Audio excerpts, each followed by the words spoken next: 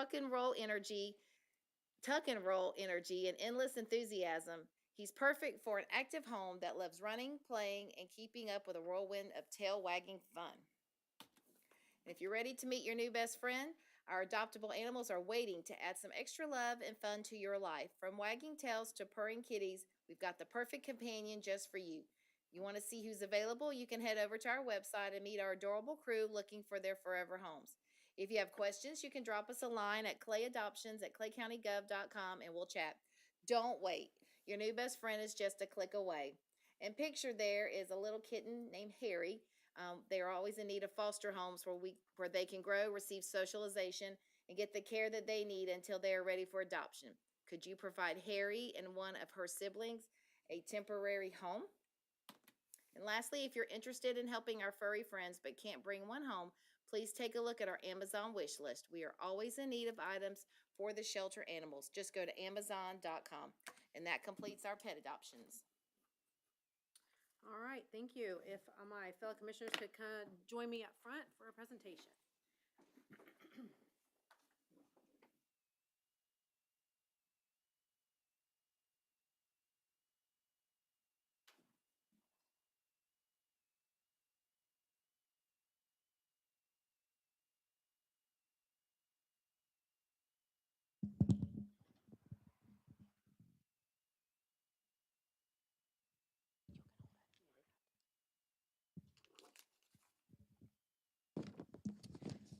All right.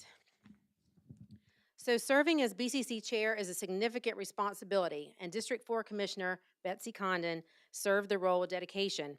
Under her leadership on the board, this last year was a year of milestones and new beginnings. The board responded to Governor Ron DeSantis' Department of Government Efficiency, DOGE initiative, demonstrating its continued dedication to fiscal responsibility, transparency, and accountability in government. We secured millions of dollars in legislative appropriations to strengthen public safety and expand trails and roadway infrastructure, among other quality of life improvements. Our focus remained on strengthening public safety and supporting law enforcement, and we allotted millions of dollars to do just that. We opened the new state-of-the-art Fire Station 20 and celebrated the construction of Fire Stations 1 and 22.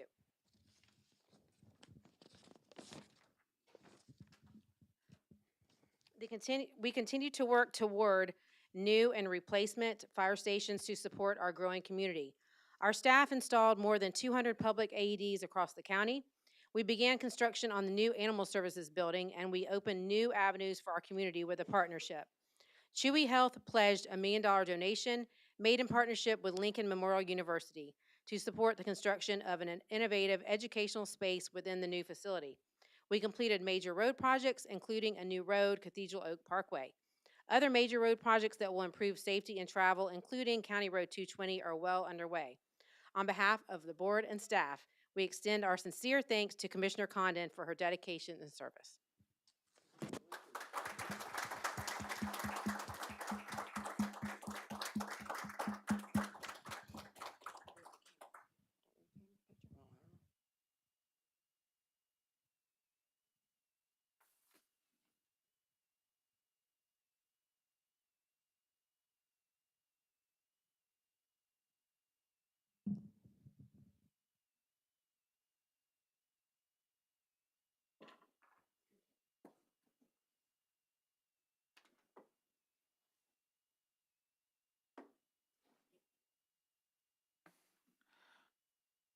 How about behind the dais, Chair? We can We can go up front again. or up front again? Okay, perfect. Thank you.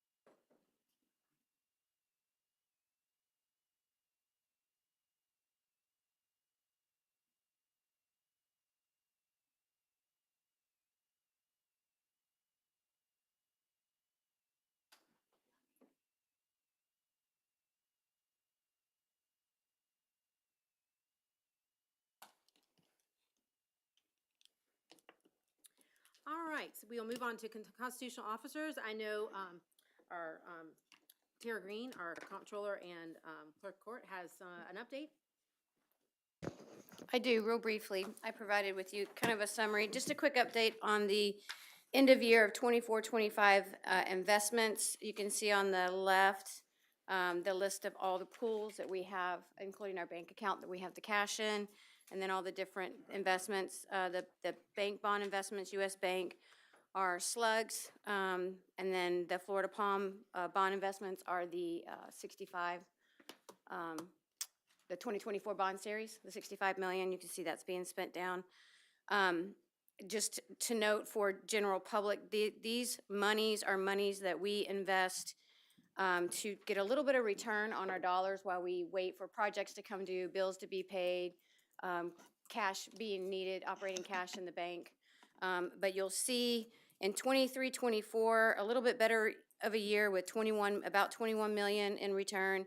This last fiscal year, about 18.8 million, obviously because interest rates coming down, but still doing fairly well. So I just wanted to provide you with that update. Awesome. All right, thank you Madam so Chair, much. just a quick Yes, go ahead. question for the clerk. I was just looking at this, very interesting. From 21 to the 21 to 22 year to the 22-23, it went from 2.5 to 17 million. Was that, did it get really hot? Yep, that was the market. Wow. Yeah, it was Okay. up to like around 6 basis points. So, and we capitalized on it with the way we were investing, sure that we're still getting a decent return with the interest rates going down. Thanks. Mm-hmm. Now it's flipping.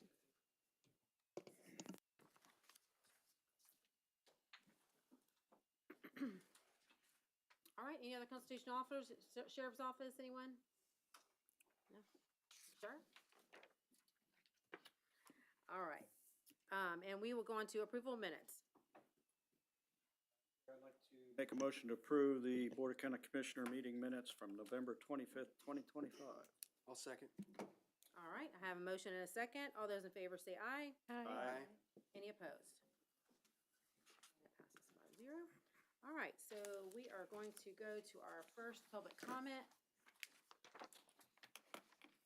This portion of the agenda is designed to allow citizens an opportunity to bring matters to the attention of the board. At this time, the board will not engage in debate or answer questions.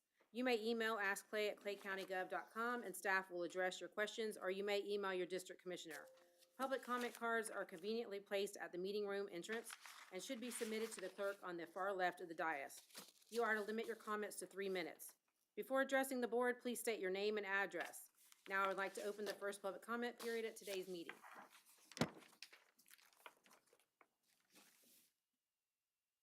All right, my first comment card is from Teresa Sanday.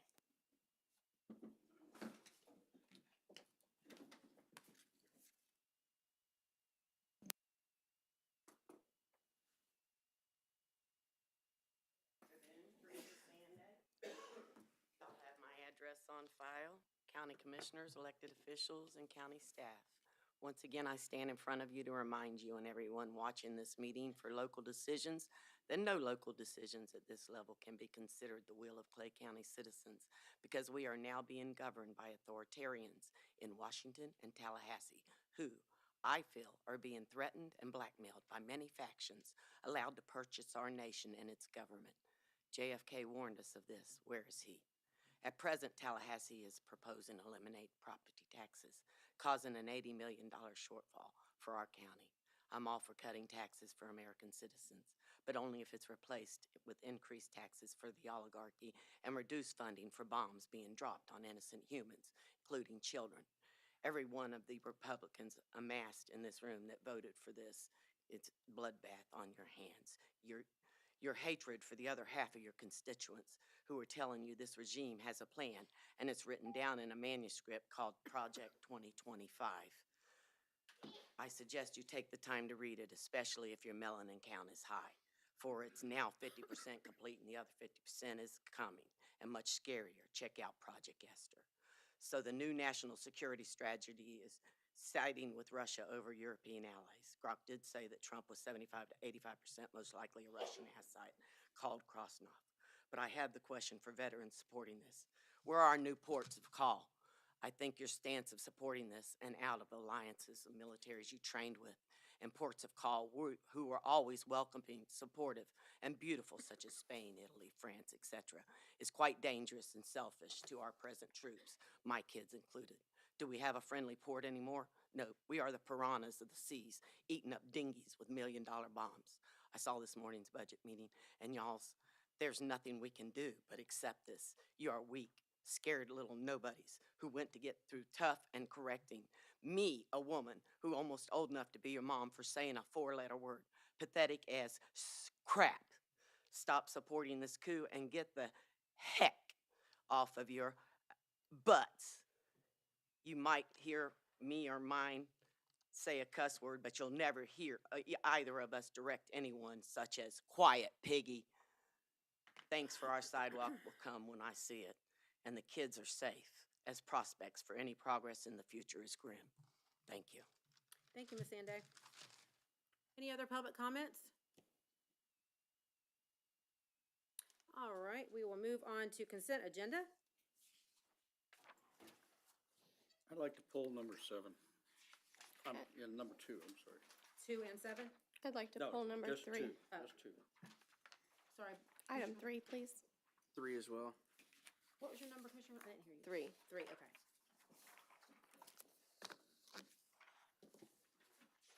Anything else?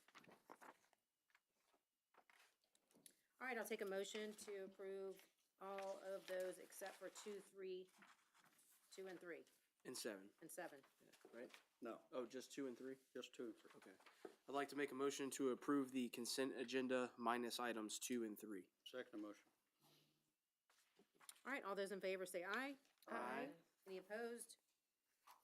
All right, number 2. Yeah, number 2, I just want to make note, we had 3 payments to Express Scripts this pay period, this period, totaling $447,049. I mean, that's almost $500,000 in a month, or less than a month. So I just can't believe that we have just drug expenditures of $500,000 per month. That just, to me, just seems unfathomable.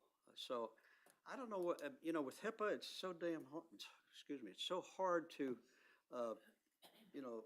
reconcile bills as such. I don't know, there should be a way that we can check that to make me feel comfortable spending $500,000 a month, at least $500,000 a month on just drugs, not medical treatment. It's just drugs. So I don't know what we can do. I'm looking for somebody to help me understand it. Anyone? Troy?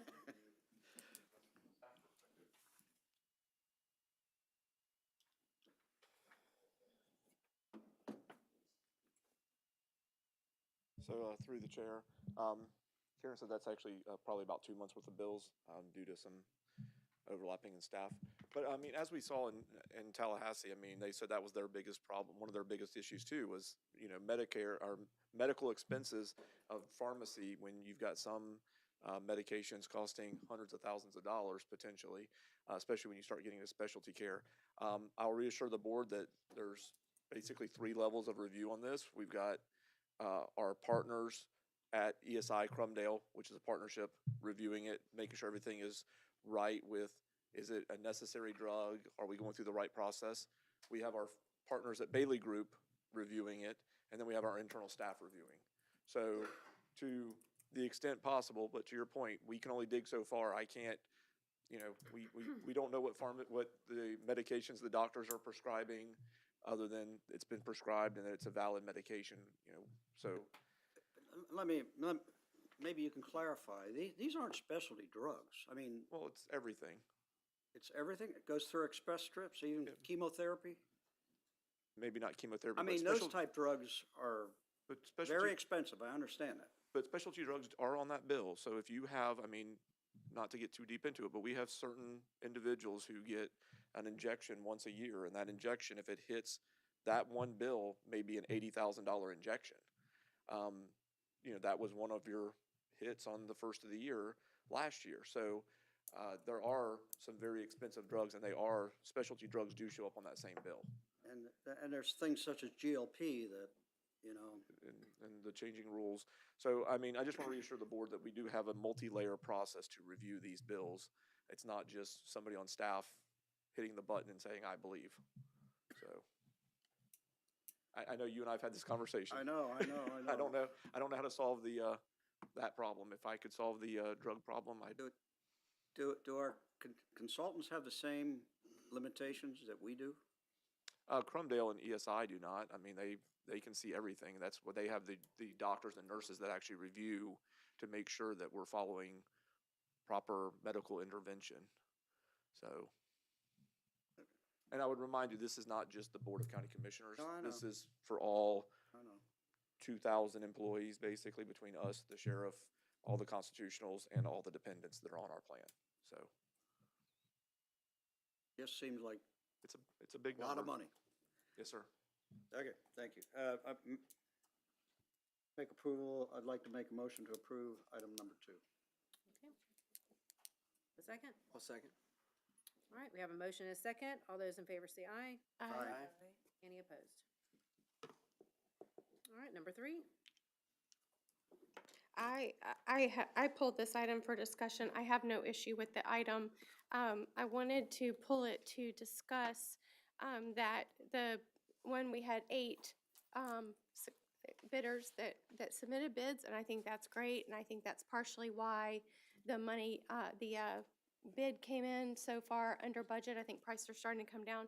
But also, when I was talking to Richard and Troy, asking about it, the original project had intersection improvements at 17, but then DOT rejected those, so anyway, my issue is, no, this is not a hit on Reg, so Reg, don't put me on Santa's bad list, but if money is sitting out there, it tends to evaporate, right? And I think money is so tight these days that we need to be intentional about telling our money where to go, number 1. Number 2, we forewent, is that grammatically correct? We forewent the Fleming Island Library parking lot resurfacing project, and we sacrificed it to do other things, which was appropriate. But I asked Richard about that specifically, and when I was asking about it, Karen said, well, there could be overages, change orders, and those are dirty words. I hate the words change order, but there's like 2.6 million that's not going to be used.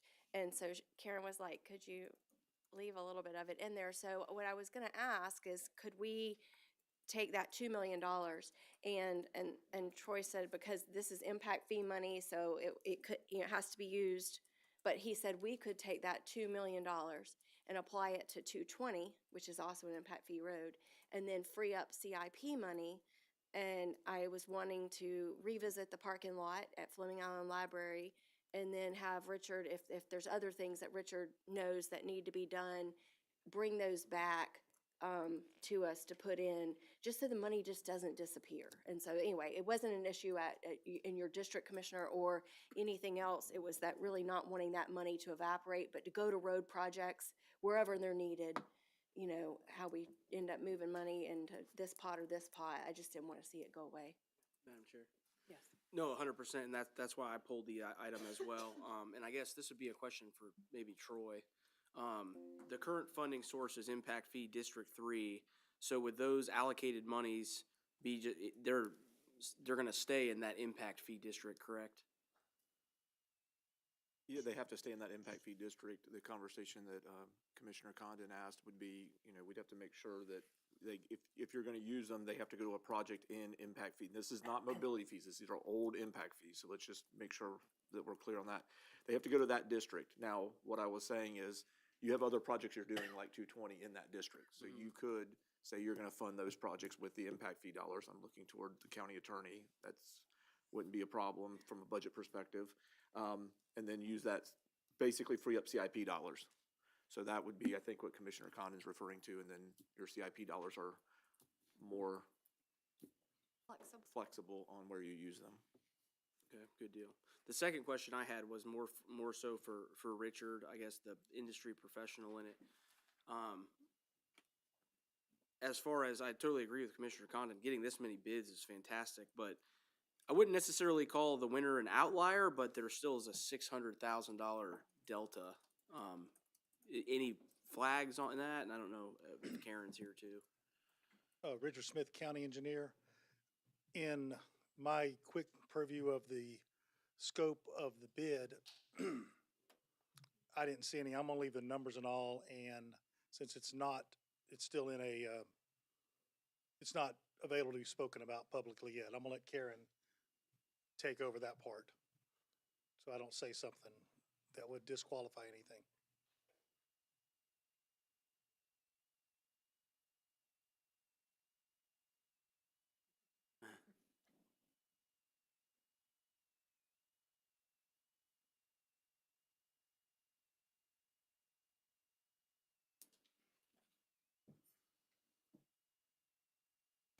Good afternoon.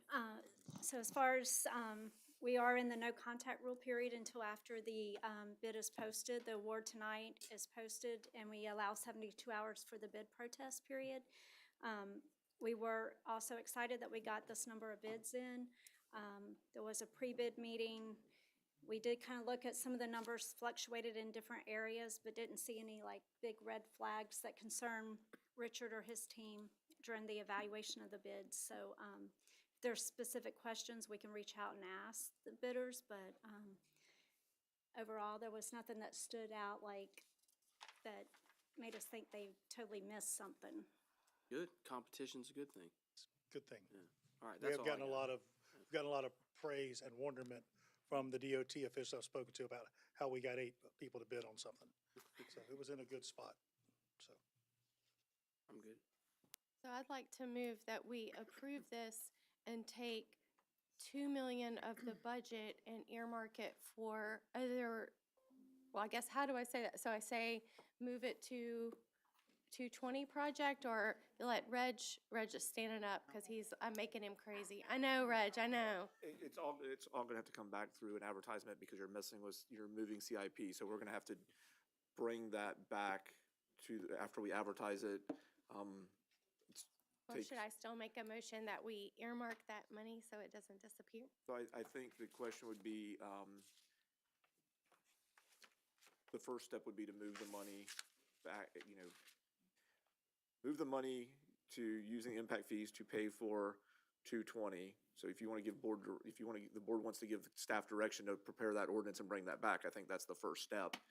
That'll free up the money in CIP, and then the board can make whatever decision they want to do with the CIP money at that point. Courtney, you agree if that's the proper way to ordinance-wise?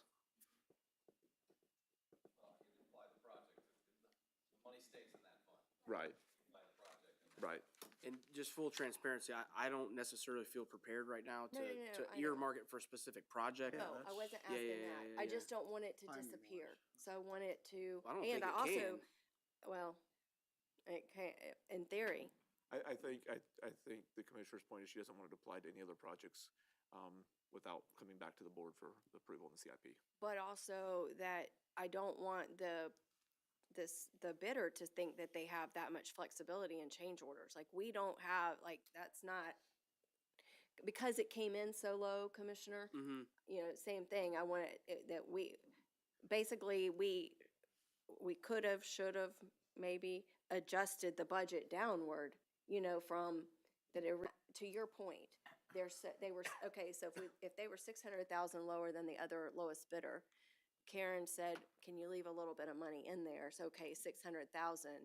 That's what I don't want there to be that other 2 million to just be gobbled up in excess on that project when we have other projects Oh, in your 100%. district that need to be done. Sorry, Courtney. Can't you put that in the contract though, that there's a project max? I mean, that's the way our Contracts. agreements are written, but if they come back with a change order for unforeseen conditions or some other item that wasn't contemplated during the bid, then that would be something that's brought to you. We approved the change orders, right? Well, not necessarily all of them, if they're less, I mean, if they fit within the purchasing policy, Well, then they what's could go that? to the What- county Is that manager. a dollar amount? Isn't it 10%, 10% of the? How much is it? 10% of the contract amount. So it's 400,000. But back to the original budget amount, there's still 2 million. Yeah, okay. Okay, so I'll just move approval on this one. I think I've said my piece. I think everybody kind of is in the same vein of thinking on that one, and then we won't lose the money. I'll second. All right, motion and a second. All those in favor say aye. Aye. Aye. Any opposed?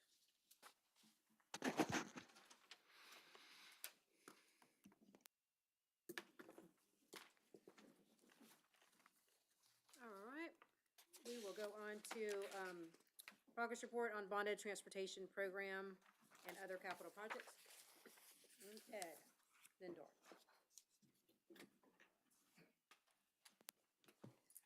Good evening to the board through the chair, Ed Dendor, Bond Transportation Program Administrator, and here to update the commission on the progress the team has made over the last month. For project number one, County Road 218 from Masters Pit to Pine Tree Lane, the county's team in Anderson, Columbia continued our bi-monthly status meetings. Anderson, Columbia completed the installation of the drainage structures, pipes, demolition of existing driveways along the south side of the project. Anderson, Columbia finished placing subbase, curving, sidewalk, and limestone base and placed tack coating within this area, and followed up the first base course of asphalt. Traffic was then switched to the new asphalt section on the south side of the corridor. Then they shifted their work effort to the north side of the corridor by removing old asphalt on the north side of the road. The project schedule is under evaluation by the project team for a potential adjustment. Currently, are at 57% paid out, and 91% of the time has been used. For project number two, County Road 209, east of the railroad track, traffic continues flowing on the north side of County Road 209, while Superior continued the installation of subbase and base material, installation of storm drain pipes, as well as the installation of curbing and sidewalk on the south side of this section of road. Superior finished installing the storm drain pipes, structures, sidewalk, and curbing, and placed the first lift of asphalt along Russell Road, north of and at the intersection of County Road 315B. A traffic switch is anticipated in the very near future on this section of Russell Road, which will move traffic onto the new asphalt at County Road 315B and County Road 209, west of the railroad tracks. This project is on schedule with 67% paid out and 54% of the time used. On project 3B, which is basically the swoosh end of project number 4 and runs through the roundabout at County Road 209B, County, GAI, Kiewit held our bi-monthly status meetings. Kiewit continued the installation of stormwater structures and pipes, base material throughout the corridor. Asphalt was placed on the Sand Ridge section, and traffic was shifted to the outer lanes while the interior median section is now being developed. Subbase, base material, and curbing was placed in the roundabout area. Curbing is being placed in the swoosh area, and the sidewalk is being developed along the east side of Russell Road. The contractor's project schedule remains in dispute. The project is 53% paid out. For project number 5, which is County Road 220, the team received the Army Corps permit on November 13th. Jacobs completed their new pond design while GAI reviewed and finalized the wetland impacts for the revised pond location. Jacobs, the designer, can now request a permit modification to include the new pond site location. The plan set will be signed and sealed once the permit modifications are issued. And for project 6A, County Road 315, the team finalized the updated wetland functional score to submit to the Corps for approval. Plans will be signed and sealed once the permits are issued. The government shutdown has affected the time for the permit approval. Projects 3A, 4, and 6B are all complete. In support of all this work, WGI continues to work across the entire program spectrum. As of December 2nd, the program has expended $142 million. This concludes the update on the bond transportation portion. Any questions? Any questions? I'll go ahead and switch hats and move into the capital projects update. This update covers the 6 directors. Richard Smith to my right here, Director of Engineering, Eric Pope, the audience, Director of Public Works, Justin Pierce, Director of Parks and Rec, Gene Price, the Director of Facilities Operations, and Eric Jones, the Director of Ground and Maintenance, as well as myself, the Director of Capital Projects. Overall, the county and the current project list consists of 262 projects. The project data was compiled by Veronica Dang, our Capital Projects Control Specialist. And in general, there are 59 direct purchases that are listed, 46 are furnish and installs, with 157 true projects that take into consideration of a conceptualization, design, permitting, and finally constructing the project. All 262 items equal roughly 208 million in the workday report. This fiscal year, the capital projects team will manage 78 of the projects across multiple departments, accounting for roughly 95 million. For the overall status of the public safety bond, so far to date, the county has spent a little over 12 million, or roughly 19% of the 65 million bond. And now I'd like to go ahead and provide an update on 5 vertical projects, the design for design and construction projects, while Richard will provide the update on the horizontal and grid projects. First up, the Economic Development Building, located across the street from the admin building. The construction crews are currently working on finishing up the exterior brick, the interior drywall, installing elevators, and wrapping up the electrical system. In the next 2 weeks, the building will receive permanent power and then start on the road work on Wahlberg Street, which is the street between the 2 buildings. And this will require a closed access to actually the staff parking for a few days. This closure will occur in January while the contractor pays and connects both of the entrances. Specific dates for the impact to the parking area will be released with the logistics plan is finalized, so expect to hear a little bit more on that in the coming weeks. The project is currently 5 weeks behind schedule due to glass manufacturing issues. The contractor is accelerating this schedule where they can to make up some of that time. The current forecast completion for the building is late March of next year, 2026. Next up is the Black Creek Bike Trail boardwalk repairs. The project repaired roughly 6,900 linear feet of boardwalk along or Highway 17. The work included replacing stringers, decking, handrails in 3 separate sections. And the vicinity of County Road 209 and Moxon Slough are now complete and were open to the public November 14th. Next up, the build out of the 4th floor of our county courthouse. The project is fully building out and renovating approximately 17,000 square feet of the Clay County Courthouse. The scope includes security enhancements to the entrance and exit. Construction is approximately 30% complete and is anticipated for completion of fall of 2026. Then next up is the Fire Station number 1. The project consists of constructing a new 5-bay fire station located in Middleburg off of Old Jennings Road in Brandon Mill Boulevard. Construction is 7% complete. Building footers have been poured and the stormwater ponds have been installed. Ongoing work includes the installation of stem walls along with the under-slab plumbing and electrical rough-ins. On December 4th, the county held a public construction celebration for both this Fire Station number 1 as well as Fire Station 22. And last up for the vertical projects is Fire Station 14, the kitchen renovation. The project is located at 4003 Everett Avenue in Middleburg and is providing a much-needed interior facelift for the fire station. The work included removing and replacing all kitchen cabinetry and appliances, along with installing new flooring throughout the kitchen, living room, and common areas. The project is roughly 99% complete, with only just a few final small touches remaining left yet to go. With that, I'd like to go ahead and turn the floor over to Richard for the horizontal road construction trail projects. Thank you, Ed. Yes, sir.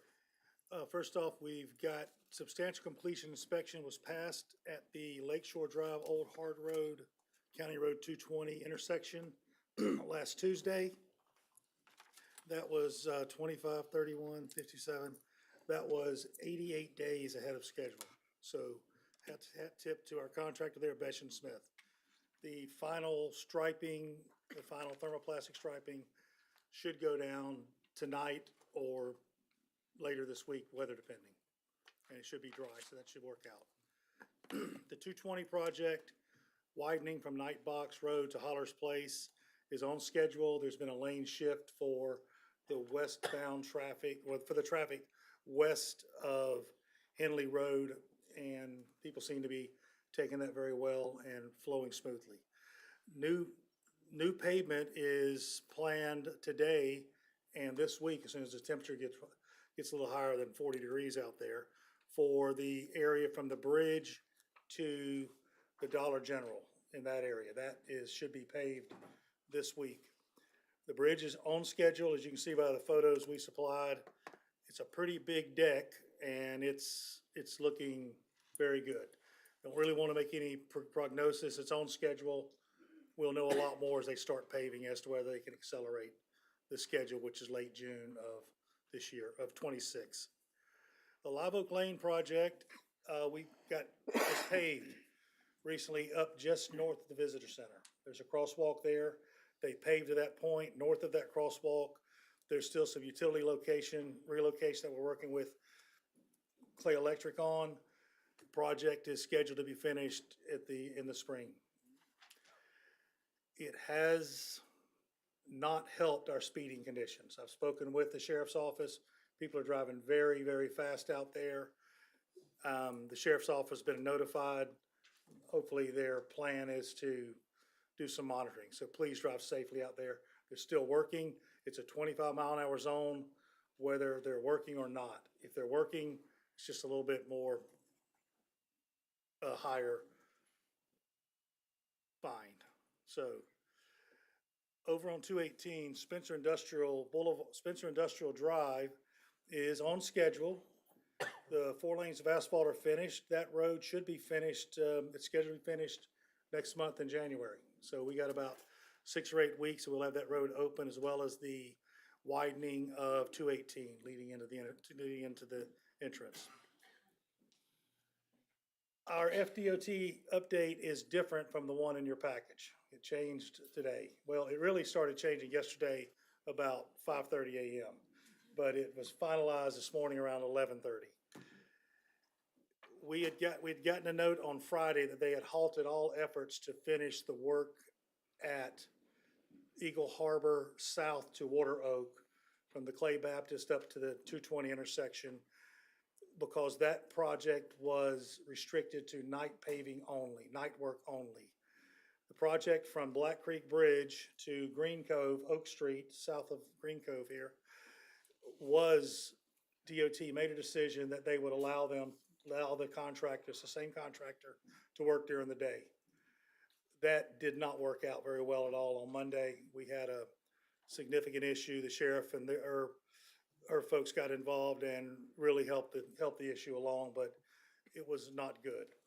They finished what they had scheduled for Monday, and suspended all work on that area, and they're now restricted to 8 p.m. to 6 a.m. work schedule for the remainder of the project. Due to the weather,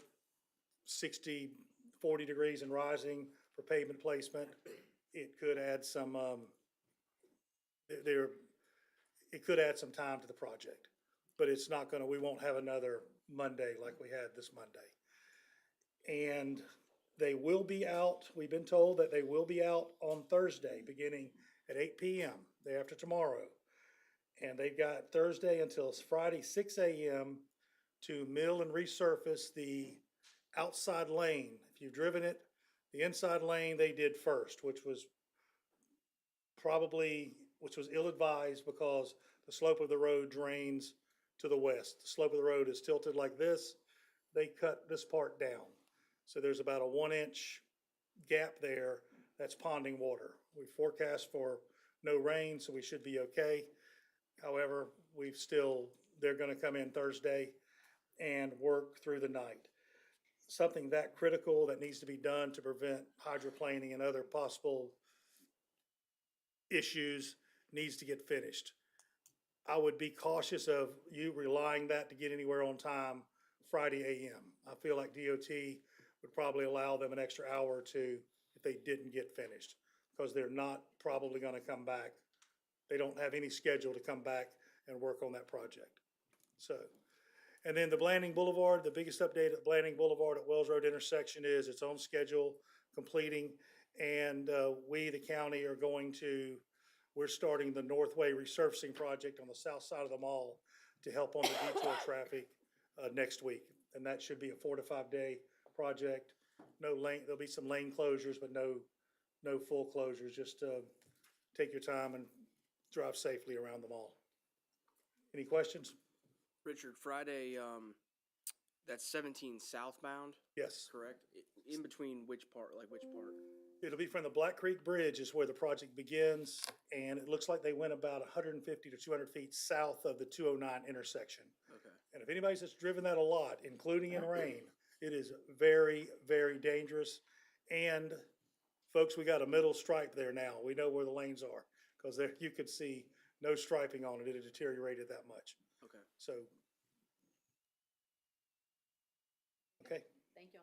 thank y'all. One last thing. Merry Christmas and have a blessed new year. I think it'll be the last time for our update before the new year, so thank you for your support. Appreciate y'all.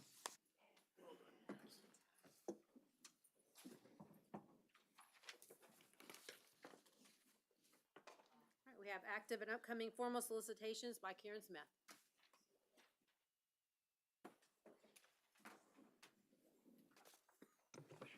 Good afternoon again. Quick update on our status of our bids. We have 3 bids that are out advertised right now. The agronomic services for our county park, those are due back next week and will be brought to the January 13th board meeting. The Clay County Public Safety Physical bid is out. That will be due in and anticipate bringing that to the January 27th board meeting. We have the Lake Geneva Restoration Project that's out to bid. We had 12 companies that attended the pre-bid meeting, so that's scheduled to come in January and be brought to the January 27th board meeting.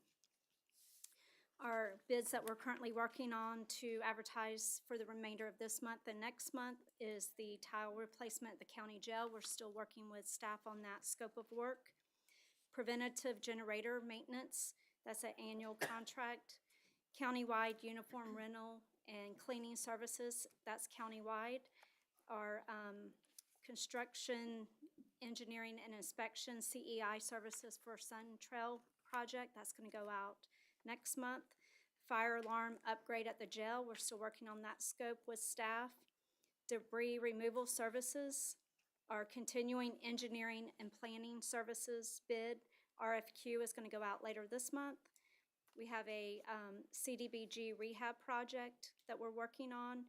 We have sheds for our public safety department, stormwater pond mowing, and we have started working on the draft of the P3 for the public safety complex. Any questions? Thank you. All right, thank you, Karen. All right, we can move on to the TPO project list with Richard Smith once again.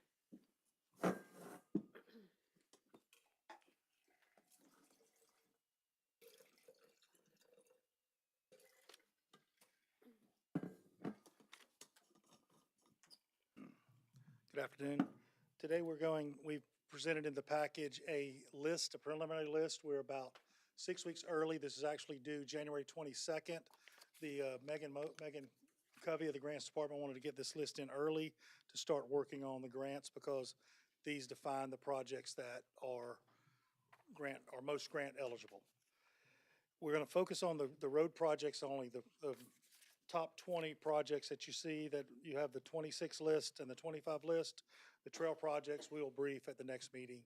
We've got some more information coming in from the town of Orange Park and Green Cove Springs. So the biggest change to the project was 2 of our projects from last year's list were funded. The County Road 217 bridge replacement has been funded and is scheduled for bids in March, February and March. The grant becomes available and that'll be bid out in January or February and March. Also, the Keystone intersection improvement has, DOT's working on that and has that on their work plan for, I think, 2027. So, and you've all seen the list. The new roads that were added were Nightbot, and these are staff ads. These are all subject to review. The approval needs to go up to TPO. Like I say, we have 6 weeks of discussion. Is Nightbox Road, improving that to 5 lanes because of the safety issues with rear end and traffic movement on it. And we added Old Hard Road shoulder widening and safety improvements from 220 to Canova Road. So, and I am open for questions or any other additional detail I can provide. Comments, questions? I So- do. So it is, I'm sorry. Sure, go ahead. So it is 220 to Canova? Yes, sir, it is Okay, 220 so Canova. we're gonna change, It is, instead of State Road 21? yes, sir, mine's changed and Commissioner compares. No, yes, sir, it is changed. We will update that. We Okay. will, I appreciate your thoroughness. It goes back to your Yeah, what- first meeting when you changed a 4-cent error on one of my bid calculations. Right. It was listed as 21 to Canova Road, and I said, So, that doesn't make any sense, No. but anyway, we'll fix it. Item number 18 it is, so. correct. Commissioner Kamara? Thank you, Madam Chair. So, Richard, you already know what questions coming your way concerning Cheswick Oaks. I see, and we've talked about before in the past, that this one is item 9 and has remained item 9 for some time, primarily because of the funding. And the TPO has concerns, or rather, let me walk that back. There are concerns about Cheswick Oaks because of the dollar amount to getting that connectivity. Now, in our conversation earlier today, you made me privy to things that the commission may not be as familiar about, because I didn't know, obviously, some of the movement in the private industry or private sector that is very much interested in seeing this connection take place. Could you elaborate for us some of those details? And the purpose of me asking you this question for the benefit of the group is knowing that there are developers who are interested in this connectivity, it was important for me to glean, how do we make this a priority for TPO? And Richard's suggestion to me was that it needed to make the top 6. And so my understanding was that we're going to need some details as to why that would be important so that we could consider it. The details for the top 6 are the TPO consists of 4 counties: Clay, Duval, Nassau, and St. John's. Clay, Nassau, and St. John's get their top 6 projects off of this list. Each of us submit them. Duval gets their top 7 projects. Those 25 projects become the emphasis for the North Florida TPO to solicit funds at the state level for road improvements. It could be Beach Boulevard, it could be St. John's Parkway. It is 220 bridge replacement and 4-laning currently. That was a project that was number 1 on their overall list for a number of years and finally got funded in 2024, 25. So that's why it's important to be in the top 6. It's important to be on the list because it opens up the grant opportunities. But the ones that Florida DOT is looking at are our top 6 and for TPO. On the Cheswick Oaks issue, there is a lot of movement at the private developer level.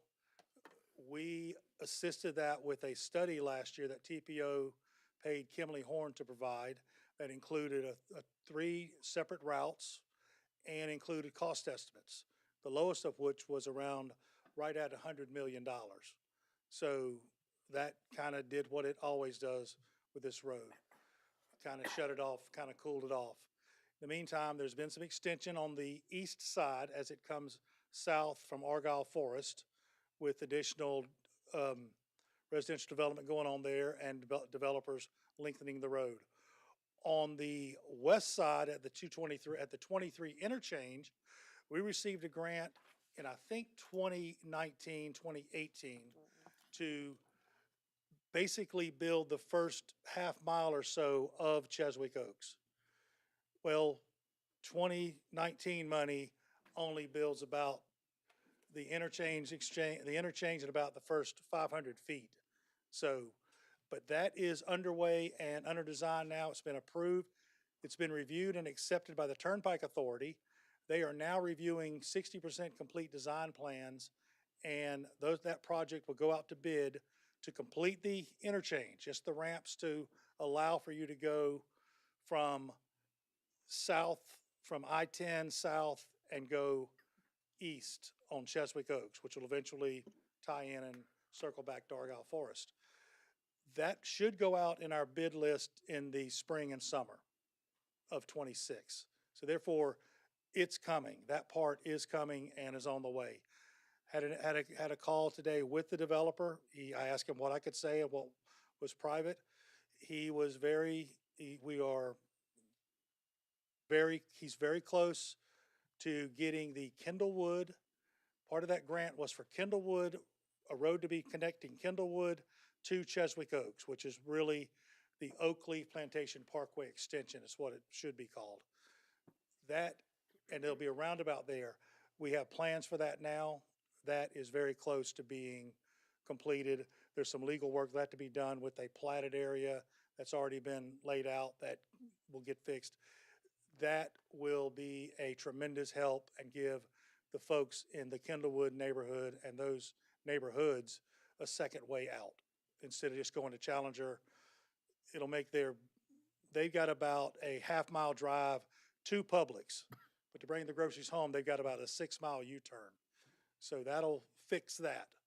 So, and probably the most telling thing of it was Kimley Horn is working for the developer also. They were able to do a more detailed study of the project, the entire length of it, and they came in with a $40 million price tag. That project remains on our mobility fee list. So as projects are built and mobility fees are paid in the Oakleaf, Brannonfield district, it can go towards that project. So the project itself is kind of going in the right direction. So, just to tie a pretty bow around what you said, because there was a lot going on there. Oh, yes. In essence, there's more movement now than there has been, and it's significant movement to actually get this done. So, from a commission standpoint, can you give us just your clear one-liner? How do we, from what we can do, help bring this project along? It's become more than a pipe dream. It's become a possibility now. Big deal. If I could add, I think the question is now the time to move it in top 6 or wait till next year? There's a lot of fire chiefs in this room that say yes. A lot of police officers, sheriff's deputies that say yes. It's a very difficult area to get to. Actually, we can't get to it. We have to go through another county to get to it. So, Well, I know from our perspective, sooner is better than later, but FDOT's perspective. FDOT's perspective is if it touches one of their state routes, it's considered. So it touches State Road 23. We know now that it's no longer a free pass. It would put additional, and I don't think the Turnpike approved this because it was going to take patrons away from getting on that road. They approved the concept of building this, which took, Karen will have to remind me, I think it took almost 24 months to do it. And it was a very, very thorough review. So yes, sir, I think if it was pressed hard enough and there was an extra 40 million laying in Tallahassee, we could get a stab of it, but it's a big ask. The first phase looks good though. That's on the commercial end on the west side.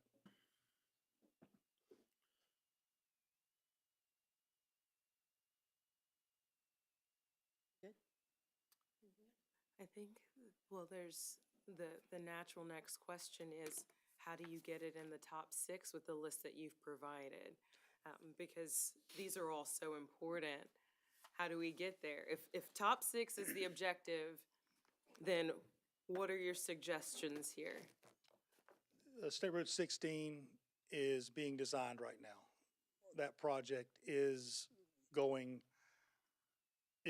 DOT's eyes very important. From the interchange to Springbank Road, just past the fairgrounds, is being designed with construction documents.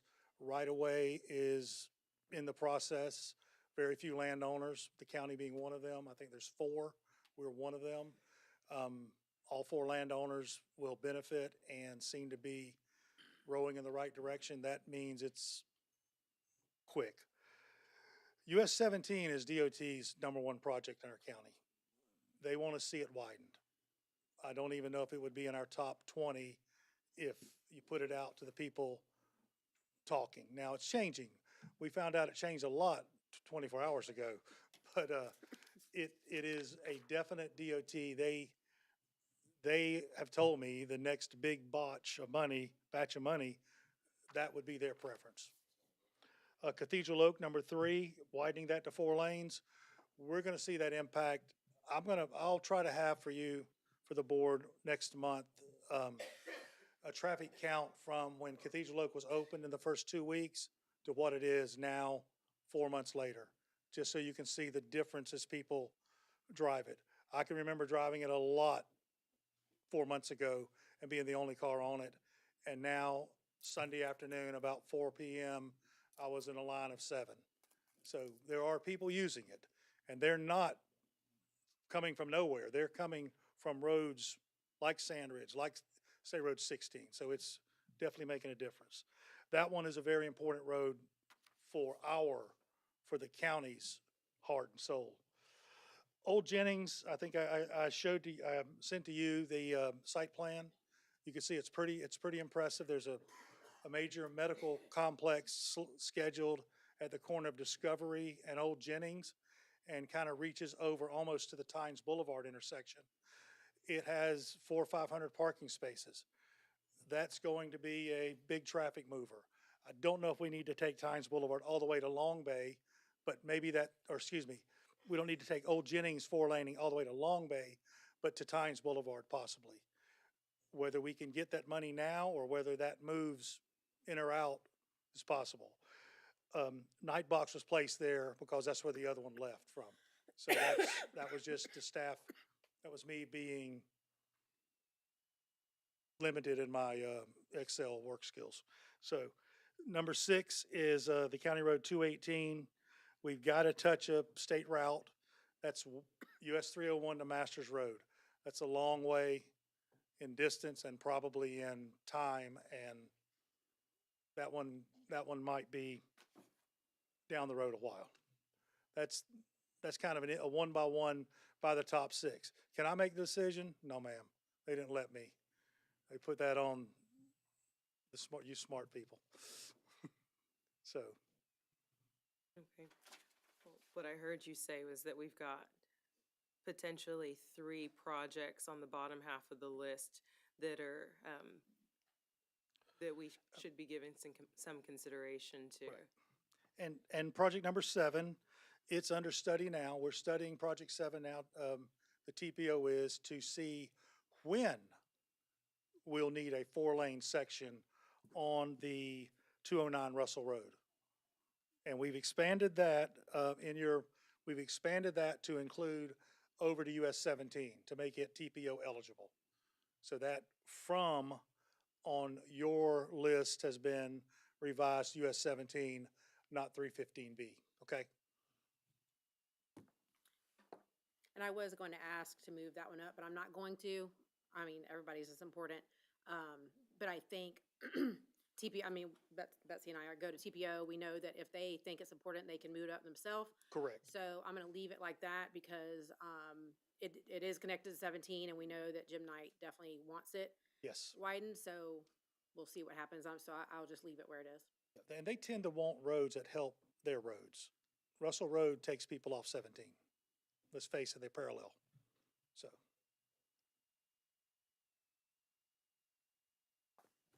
All right. Anyone else? Thank you. Okay. Very good. Thank you, Richard. Thank you. All right. We will move on to our 5 o'clock time certains. If you are here for number 19, just to let you know, it will not be heard today. We heard at a different time. So I'm not sure, I don't think we had anyone speaking for that, but that will be later on. If you are here for number 20 or 21, you will need to be sworn in if you're planning on speaking. Please stand towards the middle, and Christy here will swear you in. or Clerk Greenwell.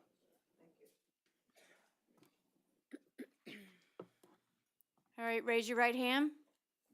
Do you solemnly swear or affirm that the testimony you're about to give will be the whole truth and nothing but the truth, so help you God? Thank you.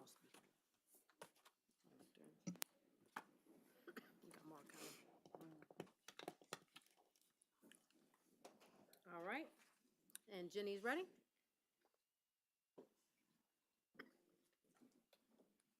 I am. There we go. Good evening, Jenny Bryla, zoning chief, here to present zone ZON 25-0033. This is a staff-initiated application to assist the Keystone Airport to continue to build consistent with the Clay County Comprehensive Plan. This request will change all of the lands held by the Keystone Airport that are in Clay County, from IS or Industrial Select to Heavy Industrial IB. So on the, these graphics illustrate where the parcel is located in the area. West is Bradford County, and then the eastern portion is in Clay County. The parcels surrounding the airport on the east are essentially agricultural land, and the land was actually given to the county in 1947 from the War Assets Administrator pursuant to executive order of President Harry Truman. So this property has been in the county for quite some time. So this executive order consolidated surplus property after the war. And it was very interesting to read some of the title work that Alachua County had some of it as well. So this property on the left-hand graphic is the zoning IS, and albeit is a very similar color on the one on the right. The one on the right is IB. And IB does permit very different uses that are needed at the airport, like outdoor storage and some mechanical equipment that they use. And so, ironically enough, the portion that is in Bradford County is zoned single-family residential. So this is a master plan of the airport, and they are currently expanding in the smaller boxes that you see at the center of this graphic for some airport or airplane hangars and some other mechanical equipment that they need in their processes. So this was heard by the Planning Commission on December 2nd, and they provided a recommendation of approval 7-0 in their shortest meeting ever. And there is no CAC in this area, and based on the criteria in the staff report, staff does recommend approval. I'm happy to answer any questions. This is really just correcting something that should have been corrected a time ago. Madam Chair, I just have a quick question. I guess I understand the correction piece. What's the purpose of the switch from light industrial to heavy industrial? The IS zoning district doesn't allow for the outdoor storage or the fabrication and mechanical equipment processes that they need. Gotcha. That's all I got. Anyone else? All right, I'll open up the public hearing. Anyone wish to speak? So Deanna Colvin, you're here for another item? Are you here for this item or the next item? Of course, I'm kind of for both. Do you want to speak on this one? Mm-hmm. Yes, come on. I have everything pretty much encompassed in one speech. If I can use you guys with that, I'd like to take your time for a moment. Sure. First and foremost, thank you for allowing us here to be today. I've got this written down because I'm not a very good public speaker, so bear with me. My name is Deanna Colvin. I'm a resident of District 4 and 5, and these districts that continue to be overlooked when it comes to road maintenance infrastructure investment and responsible development. This year alone, the county paved 740 miles of roadway.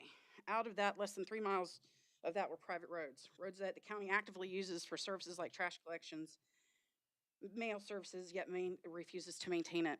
Meanwhile, 250 roads, private roads, remain the responsibility of the property owners, even though county vehicles rely on them daily. It costs them about $4,000 per mile to maintain a road. Yet this year, we've spent over $6,000 just pulling out garbage trucks and the unmaintained roads. This is not fiscally responsible. According to the data submitted by the county, in the neighborhoods like Buggy Whip and Countryside were included in the latest road survey, but communities with the worst roads like Eagles Nest and Hawk Haven weren't even considered. Districts 4 and 5 deserve the same attentions and the investment as the rest of this county. On top of that, the county received $18 million in stormwater and culvert improvement funding, yet many of us has to see any progress. Another $9 million was sent to the Parks and Community Services, but the new park on Highway 21 barely is opened. Meanwhile, overdevelopment in Keystone, specifically about our airports and such, our infrastructure is lagging, our natural habitats are disappearing. I've personally witnessed the drastic decline of all our animals in the county and the character that wants to find us. We're asking respectfully, urgently, and plainly for accountability, and for equality. What's your plan to address these neglected roads? What's your plan on balance and development and preservation and the environment and the quality of the life and the existing residents? And when will we see any of this in our investment in our community, which we deserve? Thank you. Thank you. Anyone else? I'll close the public hearing, bring it back to the board. I'll move approval. This is just the first hearing. That's right. Oh, So so no no action. Okay.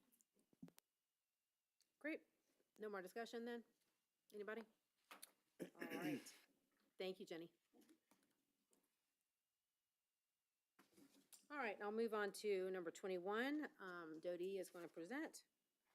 Public hearing to consider transmittal of comp 250013, and that is in my district.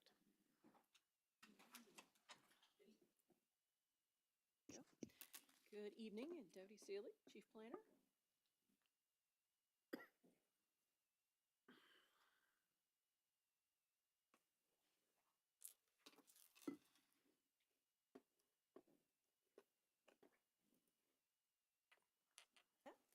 Okay, so this item is a comprehensive plan amendment to change future land use for an item.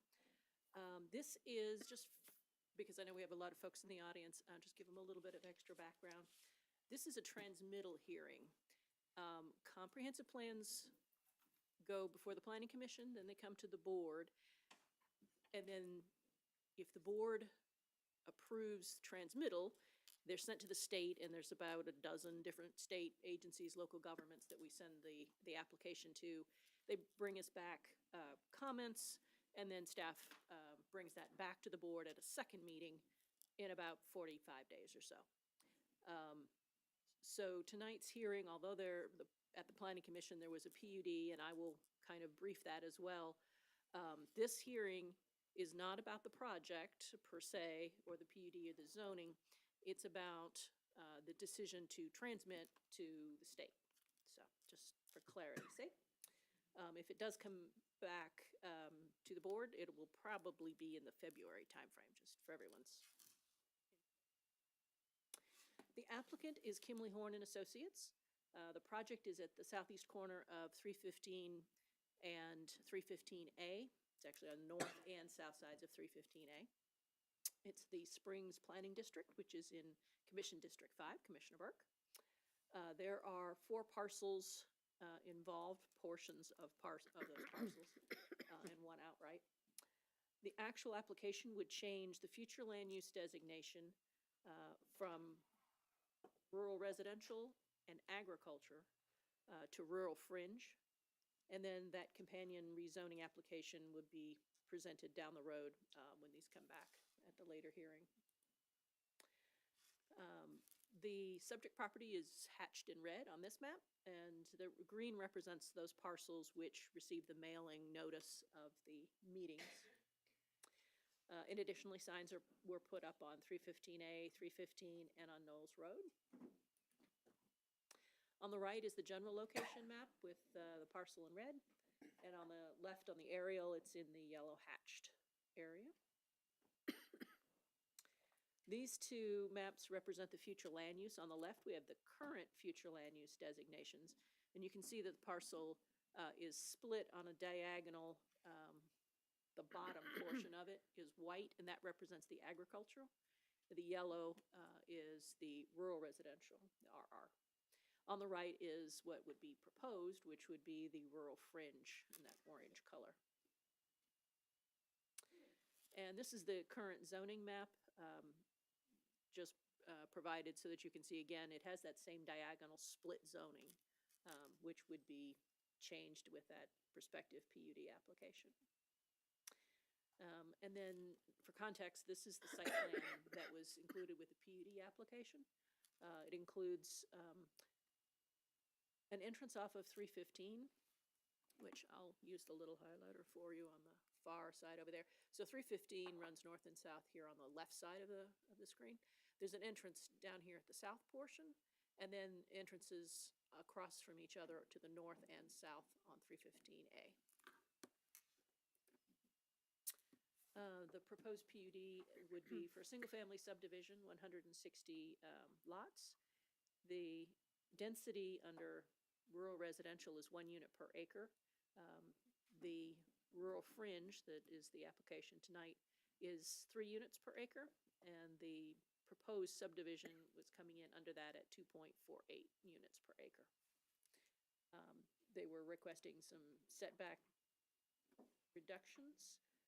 And then in offset, certain improvements were being proposed by the, I'm sorry. Heading on that, it didn't look like that on my computer screen. I apologize. The applicant is proposing a 60-foot wide portion on the south end running across the southern portion of their property because parts of Knowles Road sit on their property. So they would be dedicating that portion back to the county. They were proposing visitor parking, which is not required, additional perimeter buffers where they're adjacent to residential, because that's also not required, an additional right-of-way buffer, which is required, but they would be providing more, and then additional recreation open space. And if you recall, this was actually presented a year ago. And at that time, the applicant was proposing a lump sum contribution to the county for the 315 and Highway 16 interchange.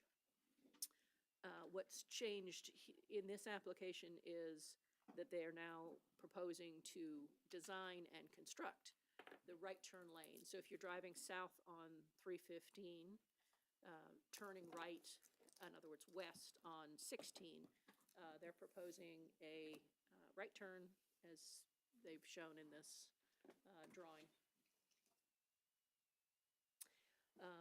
The items both went to the Spring CAC on October 8th.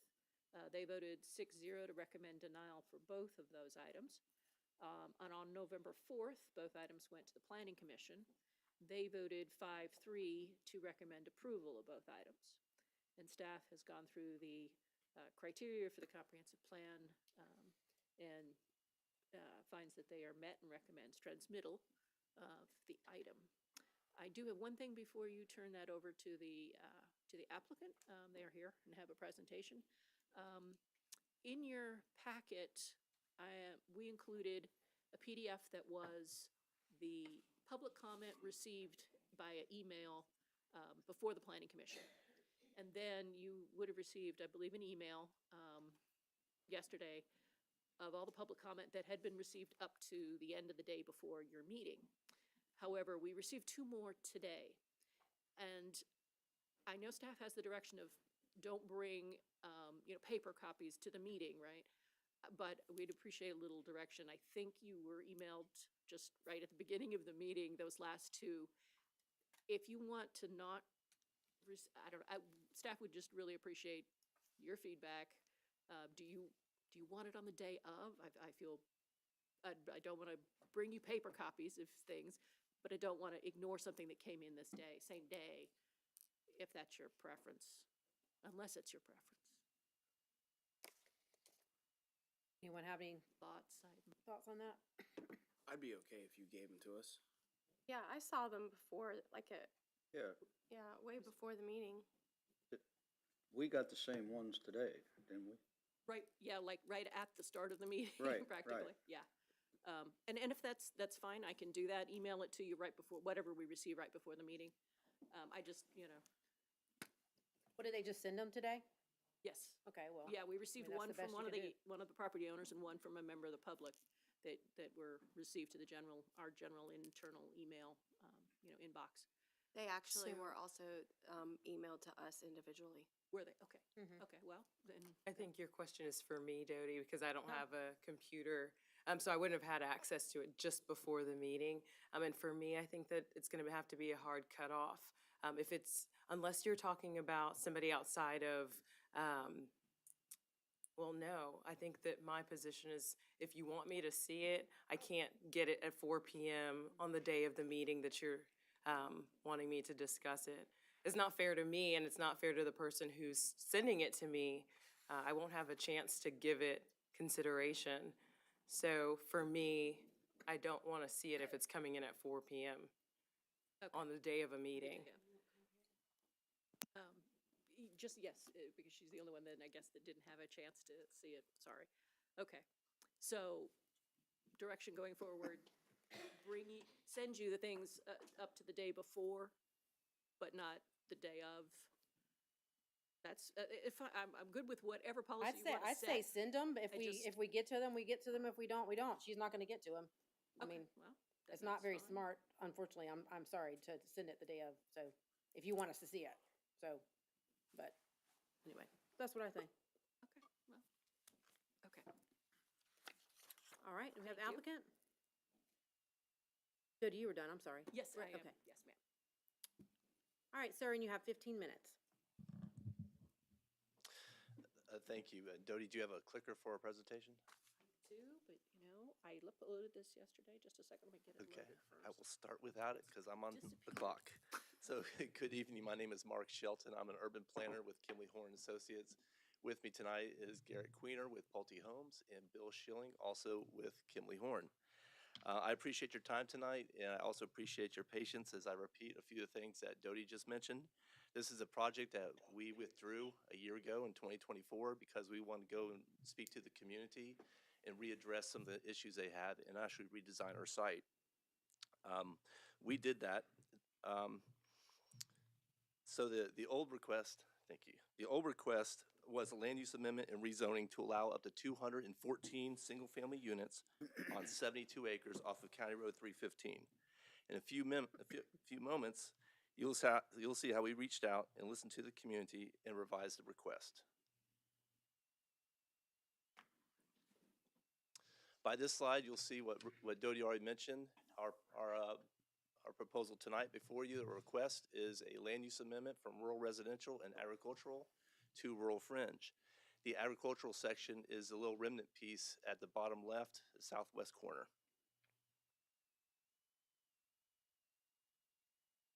And if this goes through, this slide shows how we are requesting a companion rezoning the same area from agricultural residential and agricultural zoning to PUD.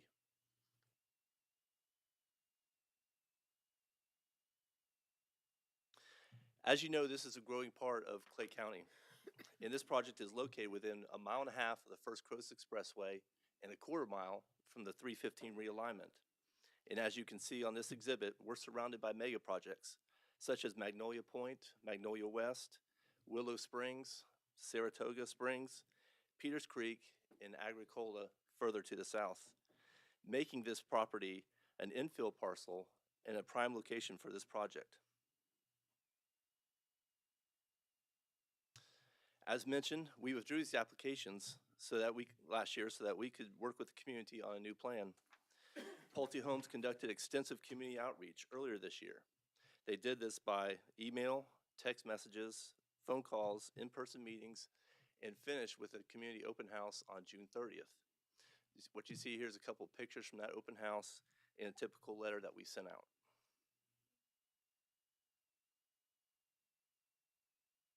If this application is allowed to move forward, it will be shown that this project is appropriate and different from the other much larger projects around us. It will have all 60-foot lots. It will show a 25% reduction in density. It will be below the 3 units per acre max. It will have greatly increased park areas and non-required buffers, relocated ponds, and as Dodie mentioned, we'll be constructing the right turn at State Road 16. The total project area has been reduced from 72 acres down to 64. That's just a quick little overview, but I think most of the questions tonight will be surrounding some of the infrastructure. So I'm going to leave the rest of my time for Bill Schilling to speak about infrastructure improvements.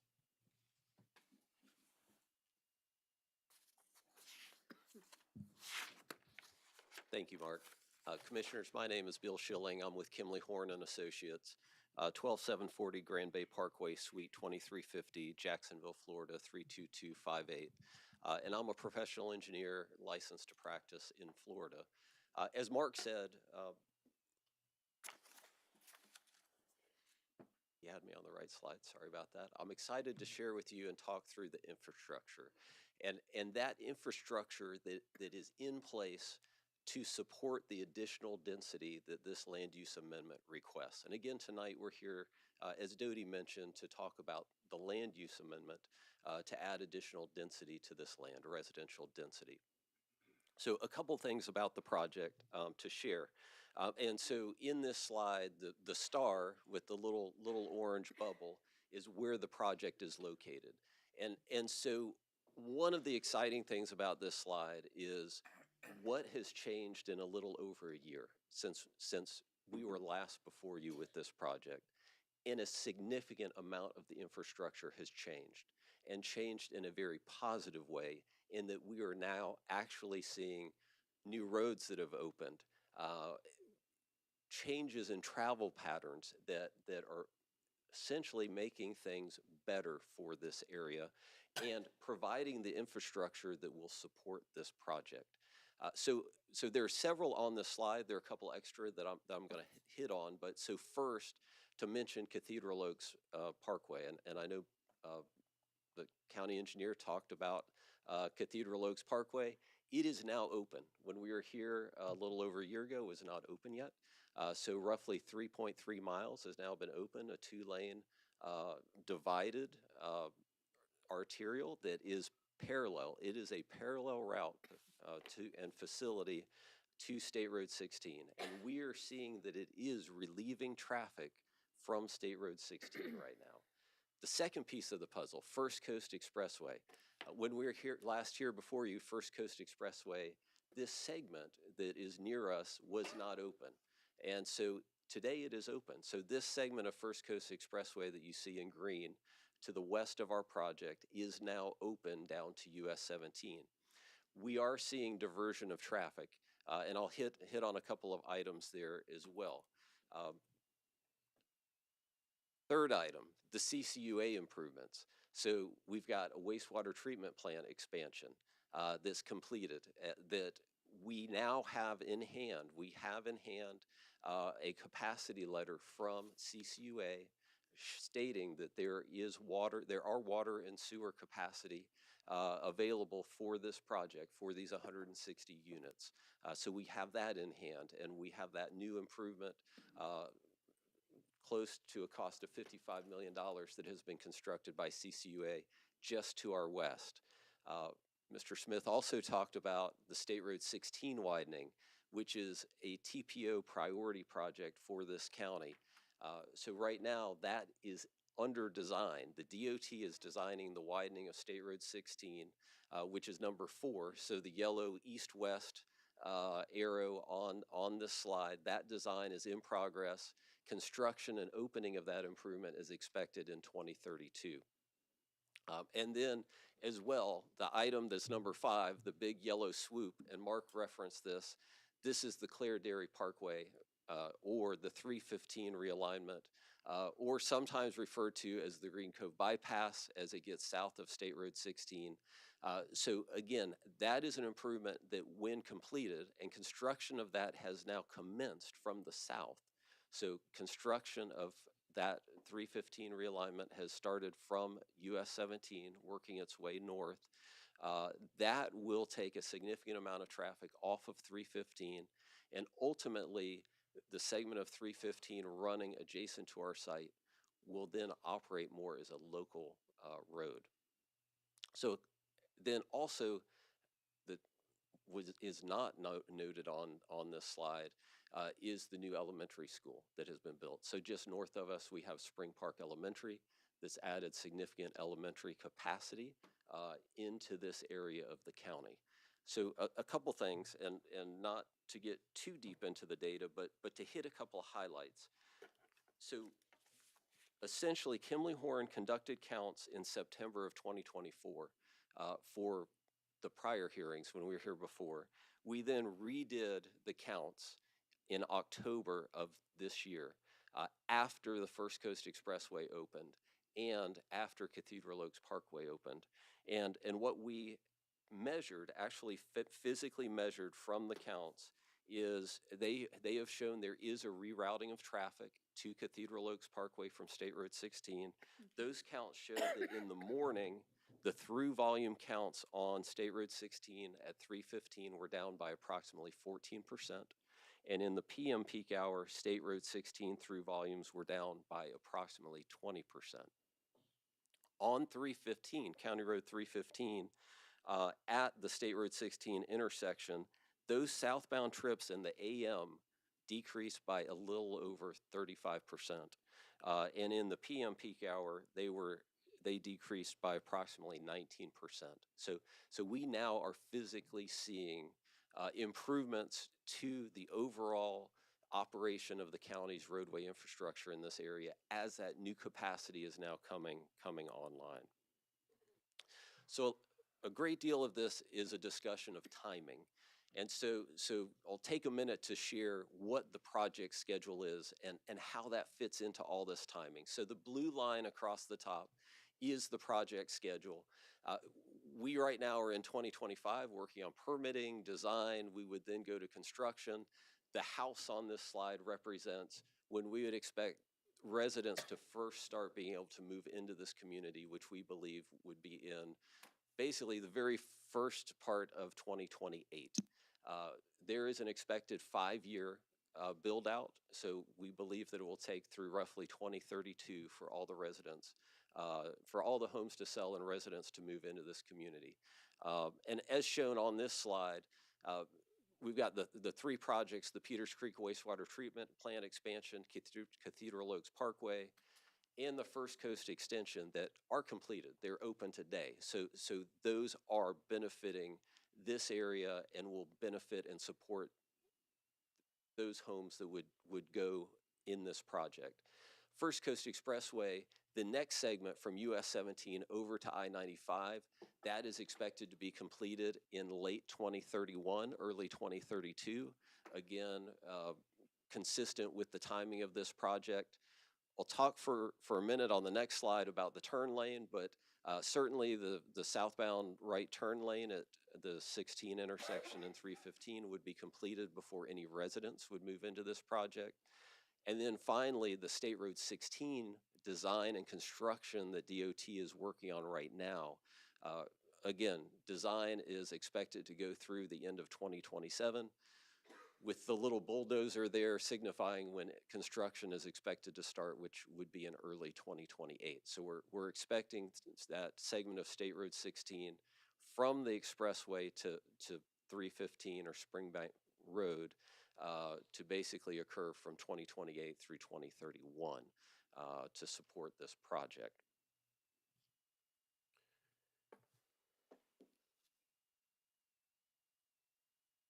Okay, so the turn lane, we'll talk, I know this has been referenced. When we were here before, Pulte, the applicant, proposed providing, I believe is approximately $300,000 in funding for this improvement. We heard loud and clear that there was not a desire on the county's part to construct this improvement. The county does have a desire for this improvement. It has been on the capital improvement plan for many years, unfunded. And as a part of this proposal, Pulte is committing here today and has committed as well at the Planning Commission hearing that they will take on this improvement. Not only will they fund it, but they will build it. This is a very significant improvement from the counts. Between the AM and the PM, roughly 70% of the southbound traffic turns right at this intersection. So that right turn lane is very critical and will provide an immediate benefit to the motorists in this part of the county once it's constructed. Again, Pulte is committing to have that turn lane constructed and open before the first resident moves into a home into this community. So I want to make sure that's clear. Schools as well. We've worked with the school district. We have our approved school concurrency letter. This project right now has capacity being held, so seats that are being held and reserved for this project. The letter was actually for 177 units. We now know that the project is sized at 160 units, so we've shared the actual number of students that are expected to be generated by this project. I won't hit on all the staff findings, but there are a couple things that I did want to highlight from the staff report. And again, thank you to staff. They have been very good in working with us as we've worked through this process of listening to the community and working in these improvements, ultimately to make this a better project for the community, a better project for the residents that are going to live in this community. But the key piece of this, and I'll focus on the top two, one is county staff, they are our local zoning and land use experts. They've reviewed this application and they are recommending approval. So that's item one. Item two is from staff's review. They have determined that this property is located in an area transitioning from rural to suburban character, and essentially that the density that's being proposed is going to be similar to that density, specifically here 315, 315A area. And I believe that they're referring to the density that we're seeing in Saratoga Springs and the density that's approved for the residential in Peters Creek as well. So, based on those findings and our own review and findings, we believe that the density that's being requested is compatible with the surrounding area. And then finally, to bring this home and summarize a couple of big items to hit on, and let me make sure I get over to my notes page here.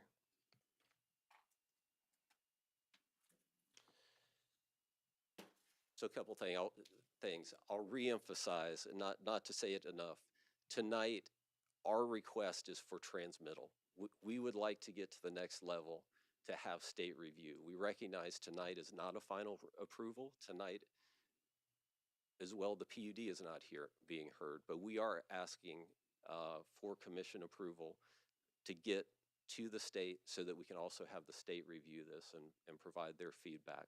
I'd also like to share and remind everyone that we did go before Planning Commission, and I know that we had a lengthy hearing before the commission and a great deal of debate, and the commission did recommend 5-3 a recommendation for approval for this project. So we're honored and excited to get that recommendation. And then as well, just want to reemphasize that Pulte has done a tremendous job of working with the community, working with staff to bring a project that they are proud of and that we are proud of as well. So with that, I know there's several different things. I'm going to check to see if there's good. Okay, with that, we're going to turn it back over. We recognize there's public hearing. Our team is here and available to answer any questions. We're happy to, and we'll be happy to answer any questions that may come up after the public hearing. Thank you very much for your time. All right, so I'm going to open up the public hearing. I had a few things I wanted to say. Here in our boardroom, we all talk about, Commissioner Condon says it all the time, that my constituents show up, and they do. Look, they show up. And that is always amazing thing to me. Y'all are ready and willing to support and or stand up for what you believe in. So I appreciate y'all, and I know everybody else here does too. We love it when our constituents come. Saying that, I did listen to Planning Commission, and I would like to ask a request. Two, please, no outburst. Whenever you do that and someone else is speaking, we can't hear. And I know all of you want us all to be able to hear everything that everyone is saying so we can all form our own opinion. My second would be, I do have a lot of cards, and that's wonderful because I know, just like the last lady said, it is hard to get up and stand and talk. But just know, if you're going to say the same thing over and over again, it doesn't really help. You're welcome to, but you can always say that you waive speaking, and you could say in support or against. So just to say that, again, we are definitely ready and willing to listen to everybody that wants to speak. So open up the public hearing, and I have Pam Tierney speaking first.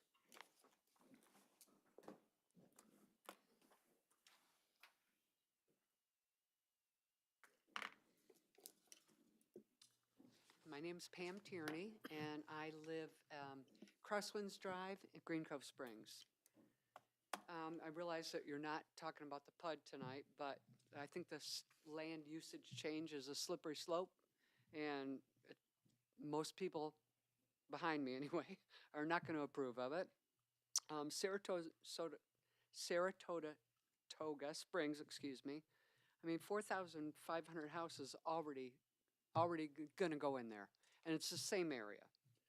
And they spoke a lot about the roads, how the infrastructure is going to improve, but it's traffic gridlock there.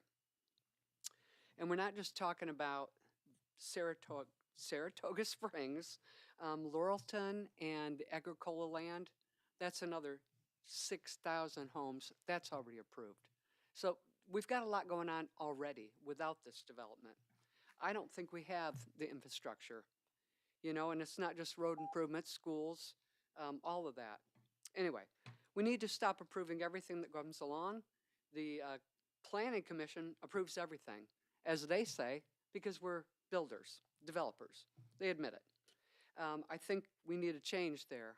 And I know one that is up for reappointment was one that was in charge of the RV park north of Haller, and somehow that got approved. Of course, he recused himself, but all of his friends there. So, it's a good time to make some changes there, in my opinion, on the planning board. Thank you. Thank you, Ms. Tierney. Next, I have Joseph Tierney.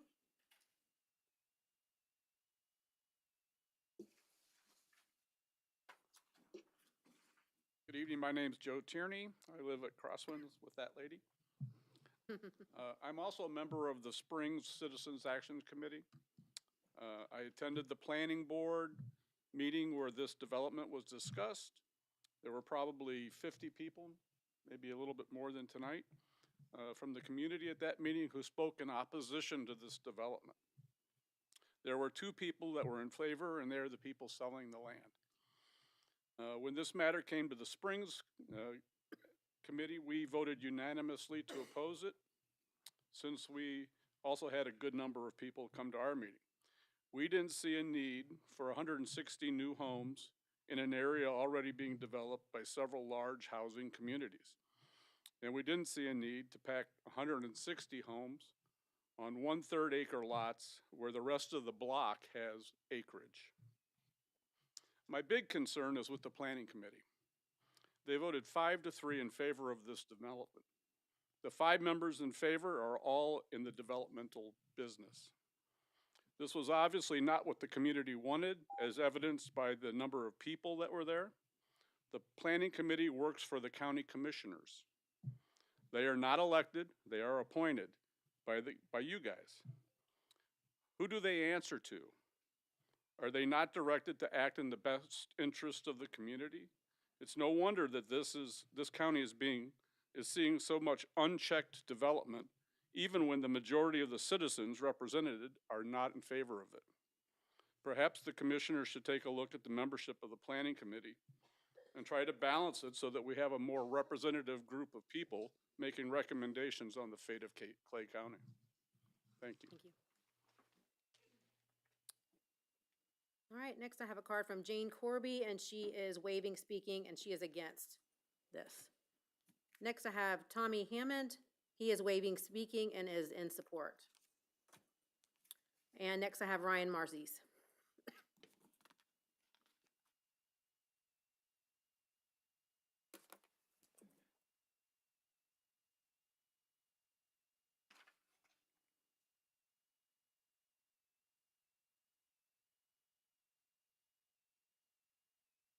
Hello, Commissioners. Ryan Marcy, 1699 Shed Road, CAC Springs Chairman, not Commissioner, sorry. I'm here representing the citizens of the Springs CAC. They have both prior meetings been great numbers, just like tonight. The development does not follow the characteristics of this area. Yes, across the street, there's going to be Saratoga Springs, which is 4,000 homes. And we still don't know what's going on with BTI is going to do with the acquired properties of Governor's Park and Agricola. They could come back and resubmit for a bigger and a denser plan. And as for the business park across from the fairgrounds, well, like other things, it's been in works for quite some time, and we cannot stop that. But on this site, we should look at what makes Clay County special, and that's our rural communities. Like I said before, this development does not follow the characteristics of this area. And on this side of 315, so build the property, what it's zoned for, and we're asking one house for 1 acre. Thank you. And the other thing is on that, no, I'll just leave it at that. Thanks a lot. Thank you, Brian. Next I have Michael Pont.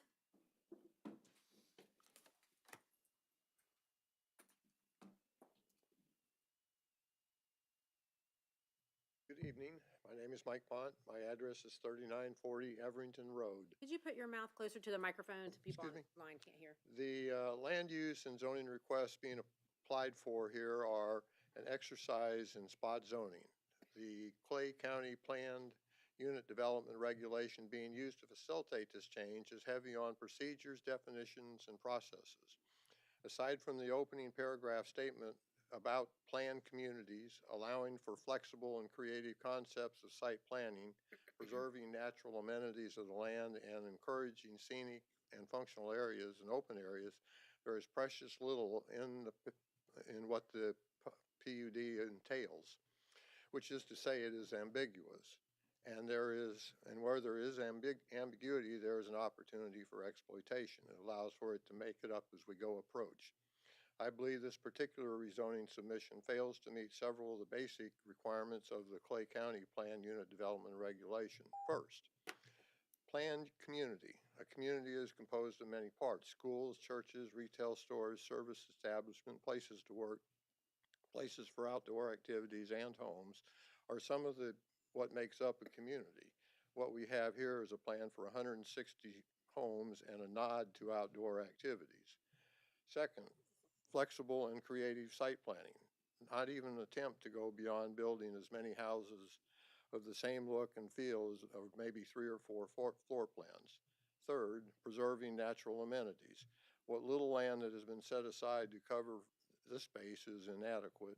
A playground is not a natural amenity, and the rest of the land available is basically unbuildable, so it's a kind of a throwaway.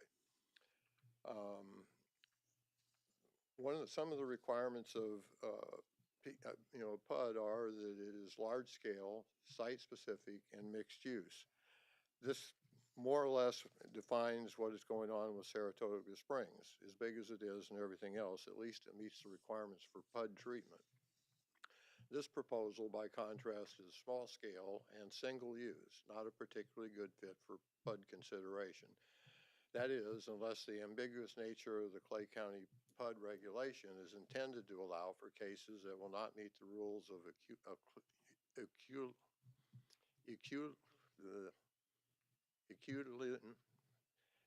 he was a Greek geometry guy. Anyway, didn't have anything to do that. This proposal will allow for one house per 10 acres. The name Euclidean is a reference to the Supreme Court case in 1926 that validated the use of multiple land use and zoning districts. Broadly, residential, commercial, and industrial are all subunits. I mean, I'm done? Finish up. Okay. And basically, this is what allows us to a practice called spot zoning, which is when a specific parcel or small area of land is reclassified when zoning regulations that differ significantly from surrounding properties. This classification typically benefits a private owner developer, allowing a use inconsistent with the established character of the larger uniformly zoned area. Thank you, sir. Next, we have Kim Stacy, and then after that, we have Danny Smith.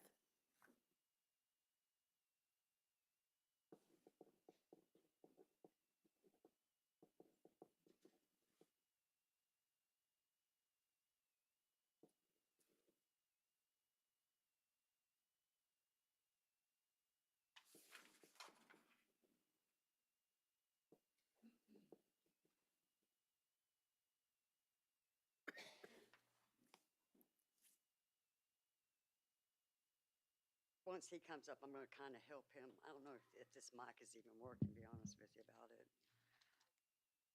Doesn't work. It's for the online people. Okay, good. Good evening, Commissioners. Thank you for allowing us to speak tonight regarding the proposed rezoning of the partial County Road 315, 315A. I am here to speak for me, my neighbors, the residents who have built their lives in this community. The vast majority of our neighborhood stands in strong opposition of this rezoning request of 315 and 315A.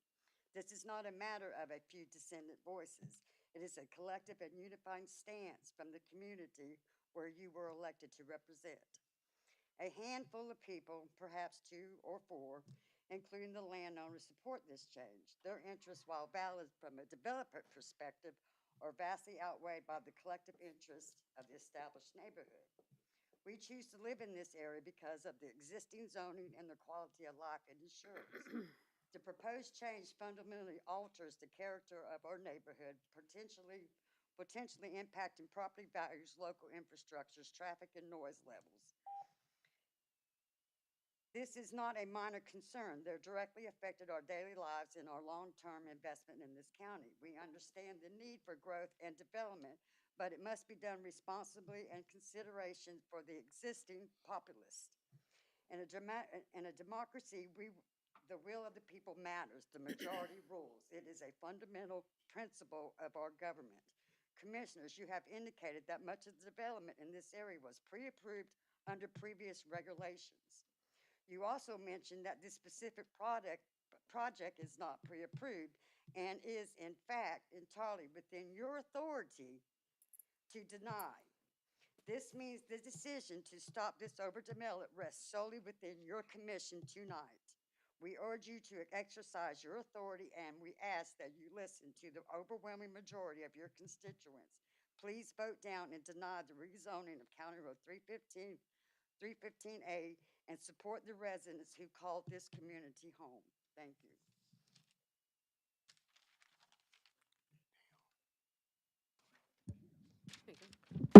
Oops. Hey, I'll just hold it. I'm a rock singer now. Good evening, Commissioners. My name is Danny Smith. I live at 2248 Stafford Road in Green Cove Springs. I come before you tonight to address a crisis unfolding across Clay County. Our uncontrolled overdevelopment and devastating impact on infrastructure every day. The residents of our community set in gridlock. Our roads meant to connect us are failing under the sheer volume of traffic that new developments bring. Yet we greenlight more projects, exaggerating the problem. We approve thousands of new rooftops without the necessary investment in the underlying arteries that support them. But the issue here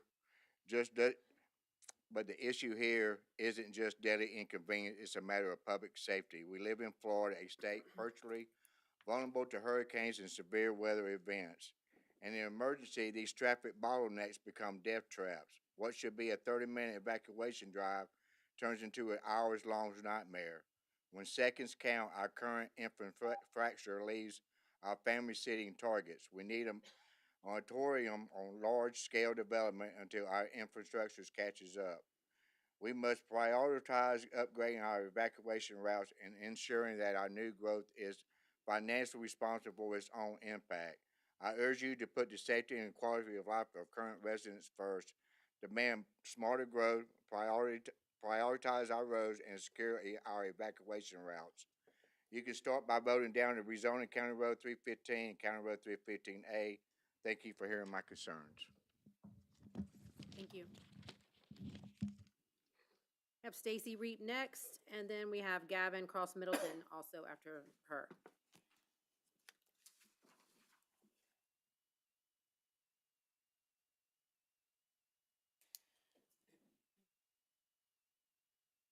Yeah, I'm Stacy Reap. I live at 3411 Brown Road here in Green Cove. And I am also one of the members of the Springs Citizens Advisory Council. And I felt like it was important for me to come and tell you tonight that our council is one of the newer ones. So we've been meeting for almost 2 years. And rarely do we have people come and make public comment about things we're voting on.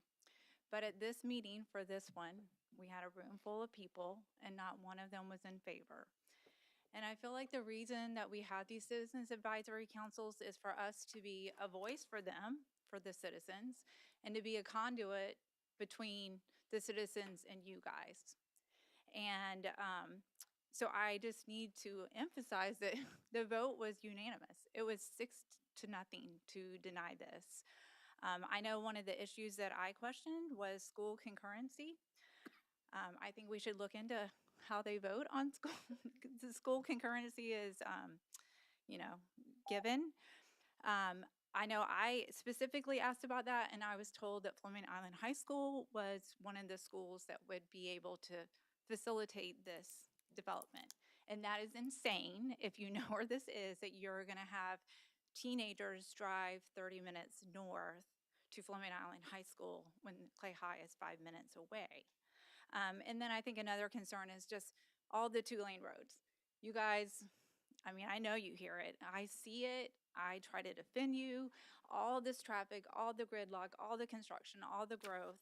They want to stay. And so I just think that one of the things that you should realize is that we want the citizens to appreciate what you guys do and for us to defend you guys, that you listen to them and that you are hearing their concerns and that you're not just greenlighting these developments just because there is concurrency or they're going to build a road and pay for a traffic lane.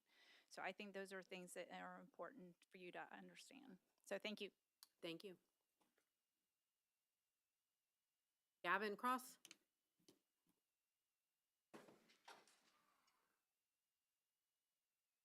Next is Kimberly Middleton. Good evening. My name is Cross Middleton. I live at 2266 Knowles Road, and I'm speaking tonight in opposition of this development. I just graduated college last year from the University of Florida with my degree in agriculture. Some of the land that directly touches this development is my grandfather's land, and it is land that I currently use to farm. I started farming 10 years ago when I was 15 years old and have worked very hard over the last 10 years to turn this land into a farm and into my business, M4 Farms. This development will negatively impact my farming business in many ways. It was said that there would be a wooded buffer left between the houses and my grandfather's fence line. But who is to stop the future homeowners from clearing that buffer, opening up to direct contact with my livestock from their backyards? I do not need people feeding or harassing the livestock, especially when I have calves being born. Also, I don't need things from the backyards blowing into the fields that could potentially harm the livestock. This makes my job even harder as I would have to keep up with this issue. Who will be responsible for the cattle when something happens due to this issue? Another negative impact would be the runoff from these lots that line the pasture. There will be water that runs off from the lots even with the buffer, and that water will end up in the pastures and could potentially be an extreme amount as the natural land and watershed will be changed.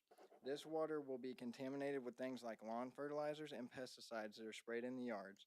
The water will then come into direct contact with the soil and livestock, affecting their health. These pesticides will also harm my honeybees that I use to pollinate my vegetables. Who will be responsible for the negative effects that I face from this water runoff?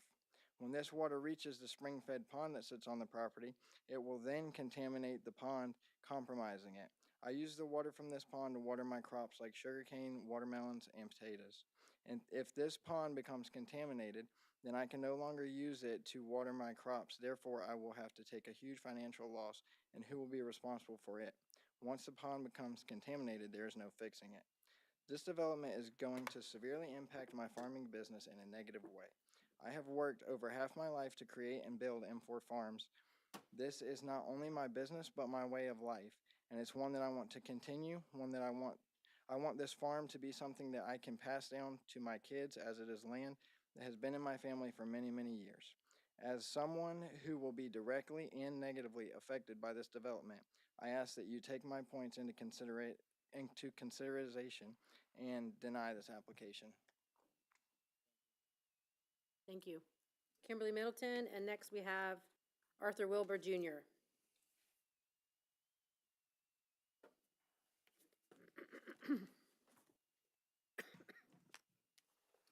Good evening. My name is Kimberly Middleton. I reside at 2266 Knowles Road in Green Cove Springs. Thank you for the opportunity to speak. My family's farm borders the proposed development site, and we've worked this land for more than 80 years.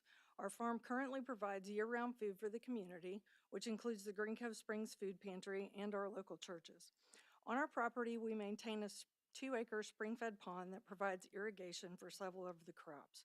We're deeply concerned that altering wetlands and drainage patterns will disrupt the natural flow of water across the surrounding area. The application identifies 7.26 acres of pond area, but will that handle the runoff from new homes and the surrounding landscape? Water follows the path of least resistance, and with approximately 18 homes planned along our fence line, runoff from both the retention ponds and adjacent backyards would carry contaminants directly into our soil, threatening crops, pastures, and livestock. Once that damage occurs, our ability to farm is lost. Who holds accountability? The developer, the county, or the new unsuspecting homeowners? The proposal states this project is compatible with surrounding communities, referring and comparing repeatedly to Willow Springs, Magnolia West, and the already approved 4,400 homes of Saratoga Springs. But we, the long-standing rural residents, are the actual surrounding community. Clear-cutting land and creating additional flood risk to build 160 densely packed homes is not compatible with the character or existing land use. Ironically, Saratoga Springs, used by the developer as a constant comparison to this development, has been marketed with descriptions such as, residents will enjoy farm-to-table living with open spaces that encourage outdoor activities and a strong connection to nature. A master-planned community featuring farmland, scenic trails, and amenities designed for a sustainable lifestyle. This is already our lived reality, but somehow it only seems to be valued when it's packaged within an HOA. I've been advised not to sound too emotional when discussing these issues, but how can I separate emotion from the fear of watching what my family has worked all their lives for being destroyed by flooding and contaminants, or the safety of my family, our farm, and just our community as a whole? I'd like to close with one last thing. Choosing to sell one's property should not automatically guarantee them a golden ticket for rezoning that maximizes profit at the expense of existing neighbors.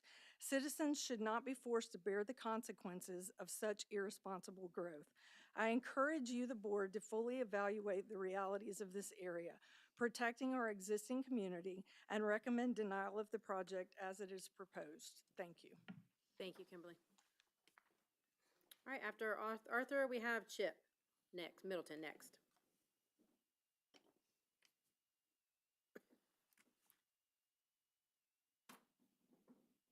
My name is Arthur Wilbur. I live at 1698 Rob Baxley Road.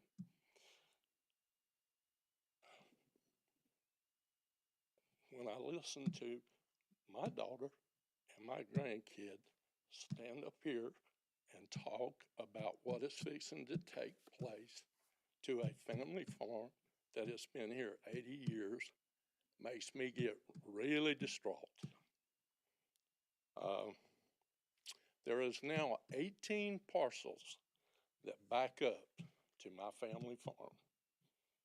These 18 parcels are fixing to dump all kind of pesticides, fertilizer, just like my grandson said. I am personally against this.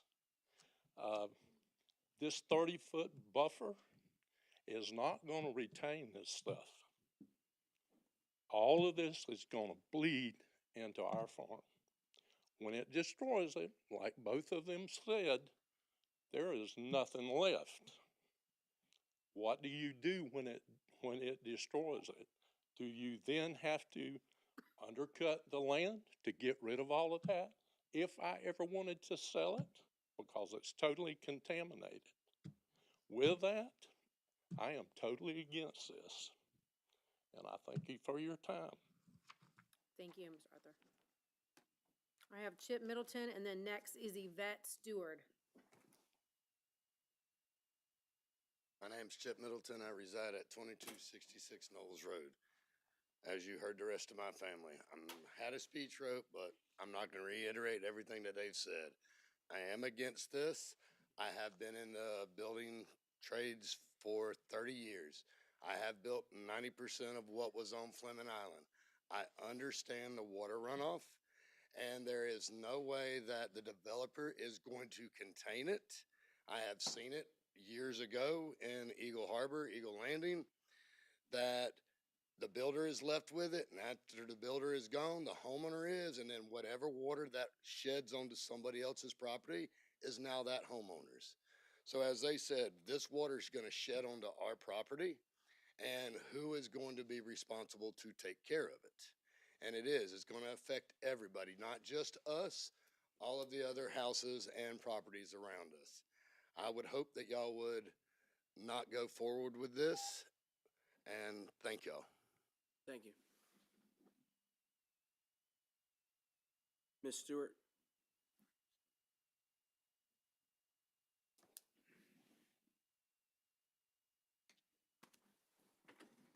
Good evening.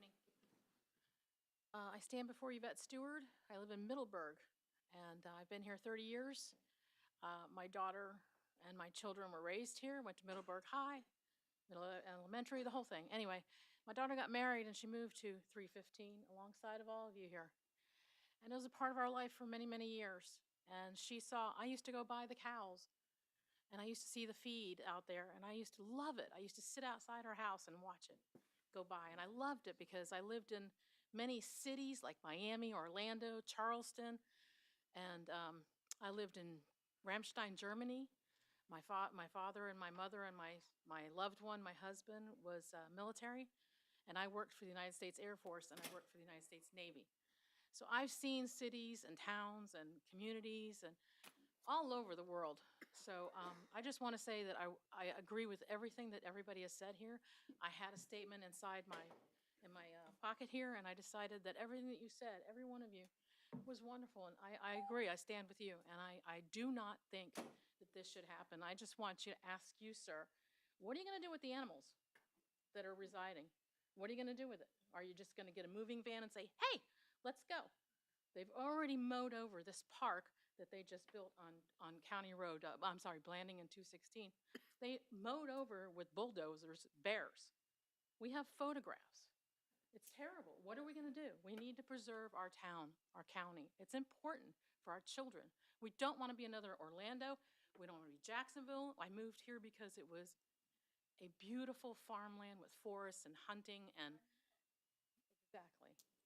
I can't do anything. I can't bring I just had a great grandchild born and I don't want to go outside anymore because it's just like, it's turning into all the cities that I've been to that I've left. Progress is not great all the time. Country is great. Thank you so much. Thank you. Susan Welch.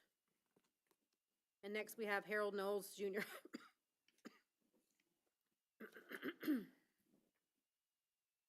Susan Knowles Welch, 3749 Randall Road in Green Cove.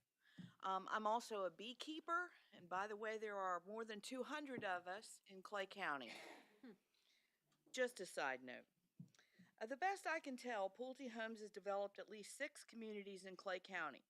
Those developments are spread all over the county. The largest one I can find consists of 150 homes, another one was 100 homes, and the smallest was 12. At least that's the best that I could find. That's a lot of homes and a lot of cooperation from both the county and from the builder. On Pulte's website, they boast how they understand the value of being a good neighbor. And in 2022, they donated $1.8 million to charities. I assume those charities were spread all over the nation, but that's still a lot of money and a very generous act. I'd like to propose that Pulte that they demonstrate their good neighbor mindset by consider working with the new Forests and Farms Conservation Land Program and perhaps have this 64 acres protected as a natural resource. I communicated with Ms. Doty, and I understand the applications will be available very soon. How cool would it be for Pulte to ensure the first parcel that this new committee considers is this very same 64-acre property? How cool would that be for Pulte? Imagine the great publicity and the goodwill you would receive if it were known that Pulte Homes helped to ensure that protection of wildlife, natural resources, and green space for the benefit of the environment and for the well-being of the residents of Clay County. Instead of proclaiming, we understand, you could actually demonstrate your sincerity and the gratitude to the residents. Pulte's had much success building homes for folks here in Clay, and that's good for the county. People need quality shelter and a secure place to call home. But the people who live here benefit from all sorts of conditions. Not everything has to be paved, landscaped, or developed to assure the quality of living we're entitled to and enjoy. This 64-acre parcel is small potatoes to Pulte, but this is our home. And we feel very strongly that it should be protected from development. Thank you. Thank you. Harold Knowles Jr., and then we have Rose Knowles after that. I'm Harold Knowles, I live on Knowles Road. When you start a family, you have to figure out what your needs are and what your wants are. Y'all kind of run our family in Clay County. What's the need for these houses? We have houses going everywhere, a pile of them. So what's the need? These aren't bad people, they're just trying to make a living. There's a greed. Greed. We want to sell this land, get this money. The developer wants to make money, everybody's happy, except for the people that's left with it. We got a lot of, in my opinion, tainted information from the committee. One gentleman said they did this to us 25 years ago in Fleming Island. Now it's your turn, they're gonna do it to you. He voted yes. That's a hell of a reason to vote yes. Another gentleman said, well, we just put this road in 23. We got to get these houses in here, get these taxes up to pay for this road. I don't think I agree with that. I didn't have any need for the road. Mr. Snelling here, I believe he said you're a flat tire. He told you about the traffic, the intersection. A lot of it's true. How big is the turn lane that they're gonna make? They talk about building a turn lane, 30 foot, 300 foot. The next thing is, one thing he didn't bring up about the traffic is how many accidents have been in that intersection. How many deaths has been at that intersection. So we're getting all the good positive stuff, but we're not getting the actual reality of day after day after day. One gentleman on the committee said what they do on this property doesn't affect my property. I think that had to be in the classification as bullshit, because when that taxes goes up on that, it's gonna go up on mine. I can't grow any more cows on mine just because the taxes went up next to me. That's gonna put me out of business. And just like the Wilburs, they've been there. My grandfather started our place in 1936. Kind of hate to leave it because the taxes went up on somebody else's stuff. I don't see where we need these houses. If we'd had a natural disaster in southwest Clay County, some people got wiped out by a hurricane or flood or tornadoes, and we needed to build shelter for these people, I would help build the houses. I've got equipment, I'd help clear the land. But we don't need these houses. And that's where y'all come in, that, you know, to handle our needs. Clay County doesn't need it. Ms. Comrie, I sat here and saw you one time, and I never thought of it that way, and you kind of right. There was a gentleman wanted to rezone his, and from what he bought it as to business, and you told him, well, you get what you pay for. I can kind of understand that. Well, here, why can't we parallel that and say you get what you inherited? It's agricultural land, let's keep it agriculture. I just don't see a need in it. That's just right, that's perfect. Thank you. All right, we have Ms. Rose, and then we have Susan Goodrich. Hi, my name is Rose Knowles, and I'm at 2098 Knowles Road. As I've said before, I don't have a problem with anyone selling their land, a car, or anything else they legally and ethically choose to sell. My concern is not with the seller, it's with the realtor advising them. This property has been listed as contingent for several years. And during this time, how many offers have they missed? I know that I'm asked weekly, sometimes daily, if I know anyone selling land. With proper guidance, I genuinely believe this landowner could already have sold his property as 5 or 10 acre lots under the current zoning, which I believe allows 1 home per 5 acres. But the buyer the realtors found has no intention of respecting that zoning. And as Commissioner Compre said, at a meeting similar to this one, you get what you pay for. Commissioner Cognan also said at the same meeting, she's tired of people coming to her with stars in their eyes asking for rezoning. This buyer needs to find a land suited to their goals instead of trying to change the character of the property after purchasing it. So I ask, what is the purpose of zoning? And why would we say yes to more houses? Who are we representing? The residents who are asking for responsible growth, or the developers pushing for more?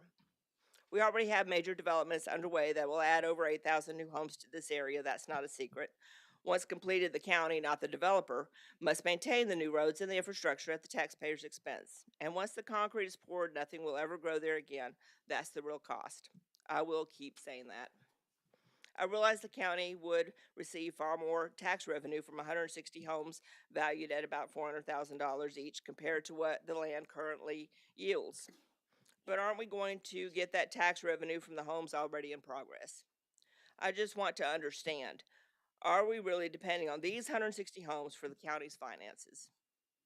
Clay County residents, not just this community, need a win. We need someone to hold the line and say, not this time. Let them wait a year. Maybe next year they'll bring a better proposal. Maybe the seller will hire a different realtor. What's the cost of waiting another year? If you support this development, I have to ask, who are you representing?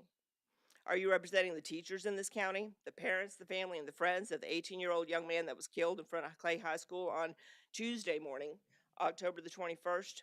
We raised traffic concerns last year, and we were told the bypass would help solve the problem. The bypass may have changed traffic patterns, but it didn't reduce the number of students in our schools. When I searched how to advocate for responsible growth, one suggestion was to start a petition. So we did. If I bring you 100 signatures or 1,000 signatures from residents who share these concerns, shouldn't those in favor of rezoning expected to be bringing 101 or 1,001 signatures to justify approving it?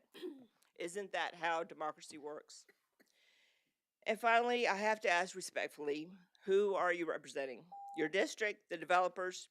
Let's protect what makes our community strong before it's gone, and just hold the line. Thank you. Thank you, Ms. Rose. All right, we have Susan Goodrich, and then we have George Goodrich.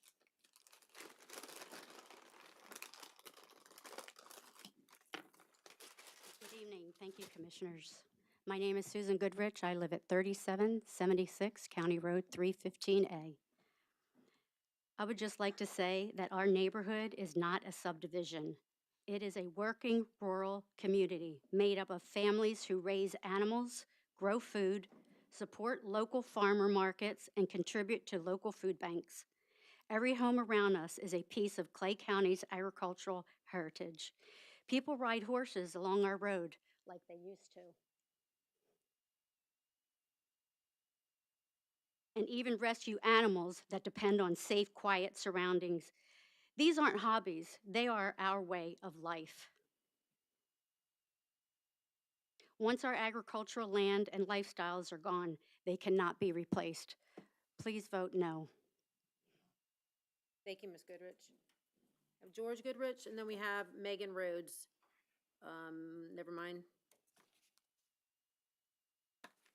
We have after Samantha Nelson.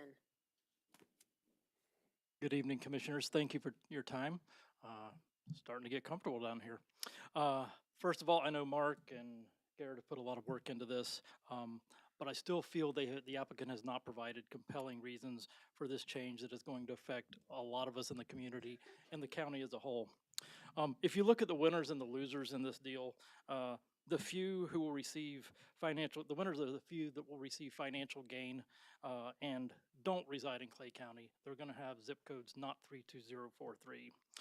The losers are everyone else. The county, our working community of rural farm homesteaders, and as you'll see by, that's represented by Ms. Rose's petition, which is 22 pages of signatures, which I've sent to you all by email. I hope you get a chance to review that.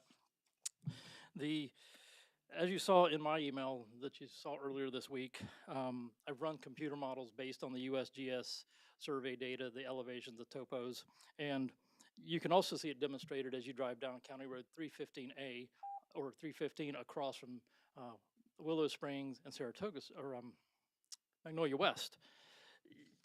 The elevations are going to flood my land, everything to the north and east, and as Mr. Wilbur and Mr. Middleton said, that's where the water's going. Water doesn't lie. These elevations are probably going to be much higher than what's existing around it. Water doesn't lie. As Rooster indicated, there is no need. Also in the email, I sent you a snapshot of several subdivisions in the local area where the average is 30 to 32% investor-owned, out-of-state ownership for investment, speculation, and the rental market. As Rooster said, if there was a need, that would be different. But this is the fact. This represents what's actually there. And let's be very clear, this is not in opposition to a land sale. Land sellers have property rights and are, within those rights able to sell land and do whatever matches the existing zoning. But as was previously said, a sale doesn't come with automatic entitlements. The turn lane, that's smoke and mirrors. That's distracting from the real impact to our community. Everyone behind me is going to have additional costs and burden, which we really can't afford it. Our small working community. We appreciate your consideration in denying this request. Thank you.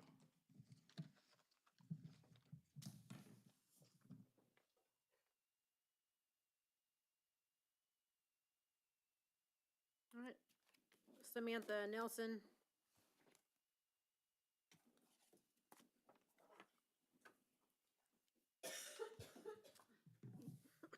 Sorry, I'm Samantha Nelson. I live at 2310 Falling Star Lane in Green Cove Springs.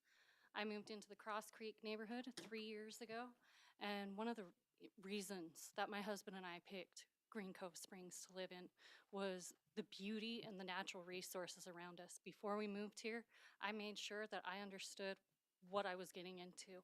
I understood about the animals, the agriculture, and the beauty of the environment here. One of the big things that attracted me to moving there. I understand I moved into a new development, which a lot of people still give us a hard time for moving into those homes. But in that 3-year period, I have also seen my home values decrease because there's an overwhelming amount of homes being built in our area. And yes, COVID, the pandemic, it changed things, it changed pricing. and it drove people here because we were looking for something different that our states couldn't provide, that Florida was able to do for us. So, well, the numbers that these gentlemen have proposed have shown that the improvement is there with their infrastructure and with things being developed. My experience is I'm stuck in traffic when I leave my neighborhood. I'm stuck in traffic going to the grocery store. I'm stuck in traffic getting to Winn-Dixie on 17. I have to make different routes, different choices for my options that I need to do to maintain my lifestyle. We're already going to be impacted by Saratoga Springs, and those homes need to be developed before we even consider adding more homes to Clay County or Green Cove Springs in our area, because I'm not sure that the people are moving here in the droves like they were before. And so I am against the transmittal to the state at this time. Thank you. Thank you. All right, I have a card against, and that's from Megan Rhodes. And then another one from Quentin Carroll, also against waiving speaking, and Jeremy Middleton against waiving and waiving speaking. And then next I have Serena Williman, and then next will be Robert, skip that. Stella Wiseman will be after Serena Williman.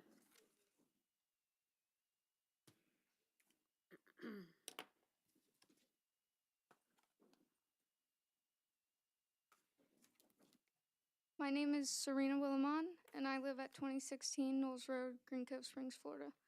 I want to share what it has truly been like to grow up and attend school in Green Cove Springs, because the decisions you make about adding more housing directly impact students like me.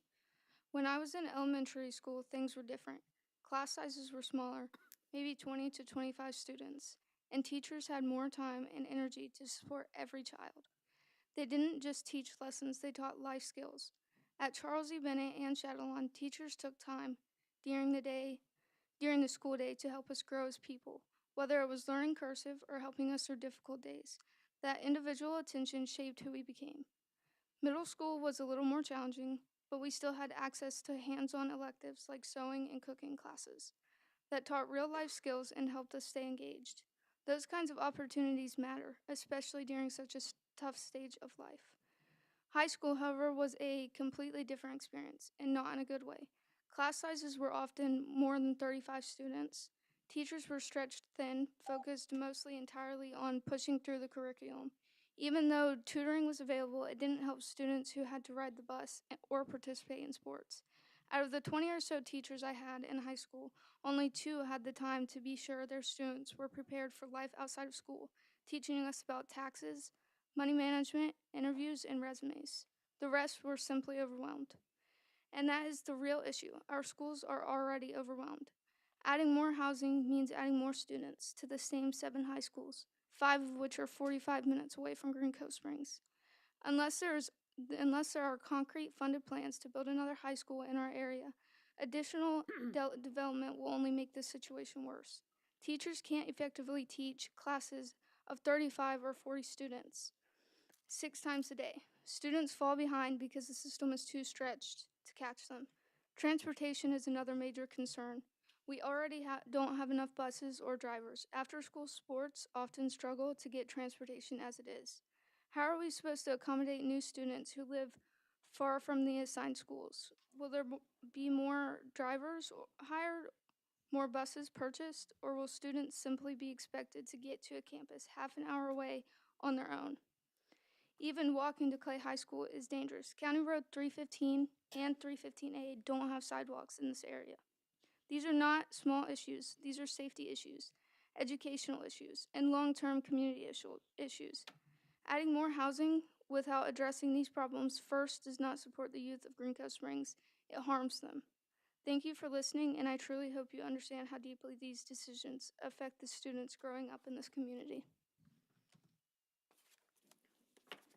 Thank you. And while next person that's coming up, going to read Patricia Fernandez as waiving speaking against. Teresa, skip that one. Wendell Calkins is waiving speaking against. Gregory Townley waiving speaking against. Jason Nelson, waiving speaking against. Cheryl Copeland, waiving speaking in support. Martin Colley, waiving speaking in support. Robert Green, waiving speaking against, and David Qualls, waiving speaking against. Well, that's what it says, but that's fine, I'll change it. So that David wants to speak?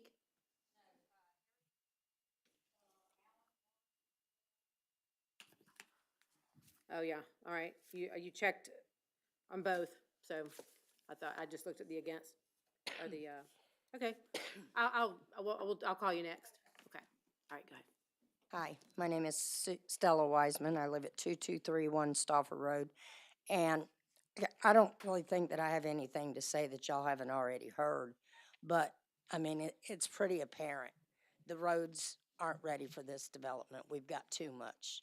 There's 2-lane roads, you know, coming in and out of there. And all they can say that Saratoga Springs, you know, or whatever, the expressways are open and stuff. But I live out there, and I've traveled these roads every day, and it's not like that. They are still overcrowded, and they're, like the young girl before me said, there's no sidewalks.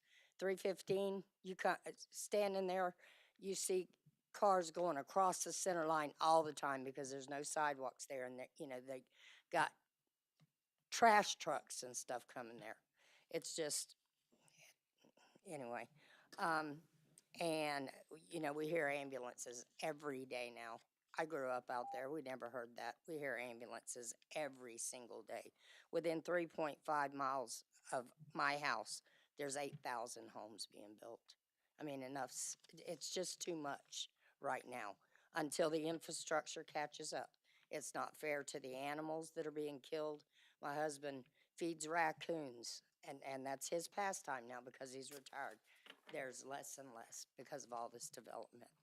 It's just not fair to the animals. It's not fair to the people that grew up out there, you know, and bought their homes because they wanted to live in the country. And, you know, that's just my feelings on it. And I hope y'all listen to the hundreds of signatures that we've gotten and the many, many people that have showed up to the meetings against this. I hope y'all will listen. Thank you. Thank you.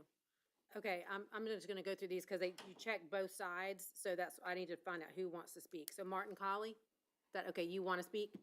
Okay, did I already call somebody else? Did I call you? No. Oh, yeah, you're later on down, okay. All right, so Martin, go ahead. And then Cheryl, you want to speak? Cheryl, is that correct? Okay, and then David Qualls. Did you want to speak? No. He was against. Robert Green. And then Jason Nelson has checked both sides. Do you want to speak or no? Okay, so you're going to, okay, and you're against, okay? Very good. Go ahead, sir. Hi, my name is Martin Colley, 4693 Northgate Drive, Columbus, Georgia. No, I do not live in Clay County. I'm one of the landowners. Property's been in my family since 1902. That's a long time. Predates most anybody that's in this room, I imagine. Inherited by my mother from my grandparents, who inherited it from their parents. I don't have a whole lot to say. I'd like, you know, this process has been long. It's been hard. 2.5 years since we signed a contract on this property. I don't have anything else to say other than the fact that, you know, we didn't ask to inherit it. It was given to us. We're not the greedy SOBs that some people seem to think that we are. We want to settle my mom's estate. It was originally my siblings. And we're just here trying to be able to sell this property. That's all I got. And I am for selling. Thank you. Nope. Rooster. Cheryl?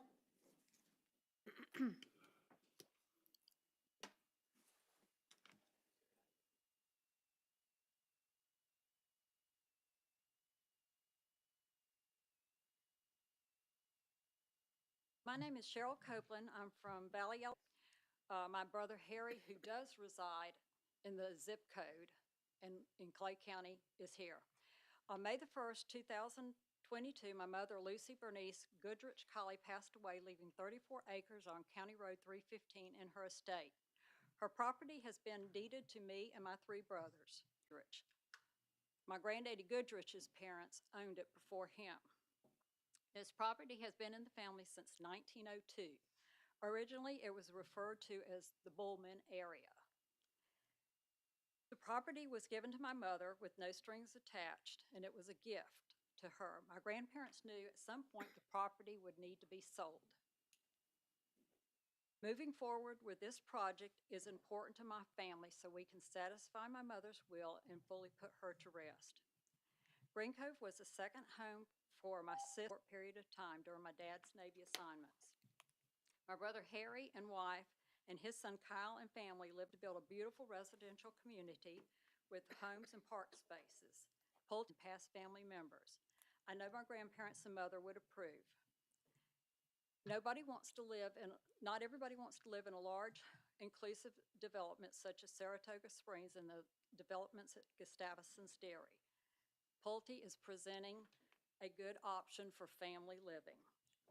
There were areas of concern, but Pulte listened. They redesigned Goodrich Estates, lowering the number of homes to be built, increasing the buffering, and increasing lot size. They contacted residents individually with their concerns and answered questions. They addressed traffic concerns by incorporating a turn lane at their own expense at 315 and State Road 16 to be completed before the first house is built. They held town hall meetings for those residents who cared to attend. Current and future traffic is no longer a valid issue. All residential developments in District 5 have at some point been presented to the Clay County Commissioners, who voted to rezone those properties.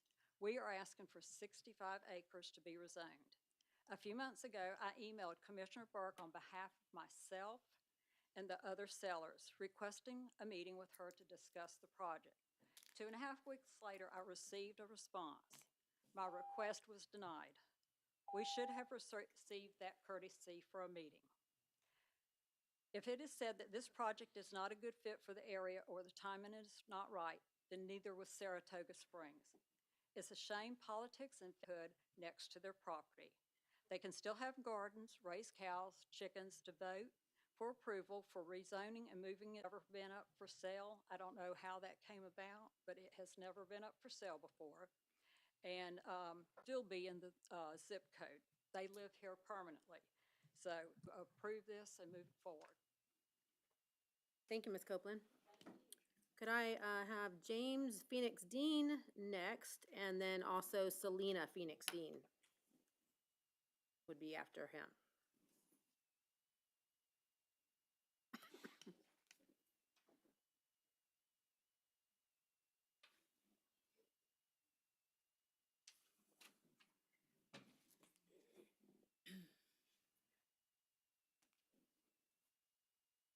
Hello, everyone. My name is James Phoenix Dean. I appreciate the opportunity to speak with you this evening. My family and I have owned part of this land involved in this application for over 23 years. And my eldest daughter, her family has owned it for generations. Throughout this time, I have consistently paid taxes which have gone up over time, and I pay them in full, just as most of Clay County residents do to help support the essential services that benefit our surrounding communities. Today, we are requesting approval for land use change and the sale of the portion of our property. I want to emphasize that our home will be directly adjacent to the new community, and that we are comfortable with this because of the quality of the plan Pulte is proposing, in conjunction with the work they have done with us and other neighbors. Again, the development of this community directly adjacent to our home does not negate our family's ability to continue to use our land as we see fit, just as the same as our neighbors that may continue using their property as they see fit. Whether that means growing crops we all so love. The development which does not impede on anyone's ability. The portion of our land that is being sold is well suited for development and meets all county requirements. Pulte Homes has carefully considered the requests of this board absolute best of their ability. Pulte has gone above and beyond in their interactions with the neighbors to put a quality plan in place for our area. They have exceeded expectations with their concessions, especially with the buffer design and the lower density of the new community. We are particularly pleased with their thoughtful integration of the green spaces which surround us, especially adjacent to our neighbors, which enhance the development's overall appeal. That any necessary improvements, including turn lanes and road upgrades, will be made as part of the development process. Almost done. The improvements are above and beyond the requirements of the county, and they are improvements that clear that they are dedicated to making sure the transition is responsible, compliant, and beneficial to this community and all surrounding communities. As for my family and I, we welcome growth in this area. Be finished not, Mr. Dean, okay? You've already gone over. I'm sorry. Sorry, as far as your family, I think that's what you said. Yeah, I'm just going to skip to the end. This process exists to ensure fairness, and we trust that the board will evaluate the proposal with that principle in mind. Thank you for your time and consideration. I'm for this. Thank you, sir. Selena Phoenix Dean is next, and next would be Alan Colley. Mouth, they're saying they can't hear you. Thank you. My name is Selenia Phoenix Dean, and I am with James, and I am one of the family that owns the property that is included in this land use request. I did draft up a statement, and I will try not to repeat, as many of us are saying the same thing. However, our family is respectfully asking your support in this rezoning. Pulte documents and proposal that they have made. Their proposal, we feel, is consistent with the Clay County Comprehensive Plan, with its directs to growth and establishment within the corridors. It encourages residential density in areas with the existing infrastructure and supports efficient, orderly land use. It also matches the development pattern already established in this immediate area, such as Laurelton, which was formerly known as Governor's Park, Saratoga Springs, which is approved for more than 4,000 homes, and Amberley, which is next to Spring Park Elementary, all of which is shown on the county map in yellow, which you guys had shown earlier. This 160 home community is modest in comparison and is fully aligned with the county's planned growth direction. The Clay County Utility Authority has already confirmed that it has sufficient capacity to serve this project, and Pulte will pay its required proportionate share of the improvements, ensuring that growth pays for itself rather than shifting the costs to taxpayers. It's also important to note that this does not affect how neighboring property owners uses their land. Farming, livestock, and all lawful agricultural uses remain fully permitted. With their direct commissioner regarding this application and were denied. Transparent land use decisions depend on open communication, especially when private property rights and long-term financial impacts are involved. This request honors private property rights as well as uses only portion of our land. Our family is remaining in our home. Again, we are only selling a portion of our land. It supports county goals for managed growth, housing availability, and efficient use of infrastructure. It provides reasonable measured alternative to either large-scale development or it will be unplanned sprawl. In short, this rezoning is not an overreach. It is squarely consistent with the comprehensive plan and pattern of growth the county has already approved in this corridor. My family respectfully asks for you to consider this and move it forward. And Alan Colley, and next will be Carrie Goodrich Dugan after that. My name's Alan Colley. I live in Smith Station, Alabama, 36877. Community very similar to Clay County, but one thing, and I am one of the landowners of the land. I live in an area very similar to Clay County. Smith Station is the fastest growing area in Alabama. We're 7A, which is the highest level schools that you can get. I too own a farm of several acres surrounded by houses. But just like the people around this neighborhood, I survive. We raise 50 head of goats in our area. I have a garden. And the houses, the difference between this area and my areas, we only have septic tanks. We can't drink our water. We can't have a well.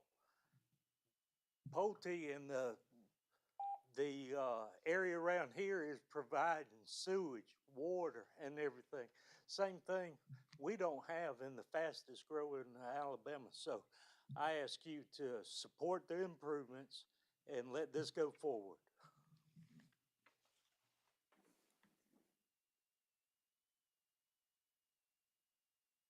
All right, Carrie Goodrich Dugan, and next will be Harry Colley.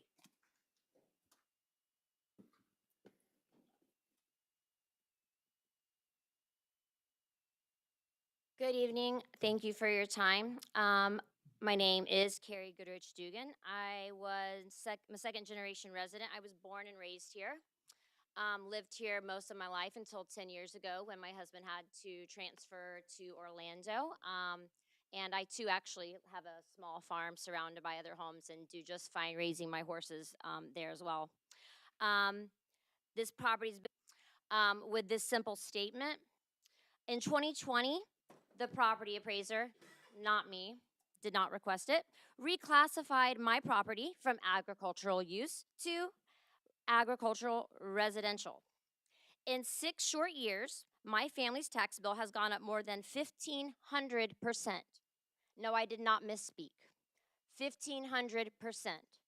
I'm not sure how many of you are prepared to make a 1,500% tax Speak to the board, pay. ma'am. For several years, I've tried to reach out to my commissioner. I've tried to request a meeting, as others have requested a meeting, feeling that as I am a tax-paying citizen, I have an equal right to be heard and to have feedback given on our project, but with no response. This project is already far less intense than the one approved next door, which was in 30 feet of my western property line. I could walk across the corner and be on Saratoga Springs property. Your own planning commission studied it. They found it consistent with a comprehensive plan. I'd like to remind everyone of that. And I understand the highest growing states. They're not going to stop coming. You can try to stop this, but people are going to keep coming, and eventually this property is not going to remain a wooded parcel forever. Also on my property, I've had issues with ongoing illegal dumping, transient camping. I have called the sheriff's department several times, no lasting fix. It would seem to me I would rather have responsible homeowners there to help better my property values than to see homeless camps popping up and illegal dumping of God knows what on my property. All of the landowners that live and are adjoining this property are fully on board with this. They're going to remain in their homes. They're not leaving their homes. They're going to continue their farming. And there's no around the state of Florida. I hate to say it, as much as it's not fun, it's inevitable. Last, and I'll stop, I want to say that I love this county. Like I said, I've lived here for most of my life. It breaks my heart to let go of family land, but fairness, fiscal reality, and sound planning all lead to the same place. I'm asking for your approval and your honest and fair consideration. Thank you. Next is Harry Colley, and then Russell Smith. I can't tell if you're wanting to speak or not, but yes, okay, great. Good evening. My name is Harry Colley. I'm the oldest grandson of Julian and Lucy Goodrich. I did not grow up here, but since 1960 has lived close enough that I spent a lot of time growing up. I remember when County Road 315 and 315A were dirt roads. I remember when there was a cattle gap at Rosemary Hill in 315. In 1993, I moved to Green Cove Springs with my wife and 2 sons to help support my grandmother Lucy. So we've lived here 32 years. In 32 years, I have not opposed any other existing or proposed developments in this area, including the PUD that's directly across from me, with I think 200 plus houses, the Peters Creek Business Park, Saratoga East, Magnolia Point West, Willow Springs, or any of the other developments. I personally believe that as long as the rezoning request is within the laws of the county and the state, that a person has the right to rezone their land. So I support this rezoning request and ask that you vote yes on it. The development is going to be named Goodrich Estates after the Goodrich family that lived here for so long. That would honor the Goodrich name. I had a concern about water flow off my property, not on my property. Water flows off my property towards what is going to be the Pulte subdivision. I was invited to an open house in June where I spoke with Kim Lee Horn, engineer, who said they cannot impede water flow off of my property. And that this is in the design phase of the development, that would be handled. As far as water flow off of the proposed Pulte property, 50 years ago, my grandfather allowed the county to dig a ditch from Knowles Road all the way over to 315. I've heard from in other meetings that this water does not flow under 315 like it's supposed to because of some issue with the culverts. I don't think that's a rezoning issue. That's a drainage issue with the county. I think if you gave Kim Lee Horn time, they could probably answer questions for all these people that are concerned with water flow on their property. The opening of the First Coast Expressway in Cathedral Oaks has definitely reduced the traffic in front of my house. I live right on 315. When the County Road 315 alignment is built, it's going to reduce it even more.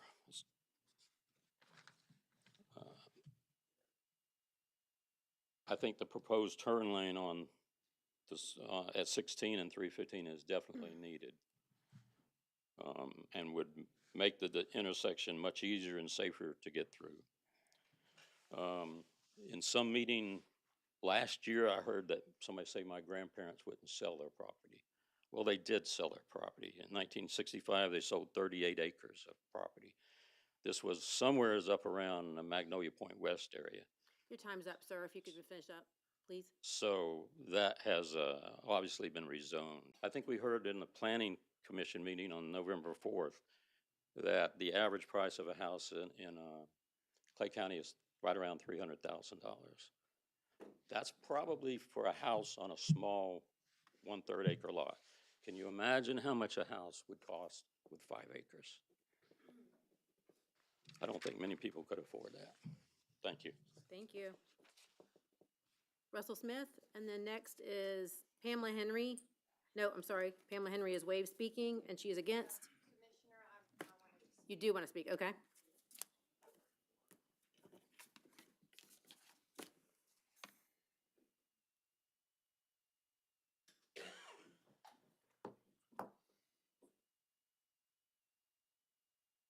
My name's Russell Smith. I reside at 3873 County Road 315A. Been a resident of Green Cove since 1972. Been on 315A since 1976. Green Cove was a really great place to grow up in. A lot of freedom there. On growth in Green Cove Springs for a long time, but they've since passed. And we used to hunt right down that road and past their house, and all the neighbors did too. Stock. We're you know, the other developments have encroached so much that, you know, the traffic is unbearable. No matter what the statistics say, they say, we live there, and it's just horrible. I got two elderly parents that live in two separate houses on our property there. And when the fair's there, and the fair don't have to be there anymore, because they can't get out. I work every day, I travel every day, I can't get out. It takes me 30 minutes from the house to get up on 17 with the new openings. And, you know, we respect these people as neighbors, but, you know, this ain't the time for it. The infrastructure's not even there. The roads ain't prepared, you know, and, you know, I mean, all we can do is just ask for, you know, them to sell 5-acre plots, you know, and keep our community agriculture, you know. You see the passion that these people have for their farms, and it might not be much to them. In Alabama, they might be encroached, they might not be able to have sewage, they might not be able to have a lot of things, but maybe they need to come back and farm in our neighborhood. You know, they might have a little bit better life, but they want to keep their life, and we've been snuffed out completely all the way up to the point where we're just having to fight for what we've got left, basically. So that's where I come from, and that's what I'm saying. Y'all have a nice day. Thank you, sir. Pamela Henry, 2080 South County Road 16A. I'm a homesteader right behind Clay High School, so I'm affected by all of this as well. Just a couple of things I wanted to point out. A lot of people talking about the traffic patterns changing because of the Beltway opening up, but some of the exits are not even open. It's not really, we're not getting a clear idea of what's going to be on Cathedral Oaks, what's going to be on 16, because the exits are not open, so please take that into consideration. And with these builders, they keep talking about capacity. Infrastructure is for future growth, for our communities to grow smoothly. And we don't need to fill it to capacity just because we think we have it. I mean, it's for future growth. So I don't like that word. And the last thing is just to ask for mercy. We know that you weren't part of the decisions that have caused a lot of the things that we're, you know, complaining about. But we have shown a lot of mercy to people fleeing down here to this free state of Florida and welcomed them with open arms. And all of us have given up the way of life that we chose when we moved to Clay County. We have made drastic changes.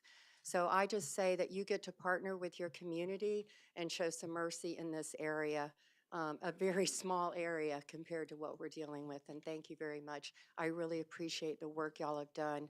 I feel like you're our advocates, you're on our side, and I really appreciate you. Thank you. Reuben Moody.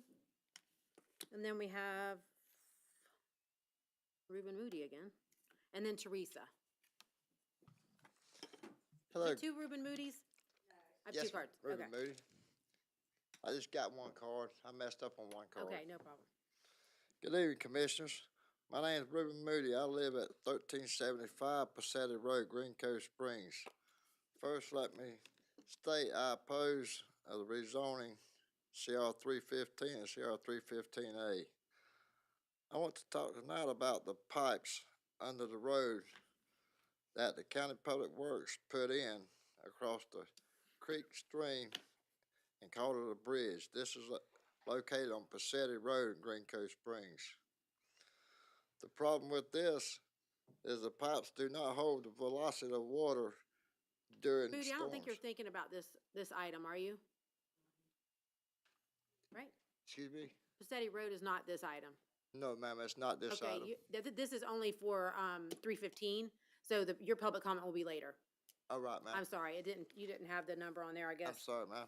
No problem. It won't be too long, hopefully. All right, Teresa. And then next will be Christopher Pippin.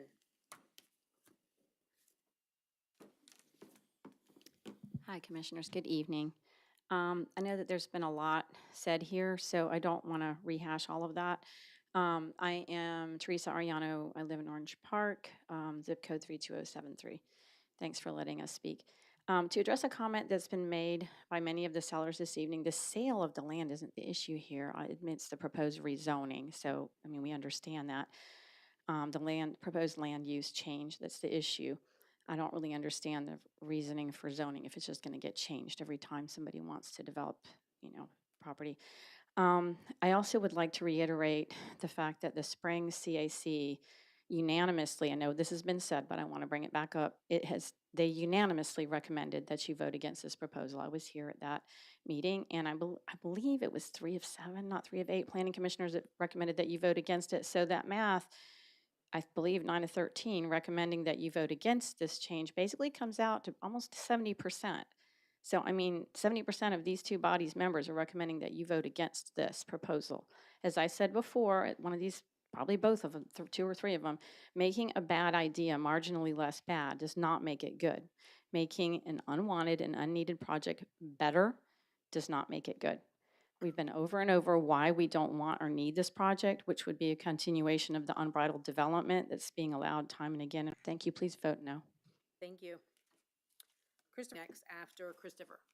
Go ahead. Hello, Chris Pippin, one talking about, but there's a creek that runs in between their property, and on one side, it's probably good, some of them hand-blown glass, and when a hurricane's a wrench, and the other guy was living on that property, he was 103 years old, and he told me that no.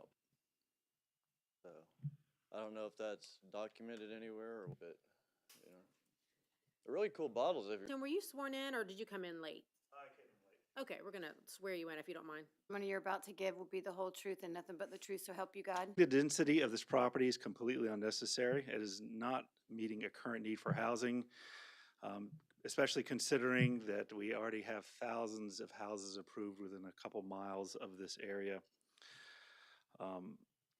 And also, any kind of traffic reductions that we can expect, even with the turn lane, are going to evaporate when those houses are built. I commute through that area just about every day, and I haven't seen any of the traffic reductions mentioned in the presentation. This request is also going to result in increased nutrient pollution to the Governor's Creek watershed. Now, this is even due to HOA mandated lawns that will occur, all the fertilizer, and everything else that goes into them. Even with the updated stormwater detention ponds, the best reduction in nutrients you can hope for is about 50%. And that's not taking into consideration the fertilizer nutrient pollution that's going to leach right through the soil and go into the watershed. Doctor's Lake was a pristine spot to swim in and recreate in before the development swept across Fleming Island. Now, every June, we see warnings about toxic algae outbreaks and warnings to avoid contact with the water.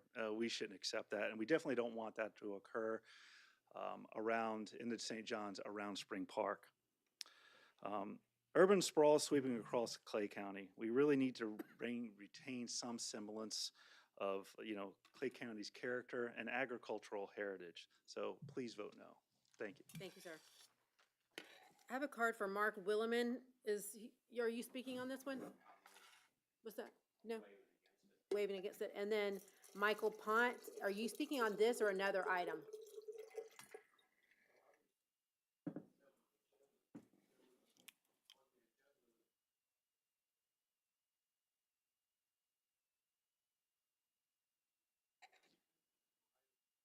Oh, okay, you're speaking again on another item. Gotcha. Okay. Okay, is there anyone else that would like to speak that did not speak yet? Mr. Burke, I'd like to have about 30 seconds. I need to apologize to the board and make another apology. And I've got an idea that may make all this great. Okay, no, we can't do it right now, Rooster. Sorry, thank you. What'd you say? Oh, okay. No one else then? I'm going to close public hearing and bring it back to the board. Oh, yes. How long? 3 minutes? Try to make it short, please. I will, absolutely. Garrett Queener here with Pulte Home Company, address for the record 12724 Grand Bay Parkway, Jacksonville, Florida 32258.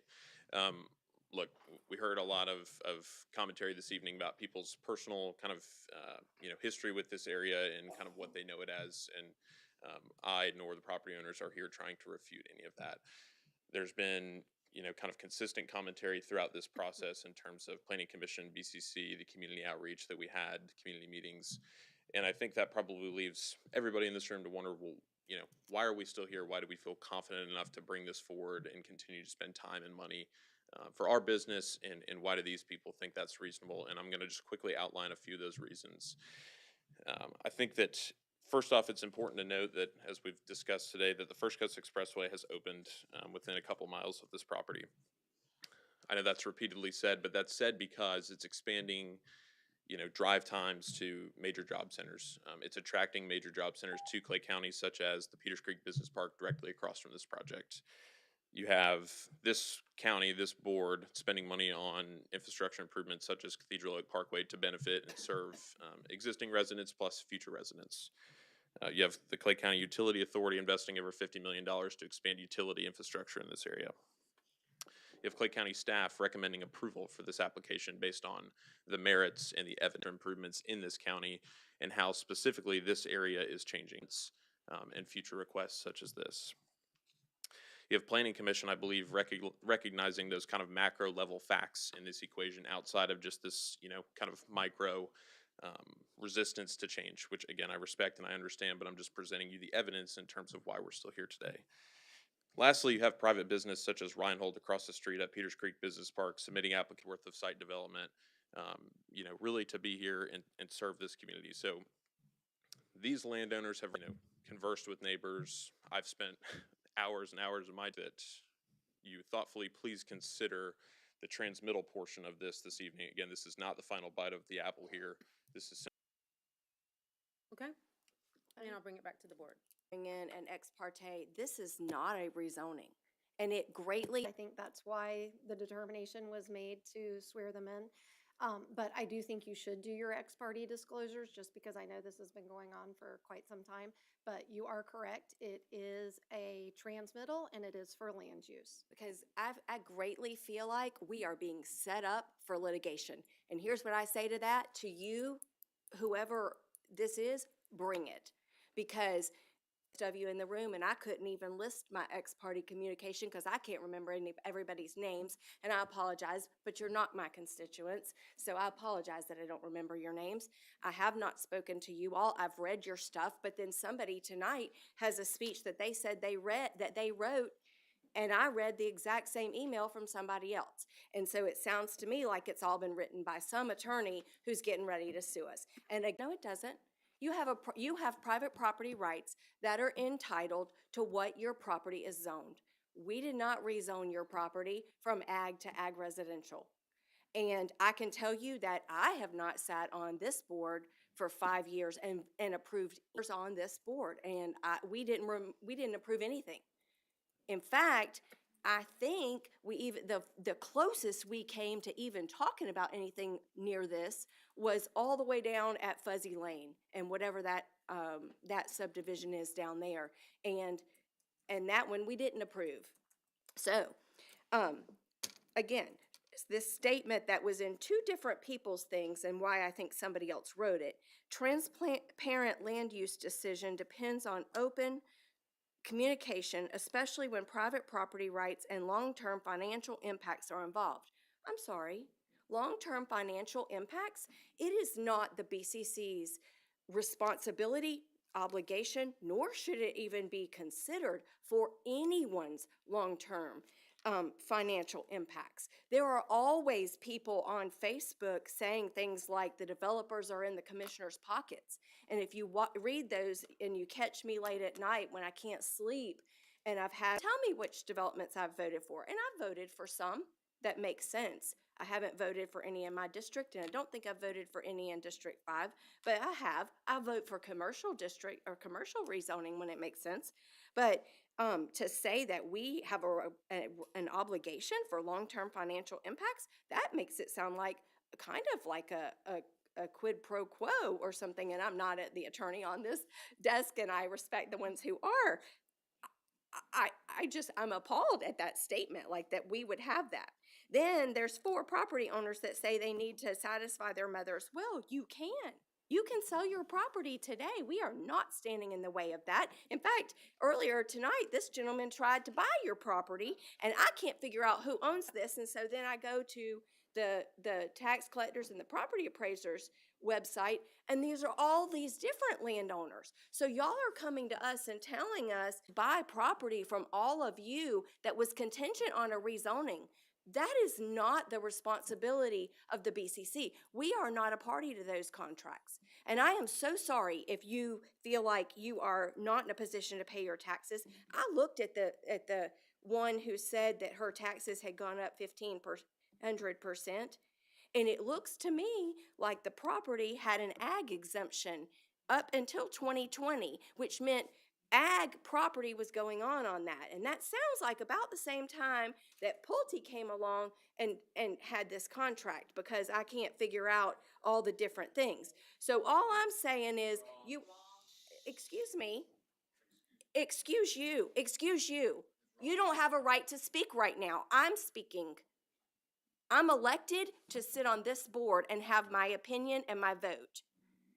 And I can tell you right now that in 2020, the taxes on the one property were $84, and the next year they went to $2,000.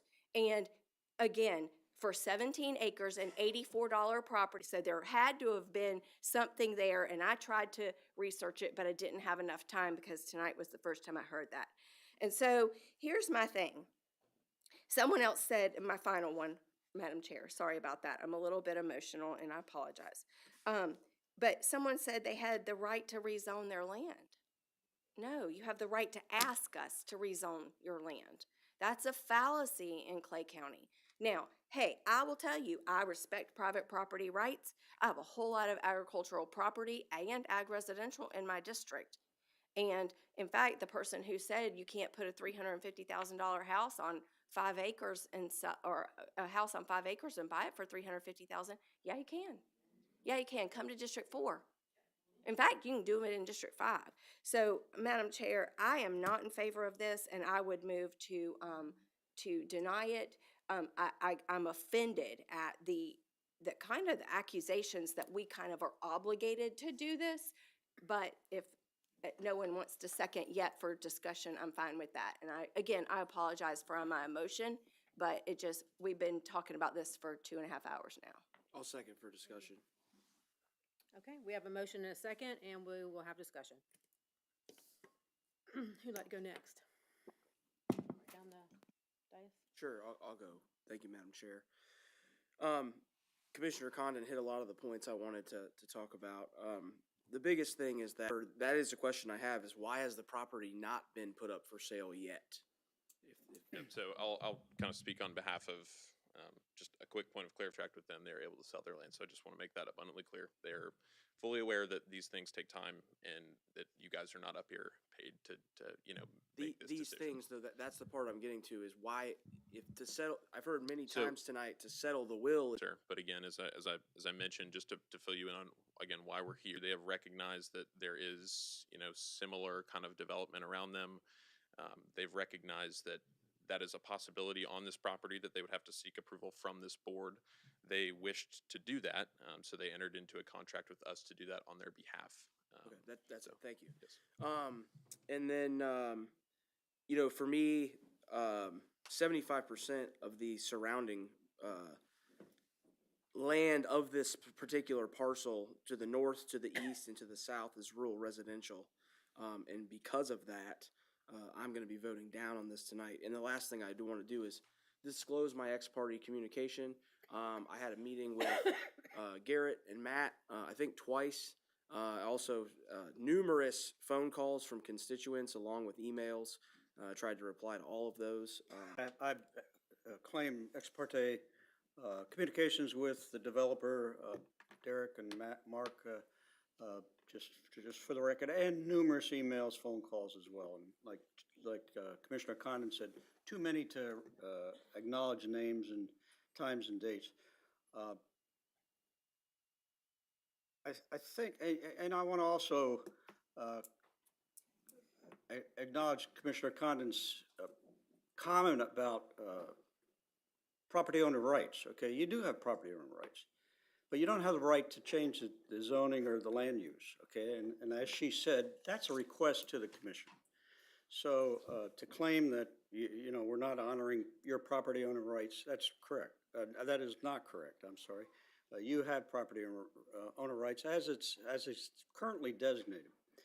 The last thing I have, well, not the last thing, but one of the other things is the infrastructure in this, near this property, the roads and Cathedral Parkway, Outer Beltway. We don't know yet, quite honestly. I don't know what the effect of those roads is going to be. So, you know, to say that this project would not, you know, would be welcomed with the current traffic. We don't know what the current traffic is going to look like, or the future traffic is going to look like. So but also acknowledge this property is going to be developed. Sooner or later, it's going to be developed. So I just don't think right now is the right time to do it. So I'm not, well, I guess I'm supporting the denial. Thank you. Commissioner Compare?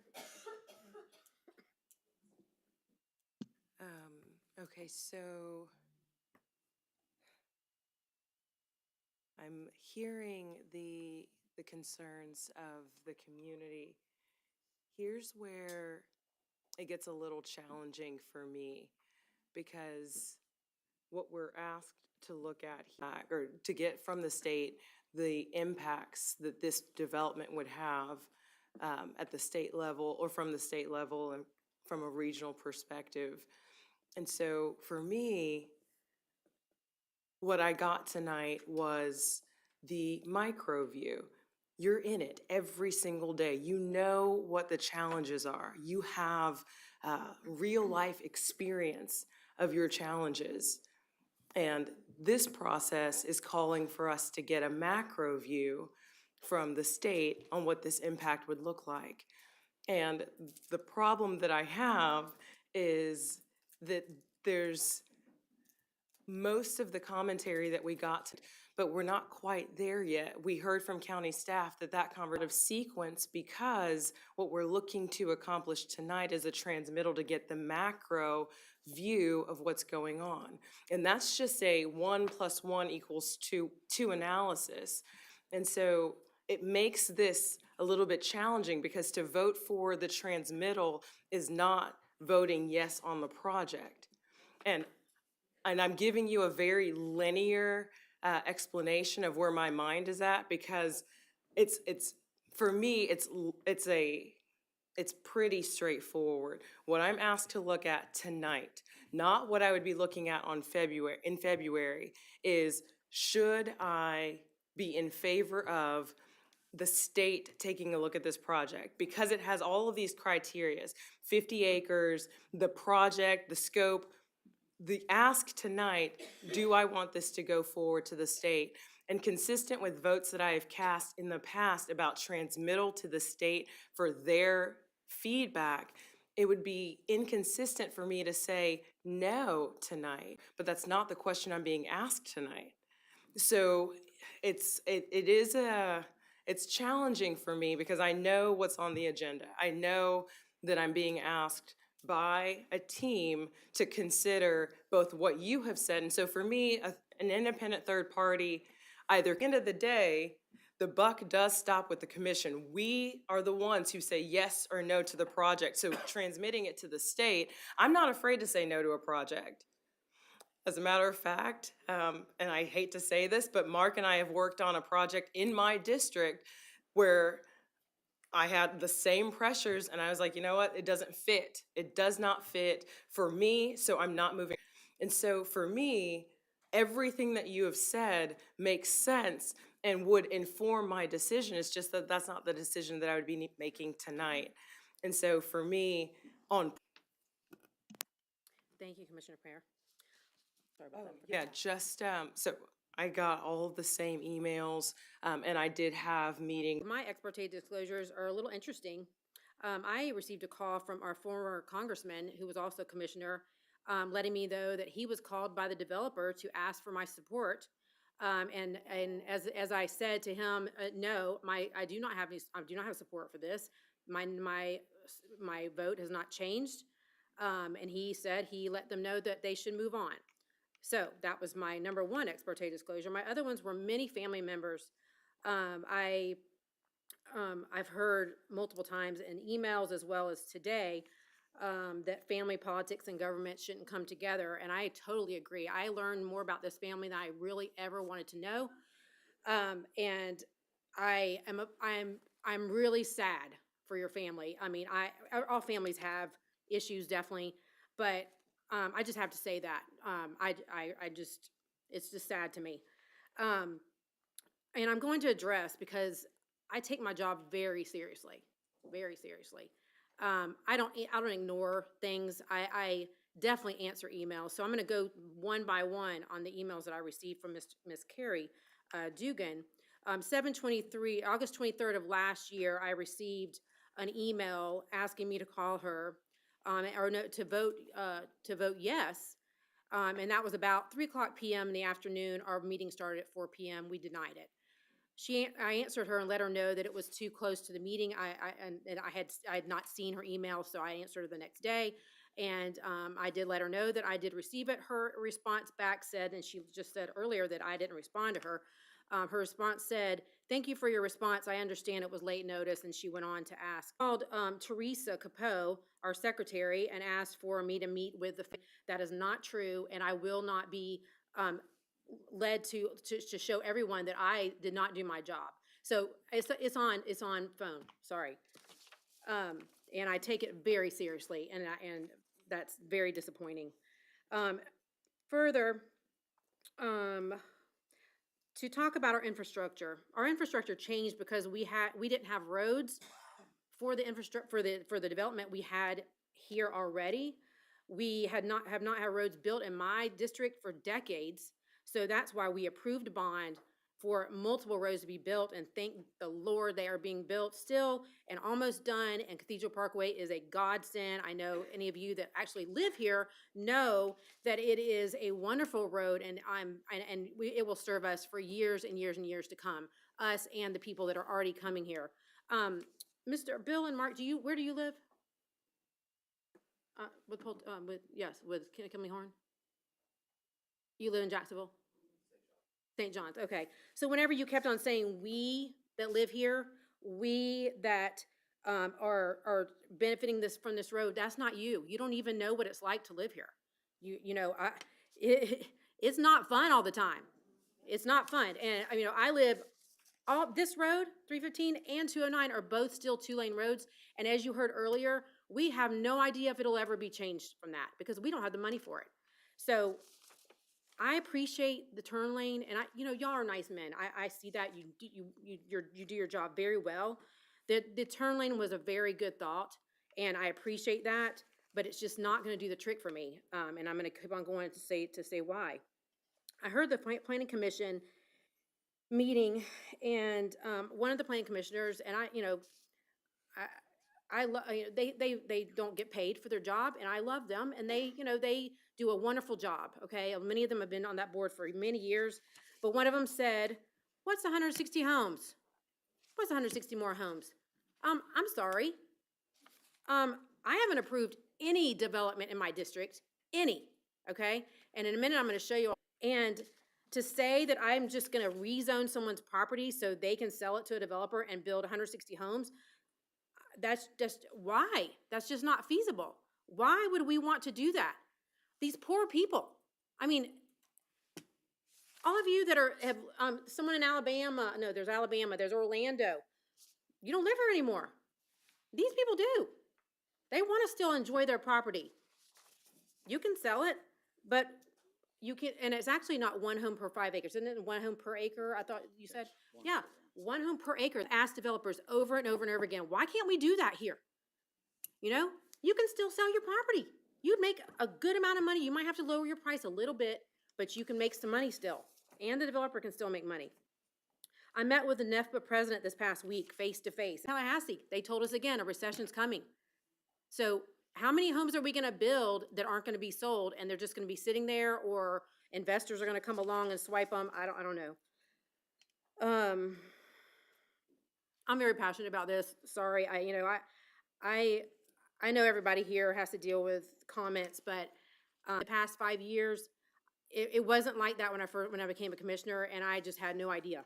So it's my right to be able to say what's on my mind. Sounded, that I said he was going to still live there, but he's still selling 12 to 15 acres. So growth isn't good. School concurrency. I know Ms. Reep spoke about that. That is the most crazy thing to me. That you can live less than a mile from Clay High, and these kids are going to have to go to Fleming. Okay, maybe those kids can drive. The elementary school kids, did y'all see where theirs is? Patterson, which is near Fleming Highland High School. So they're going to have to drive all the way to Patterson. Come on. All right, now I get to show my pretty map.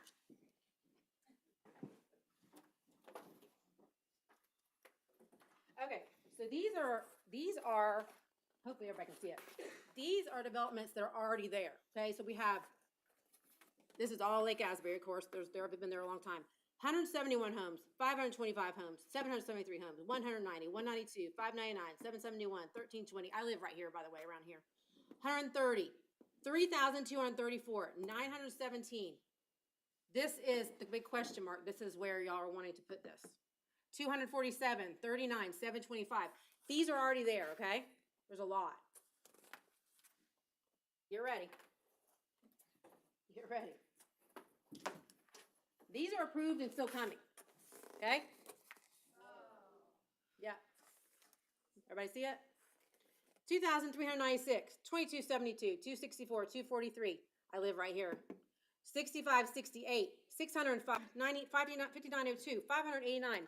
And by the way, this doesn't even cover the rest of my district that's going to have Governor Park and 2,000 multifamily, 4,000 single family, just south of this. Agricola 4,000 and the Rookery 2,000. Okay. I do not agree with this. Transmittal, why do we waste our time? Why do we make our staff waste their time and send a transmittal to state that does not even live here, that has no idea what it's like to live here? And they won't ever have an idea. So we do not need to waste our time, all of your time. We've already done this once. There's no reason to be submitted. So I support the motion. Madam Chair, there were a couple of ex-parte communications. I got a little too excited and I didn't disclose. Thank you. And I just want to say, Mark Shelton with Kimley Horn, for the public who is paying attention, Kimley Horn and Mark Shelton are not the enemy. Mark is one of the most professional, and we deal with a lot of people in your profession, Mark, and you are the consummate professional. You listen and you're thoughtful, and I just really appreciate you. And I don't want you painted in a light. I mean, you have to earn a living, and you have a right to earn it. They hired one of the best, and you and I have had that conversation privately, but I wanted to say that publicly. And then the other ex-parte communication that I had was I actually called Liam O'Reilly with the Reinhold Corporation, because one of the arguments that had been made is intentions to exercise that now, because that entitlements to what you were saying, Commissioner Burke, about compatibility. At some point it may be compatible, but right now that it's not. I think actually Commissioner Scromolo said that. So anyway, I just wanted to add that. And then I also misspoke on the neighborhood down by Fuzzy Lane that I can't remember the name of. That was not the closest that we discussed. We actually discussed the Gustafson property at the corner of Spring. They retained first right to that big parcel that owned by members of the Gustafson family, and the Gustafson family had put it under contract with someone else. Park Group said, whoa, whoa, whoa, we have first right. It came to us for a development, and we said the same thing at that time. We did not transmit it for development because capacity, do we need that many more homes? And at the time, the commission, I don't remember who was on the commission at the time, so I'm not trying to argue, Commissioner Compare, that you voted for it, so please don't take it that way. No, I do remember that project, and I voted for the transmittal then too. It was a 3-2 vote. Okay, I just couldn't remember, but I misspoke on what was the closest and what was the circumstances. And I do remember also at the time thinking, you know, they could end up with a hodgepodge in that area of development because each individual property owner could sell it off for what could be put on it. And yet that was the right thing to do. And I think it didn't get voted because I think Park Group withdrew. But at any rate, that was their right, so. There was a project that came in from District 5 recently. If it wasn't that one, this isn't the, and I don't know who, Dodie, you may not remember, you may. As far as the transmittal process, all I can remember is that the representative was a young woman, probably in her early 30s, slender build. I don't know if that jogs any memories for you, probably not. We see so many folks. But it was the same concept, and I said the same thing then. For me, it's fidelity to a process. Whether we want to, because at the end of the day, the buck still stops with the commission, and we decide. So I'm not here to persuade one way or another, but I cannot help but reiterate, if everything that was said tonight was micro experience, I think it's all legitimate. Everything that they said was legitimate. I just don't think that we're quite there yet in the process. And so if I want to have a complete picture of what it is I'm saying no to or saying yes to, then the state's feedback makes sense to me, because they're not looking at it just in our community. They're looking at it statewide, they're looking at it regionally, but at the end of the day, it still comes back to Clay County to make a decision. And so for me, it's no skin off my back to say no at a later time, because I've been there before, difference of opinion and still arrive at the same outcome. But that doesn't have to be the case tonight. And I value the community coming out and saying something, because we do see a lot of District 4 middle to the state before, and we didn't get to see that process. I want to commend everybody for coming out tonight. We had representatives from 315, 315A, Knowles Road. We had representatives from the Colley family and such, and Kimberly Horn, First Class, as well as Pulte. They, whether you know it or not, they have a foundation which supports affordable housing in different communities. And so I think it's just not the right time right now, you know, with number of, sites already approved, the needs versus wants argument really plays out here. So I want to commend everybody. I think last meeting we had a decision that was similar. I forget what it was about, but it was an easy decision to make. Tonight was not so easy, okay? You made it all very difficult, but that's what we get paid the big bucks for, make those hard decisions. So We I want don't to thank really. everybody for their efforts. Gosh, take that back, please. All right, so we have a motion and a second. All those in favor say aye. Aye. All those opposed? Aye. All right, motion carries to deny 4-1.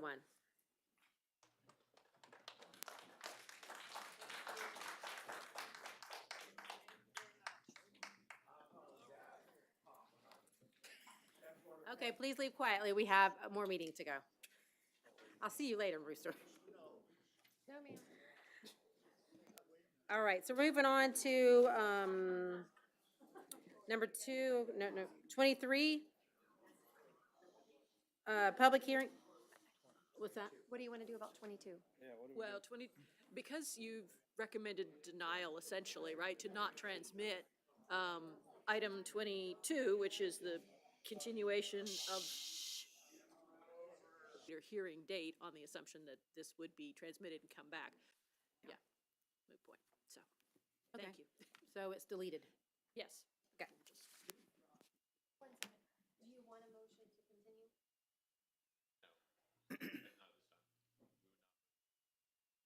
So You would just re-advertise if it ever came back. I'll just speak it here just so we have it. So just for clarity, so the transmittal was denied, correct? So the PUD would not be heard in February, so I think that in our purview, there's nothing further to be discussed on this project at this point, right? So I don't know administratively how that happens, but whatever needs to happen, we can confirm it over email or we can confirm it here, whatever we need to do. But I don't think the PUD would need to be re-advertised nor heard in February, considering that the land use would not be heard in Are you withdrawing or? we would not withdraw it. I don't know administratively how that happens, but we would not withdraw it, no. I think you should withdraw it instead of it becoming a denial. Or you can just ask for it to be continued indefinitely. I think that at this point, what we would do is we would ask for it to be continued and then work with staff to figure out the best way to formalize how that application moves forward. So at this point, we would request to continue it, and we will coordinate with staff at that point. To continue to a date that would be An re-advertised. uncertain date, correct, Yeah. with advertising. I'll move that we continue it to a date that would be re-advertised. Second motion. Motion and a second. All those in favor, say aye. Aye. All those opposed? Aye. Thank you. Thank you. Thanks for your time. Y'all have a good night. Oh, Madam Chair, I think somebody wanted to speak on item 22. No, it's 23. It was 23? Mhm. Oh, okay. I lost track. All right, so we're moving on to public hearing on resolution of intent regarding Clay County Stormwater Maintenance Municipal Service Benefit Unit. Courtney, Attorney Grant. Yes, this is the item that is being brought forward as a follow-up to your last meeting where you discussed the stormwater fee study. And as you'll recall, the study will come back to you at some point in the spring as far as an analysis on setting a fee. The purpose of this resolution is just a notice of intent to set up the process if the board should determine in the spring to actually set a fee and move forward with up the MSBU boundaries for the unincorporated Clay County.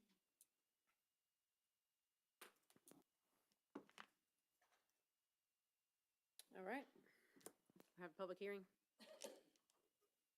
I'll open up the public hearing. Anyone?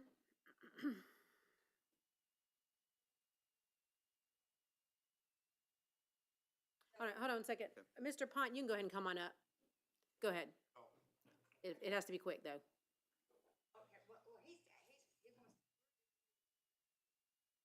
This kind of snuck up on me, and, because I was really primarily here for the preceding thing, but is this, and maybe, it's just a They question. can't hear you. They need to be. Is this really, this, proposal for, intent regarding stormwater maintenance?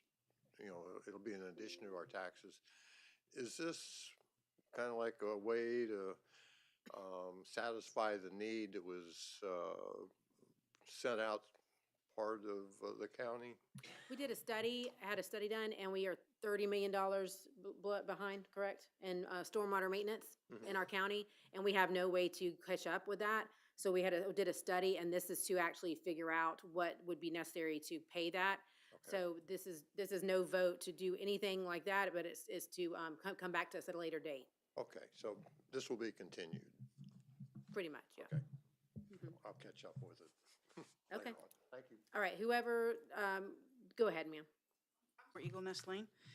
And I thought that we got like $18 million in stormwater and things of that sort this past year. Did we not? That's what was in the Beseech survey that you guys had on County Line. So Anybody want to speak to that? I don't think that's. that was on your I pulled that today before I got here in the meeting. It was on your fiscal report on the county. It says 18. We I have want to say someone that's 18. the pro on that, so hold on one second. I'm sorry. I could be mistaken. Without saying exactly what she's referring to, the only thing that would be $18 million that comes to my mind, stormwater, would be that we did spend about $18 million out of ARPA money Okay, over maybe the I last misread 4 it. years, which would be in the financial reports and the financial statements of what we've spent it on. But that is about the number we spent the last 4 years Okay. in existing ARPA funds that we've already spent in the past. I see. Thank you, Troy. Thank you. All right, anyone else? Public hearing? All right, I'll close the public hearing. So what would you like us to do on this? We're just going to, Well, so if you want to move forward with the notice of intent in order to set it up so that if you approve a fee in the spring, that you could have it on the 2026 tax bill, then this resolution needs to be approved because we have to send it to the state by January the 10th. so if we don't do it, then would not be able to go on till the next year. Correct. Correct, yes. But this is not a decision at all on our part, just in case later on there is a decision. Right, so you would out to all the property owners, and then you have a final resolution. All right, I will take a motion. Unless there's discussion. I'll move approval. I'll second. All right, I have a motion and a second. All those in favor say aye. Aye. Aye. Aye. All those opposed? Aye. All right, passes 4-1. All right, did we get to everything? No, new business. All right, we'll go back to 18, 2026 Board of County Commissioners meeting dates.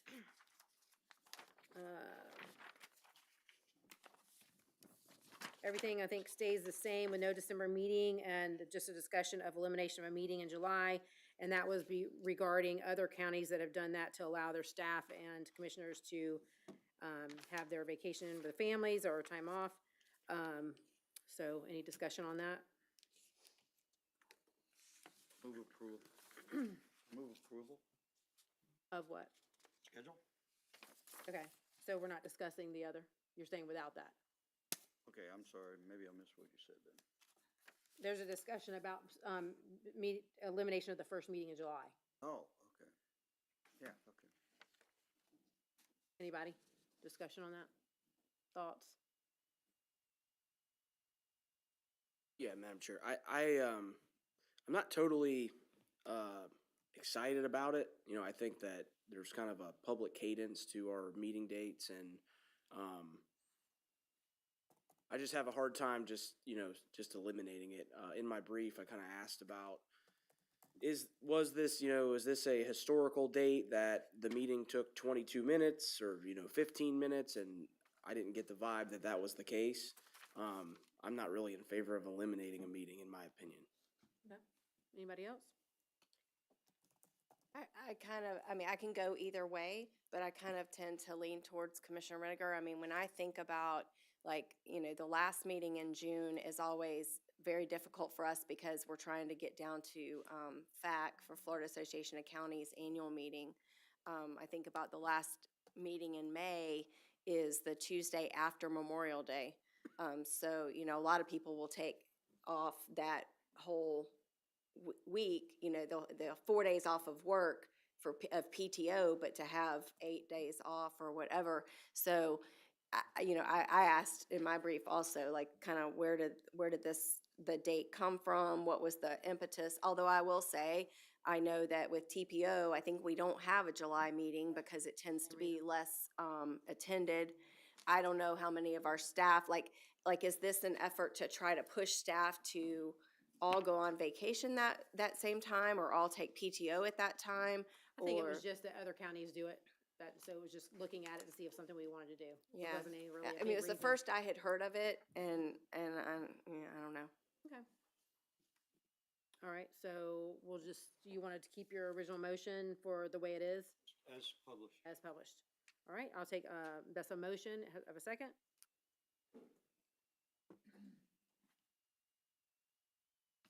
As published? Isn't that what you wanted? Oh, I just was like, I could go Oh, no, either this is- way, but. It was just a discussion. He's talking about it's published already, what we already do. Not eliminating July. Oh, I thought, As published in our backup.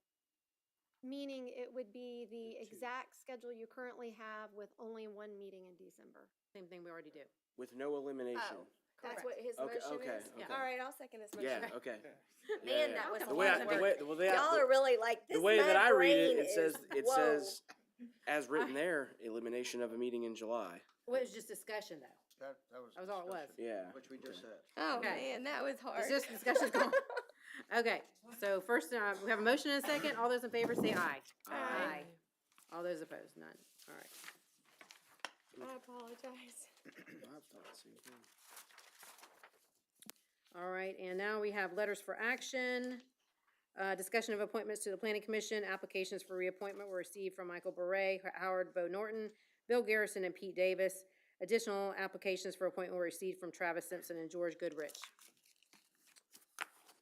Madam Chair, if I can, County Attorney clarification, there's only 4 positions open, correct? Correct. Okay. One thing that I do want to say before we talk about these applicants is I want to defend individuals does the most amount of work. Shy of what we do as commissioners, it is a ton of work to be on the Planning Commission. It's a ton of research, and contrary to what some people said tonight at the podium, not every member on the Planning Commission is a developer. One of them is a varsity softball coach and takes headshot commissioners put in. Also, some of them that have been on there for a long time, in my opinion, is a huge benefit. Like I'm huge advocate of Pete Davis. He essentially was one of the architects of Fleming Island, and I had a meeting with him a couple months ago, and getting to hear the historical knowledge and the passion that he has for the community is what we need. I mean, he do when they created it. That's just, I just wanted to say that about them. Thank you. Anyone else?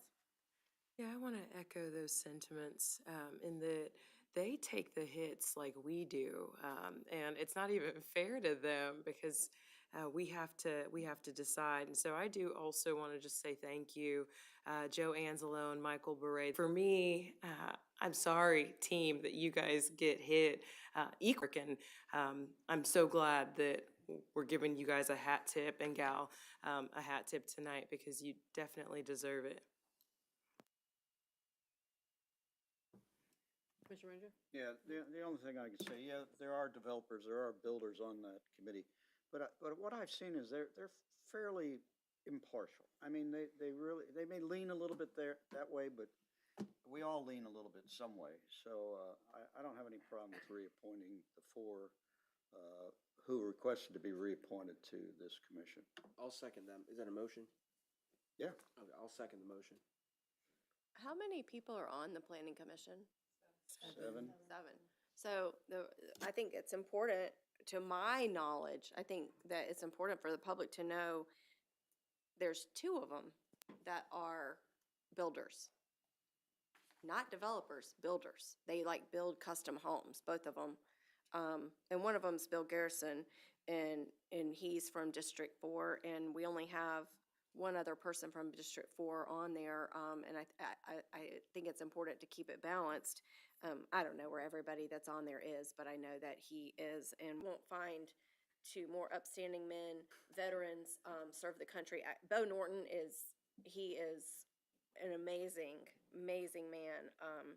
The only question, I did have a question for Courtney, that Michael Beret sits on the CCUA board, and we appoint that, right? So I wondered if that was a conflict if we appoint Well, Bo. sometimes the governor also appoints them, so I'm not 100% sure. I don't think that since he's not one of ours? I don't know. Since I've been here, I wasn't aware of him being on the CCUA, but No, we did that. We did that. you appointed Michael We Beret. appointed Michael to CCUA. Okay. Because that was her question then. Commissioner Condon asked if it was going to be a problem Oh, for I did? Michael to be, yes. Sorry, blonde movement. And No my offense to thought, other blondes. my thought is, if I looked at the research for the dual committeeship, that it would be okay because the planning commission is advisory to you. But I And mean, that I was could. your answer then. Okay. I just wondered because when we had for the CRC, we didn't allow people who serve on another board, and we've had some other situations where so I'm not trying to, Michael, if you're watching, it's not against you. I just want to make sure we're doing the right thing. I think the reason we've made that with the CRC and the planning commission is you can't serve on both because one's advisory to the other. It goes up the chain for that. And then I think the same thing that we did with the Historic Preservation Board and the CRC, we had them choose, looked at the law, it would say it was okay. Just one other, continuity is very important. You know, Pete David, I think he was on the original Fleming Island Development Board. I mean, so he knows it. He's got the maps. Pardon me? He has the original maps. Yeah, It's exactly. impressive, And Ralph Puckhaver, I mean, he's been on for, the only comment or question I have is, or comment, I guess, is we've been criticized in the past for, you know, not, what word do I want to use? Not mixing it up more. We've been, and also we've had a problem with people volunteering to be on different committees, and yet here we have more volunteers than we have positions. So just, you know, I don't want to discourage anybody from not, you know, filling out a nomination, recommendation form, so. Well, if I may, Madam Chair, I think at least one of these people is here tonight, spoke Yes, to yes. us, and I don't know if the other one is, because I don't know you, so I apologize. But we have openings, like, we have an opening on the Board of Adjustment, which is just as important as the Planning Commission, and, in fact, in some cases more. If you didn't hear me at the last meeting, we had 2 or 3 storage unit, that everyone hates. Everyone hates the storage units. We had 2 or 3 slip by because of a loophole, and they used the Board of Adjustment to do it. And once we figured it out, actually, it was when former Commissioner Sella was on the board, and all of a sudden on 220, there pops up the one that they're intended to be on, and that's how we found the loophole. And by that point, the one behind the racetrack on Blanding in Middleburg had slipped through. So, you know, if like, we have a motion to reappoint these people, but if you're interested, we have an opening, and that's very difficult to get people to, and I don't know why it's difficult to get people to serve on it, but anyway, so just a thought. Isn't there still room on our CAC? Isn't there? On the Springs, I think that's what we called it. I don't Or- know. Wasn't there still room on the CAC? Ryan's For gone. the Springs? Mm-hmm. Which, Okay. Well, I think there was confusion also. George is here, and I appreciate you, George. I don't know Travis Simpson, but I was told, I thought by Teresa, that there was gonna be an at-large position. It was not there yet, but they could go ahead and apply. That must not have been accurate. So I think that's why George applied. But I would like to see if we can get you in on one of the other ones, for sure. If there's room on the CAC, that would be a great fit for you. I think that what Teresa might have been referring to is, I know that, so out of the 7 commissioners, so 4 this go round, and then I think it's next year, the other 3, I'm pretty sure that one of the other 3 is not reapplying for reappointment. Okay. So that might be what So do we she- keep these, or do they need to apply again? You can ask Teresa to keep it if you'd like. Okay. Is that all right, George? Very good. Great. And thank you, of course. We are so appreciative if anyone steps up to volunteer, definitely. And they're very important boards, of course. All right, so we have acceptance of the resignation from, oh, did I do? We gotta did I do vote. the- We gotta vote. Sorry. There was a motion and a second, correct? Yep. Okay, I have a motion and a second. All those in favor, say aye. Aye. Aye. Any opposed? All right. And then we have acceptance of the resignation from the Juvenile Justice Circuit Advisory Board, 4th Judicial Circuit. Move, Pam Lewis submitted her resignation, and so we'll take a motion for that. move we accept it.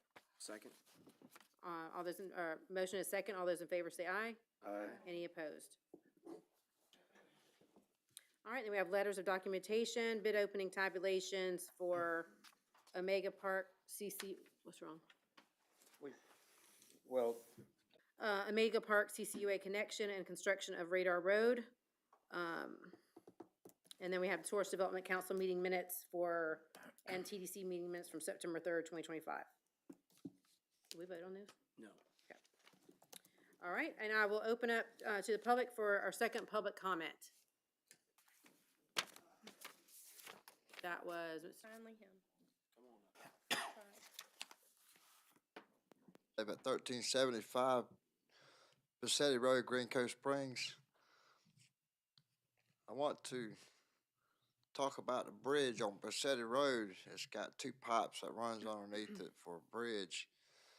And it does not hold the volume of water that comes through. The problem is the pipes hold the velocity of water coming through, which in return stop up the creek stop up the creek, and then the creek fills up on the other side of the road, and till it takes over Pacetti Road. And when it takes over Pacetti Road, it takes up 85% of my property with water, which if the bridge didn't stop up the road, it'd only take up about 35% of my property, the water would, going down the stream. The Clay County Public Works come in there and put the pipes in.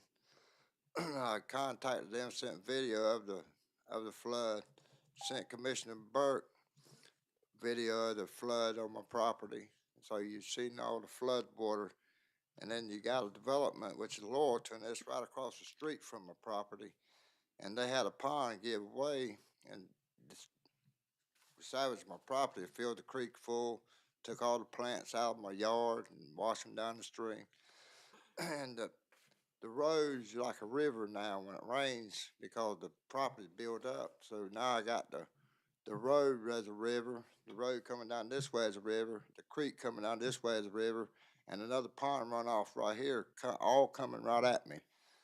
And what we need is a bridge. We need the pipes taken out and a bridge put across that creek, because the pipes and the embankment in the creek itself, it stops the creek up. And if you had a bridge that goes across it, when that water come down that stream, it would continue on running. It would build up on the other side of the bridge, on the other side of the road, and overspill the road, which takes up 85% of my property. I contacted Public Works, and they said they couldn't do nothing about it because it's private property. Well, you know, it's their negligence. They did the work. They put the pipes in. You destroyed my property. So I believe it should be their responsibility to fix the issue. I got a police report where it says the police was come out there. They couldn't get through. There's about 50 residents down in this neighborhood, one way in, one way out. So if no paramedics or the police, nobody can get in there when the stormwater comes, that's a safety issue, right? Nobody can get in, nobody can get out. I would like to have the bridge replaced, the pipes replaced with a bridge. I don't care if it's a wooden bridge, you know, just something where we can get in and out of there, you see what I'm saying? And my place quit flooding. I got about 15 other people along the creek, their property floods as well when the creek builds up. I had a lady from the Public Works come out and look at it when I had the flood on September 9th. And her response was claiming on your insurance to represent me, you know, my county officials, my damage. I want you to walk and look at it. Don't look at aerial views because you can't see it. I got trees over my property. You can't see it from Google Earth or whatever y'all looking at. I would like for you to physically come out and look at my property. Okay, thank you, Mr. Moody. Let me ask you a few things. First off, half of your property or more of it is actually wet. You have, it's, No, ma'am, it's yeah, not. I mean, I see it online. I mean. You need to come further out, and wetland. like I say, and look at it. No, it's from the maps.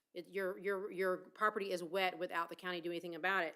The county also came out and fixed the culvert. Actually, the developer did, I think, that, and you live on a prescriptive road. It's not even a public road. You also old pipes were replaced with new pipes. I mean, a lot of things have been done.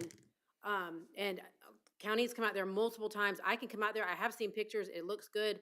Yes, maybe it probably does flood whenever you have water, but if you live on an area that's wetlands, to replace the pipes, Yes, ma'am. And they did. no, ma'am, they didn't. September the 9th, 2 years ago, if you remember me contacting you, and you said they were going to put the 48-inch pipes in, they have not done that. September the 9th of this year, I had a flood from Valancourt, from the work site, which they stripped. We didn't have this water issue before then. And then, now Valancourt changed the pipes out, the county bought them. But they put smaller pipes in than what come out. And they raised the pipes up 2.5 foot. So therefore, you still got a water issue. You know, you got all this development coming right across the street from me. And I got all Sir, this water I coming. don't know what you think the county can do. As you said, as you heard, we have $30 million in stormwater. That's why we're probably gonna need to get No, some. we have no sidewalks out there. We have no bicycle lanes. You bringing all these people out there to live. How these people gonna walk to town? How these people gonna get to the store? We gotta go 8 miles one way just to go to the grocery store. What happened to the south end of town? Y'all doing everything on the north end of town. We can't help where people sell their land. That's not, I mean, Well, you chose to live there, sir. I'm just saying, you know, you're right, I did chose to live there. I was living in a tent before I lived there. So yes, ma'am, I did come up a little bit, wouldn't you say? Living in a house and then a tent. Okay. I did come I mean, up. the county has done what they did even far and beyond, so, there's nothing else they can do. I've been paying taxes for the last 50, y'all, the people in the county public works and such as that. You know, my taxpayers pay y'all salary. I shouldn't be told, if you don't like it, move. If you don't like Nobody it, said hang that on to you. I don't believe that. Yes, ma'am. Yes, No. ma'am, she Okay, did. you spoke your piece. I've already let you know, you live on a prescriptive road, you live on wetlands, on a property, okay? The county has done things, Valancourt has done things that they didn't have to do, so I'm sorry, that's all we can Well, help you when with. it was, y'all caused the issue, you know, Y'all did not. I didn't do that to my Thank you, property. sir. Thank you. We're in a public hearing right now. You can. Yes. Keep it at 3 minutes, please. Pathetic.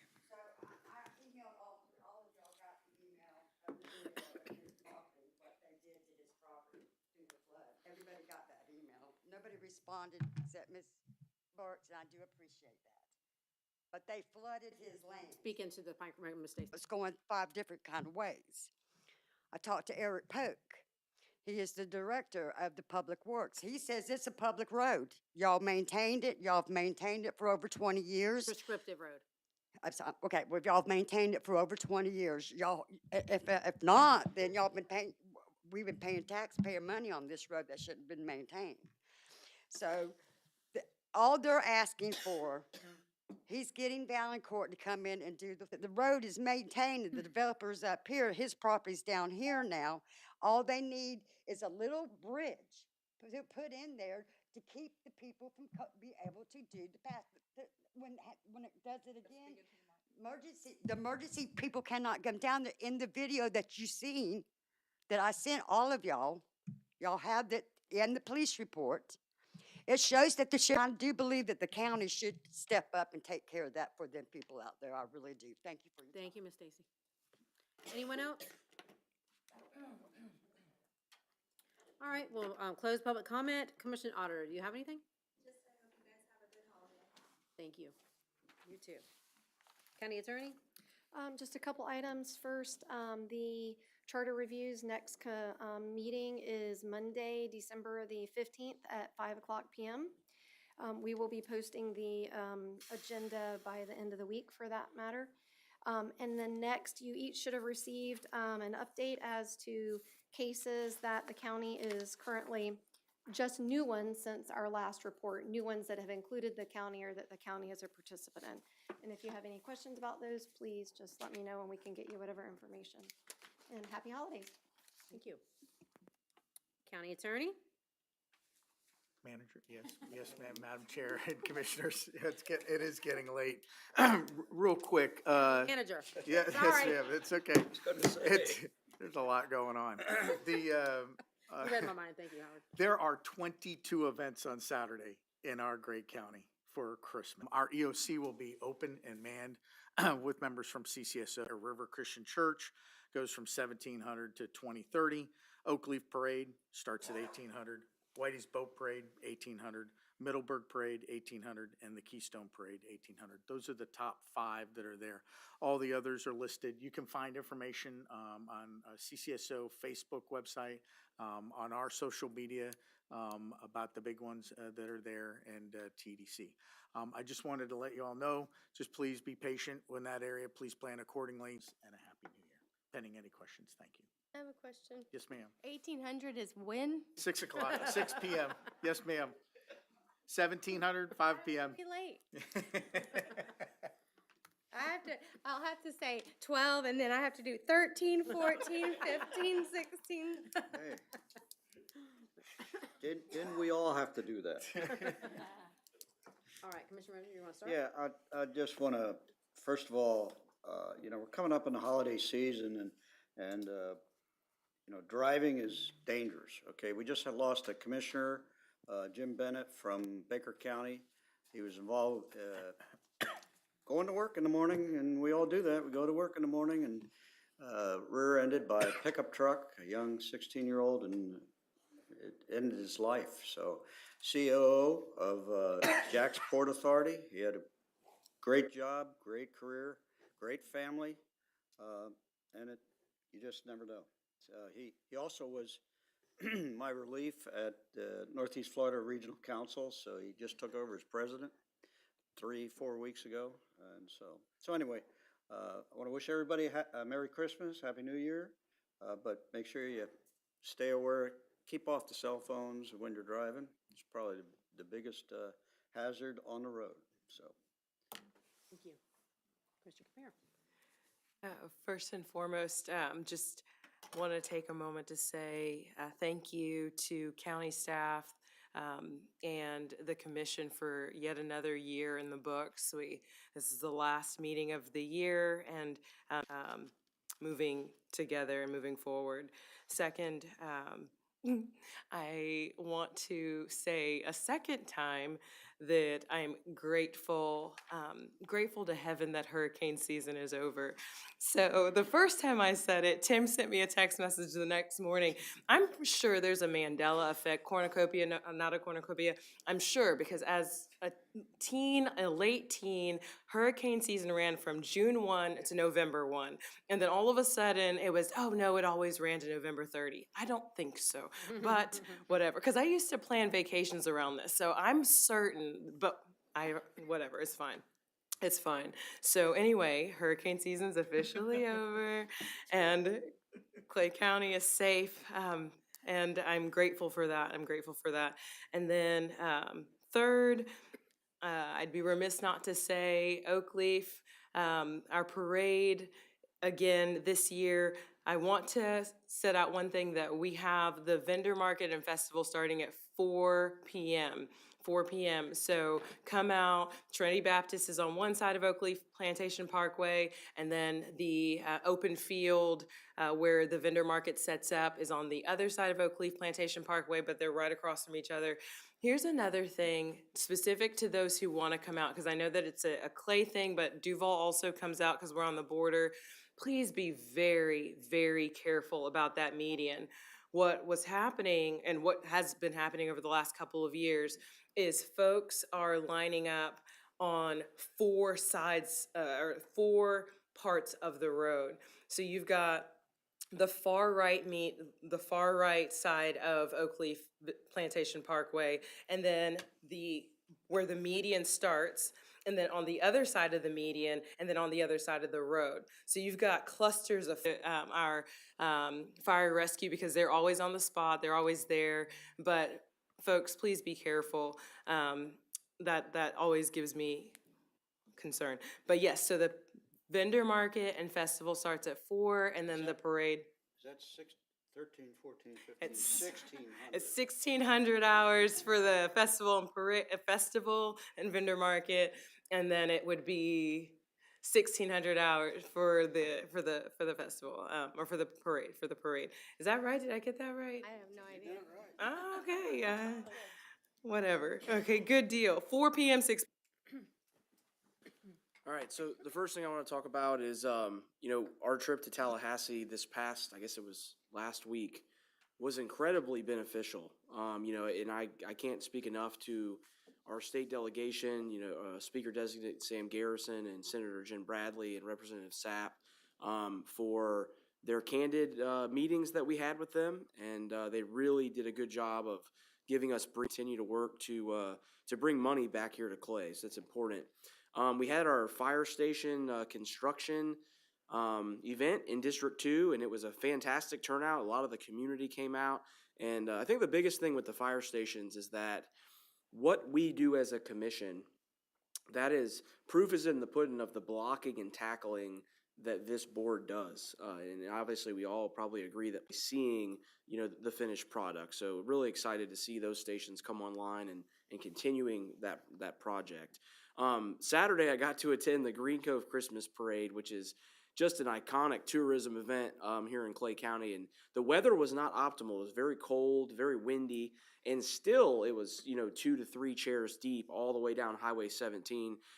Shout out to the Grand Marshal, one of my former teammates, Dane Dunning, a Clay High graduate, and also World Series champion with the Texas Rangers. They produced one of the best parade floats that I've ever seen in my life, and I truly do mean that. This float had a moving Ferris wheel. It had moving swings. It was unbelievable. And somehow, and we're not going to open a judiciary investigation, but somehow they came in second place. And you might have seen the comments on social media. It's a little controversial because they were unbelievable. So hats off to Knox Pest Control. Also, thank you so much to Justin, the Parks Department. We finally got the Black Creek Trail open. Raving reviews from citizens who use the trail regularly. Stay tuned. I'm going to be working with the Parks Department to do a community event on that trail to celebrate the upgrade and improvements, maintenance improvements that we've done of one of the iconic pieces of quality of life pieces we have in our county. And then, like Commissioner Compere, Saturday in Fleming Island, little birdie told me that Santa Claus might be coming to town for the Clay County Station 22. We'll go to Patterson Elementary, kick it out to school. And so hope you can join us. It's a lot of fun. And then lastly, Thank you so much. I am failing. It's been a long night. I'm pretty sure that the, that's from Georgia Bulldogs.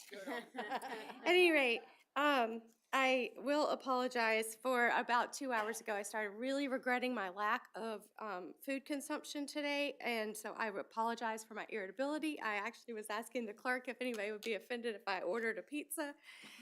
So I do apologize that I was pretty, you would? Okay, good. I was all in. Yeah, so, but at any rate, I was pretty passionate, but I really want to go back to my comments at the workshop this morning. I really do hope that we will workshop, and maybe I'm in the minority and maybe I'm the only one who wants to talk about it, but at least the 25% increase, the 25% for Homestead, because based on what we heard in Tallahassee last week, there's a pretty strong feeling that that's going to pass. And with the governor talking about homestead exemptions, and what that would be was you get the first $50,000. You already have the two $25,000 exemptions if you have homestead on your property, and then what they're looking at is 25% of the value of your home for an additional one, and that would be $20 million reduction in Clay County government budget, and that would be very difficult for us to come up with, and I think it's important to start talking about, and the reason that I do is I think it's important to educate voters, because Commissioner Reniger, you said voters are smart. I think they are really smart. I think they don't understand. And just tonight, somebody said something about their taxes pay our salaries. They actually don't. And so in Clay County, this is the first time ever that property taxes only cover the fire department and most of the sheriff's department, but not anything else. And in fact, we take other money to finish funding the sheriff's department. So everything else comes out of other revenue streams.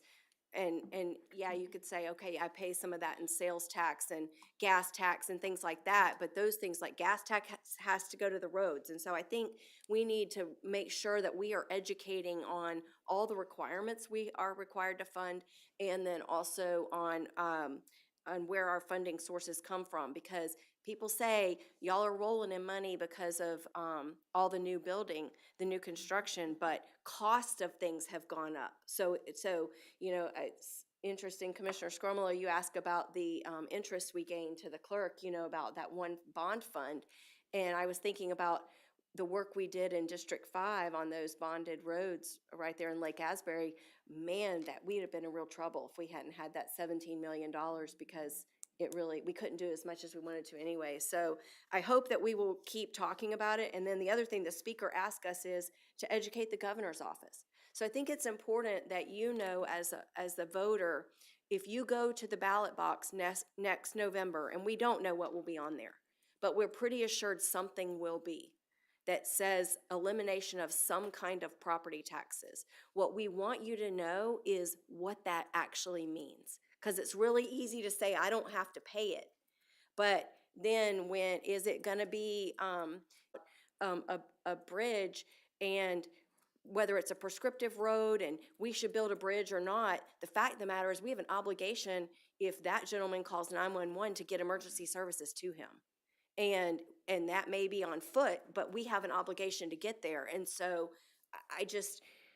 I don't take those responsibilities lightly. So I wasn't trying to be Chicken Little, the sky was falling, but it's important that we start talking about these things sooner rather than later. So that's why I said those things.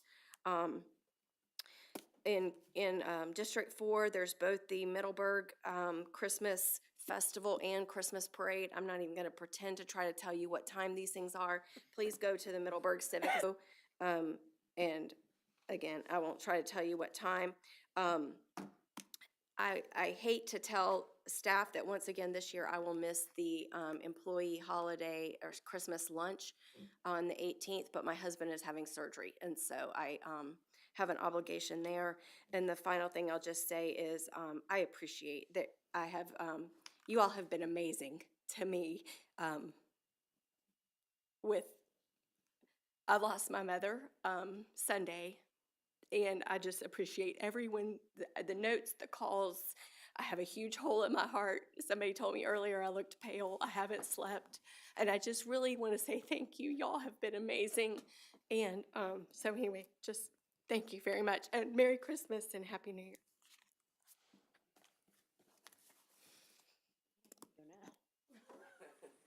I'm sorry. Yeah. Okay, I'm gonna pass out these for our committees. I guess y'all can just look and make sure that y'all are okay with it, or if you need to make any changes.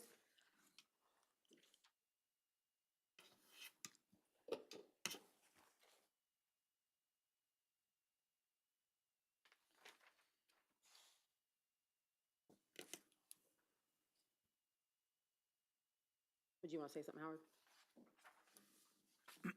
We have an opportunity in the first one in January to bring it back to vote. Okay. If it even really requires a vote, we've kind of talked about that before, but Teresa did a good job, I think, putting it together.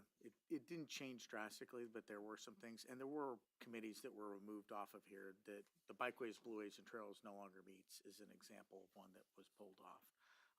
But again, at the hour that it is and kind of what people are thinking, we could bring this back. So just take it with you, and then if you have any We can- concerns, then talk Yes, to ma'am. Teresa. And we can then- put it on the agenda for the first one in Okay. January. If And I that know- pleases the board, you know, if that's, or, We needed to fill the juvenile justice circuit, so that's, we can also talk about that then. That doesn't have to be approved by us, does it? I mean, it's chair's yeah, assignment. it's really chair's assignment. Yeah, either way, Okay. however you want to handle it. Yeah.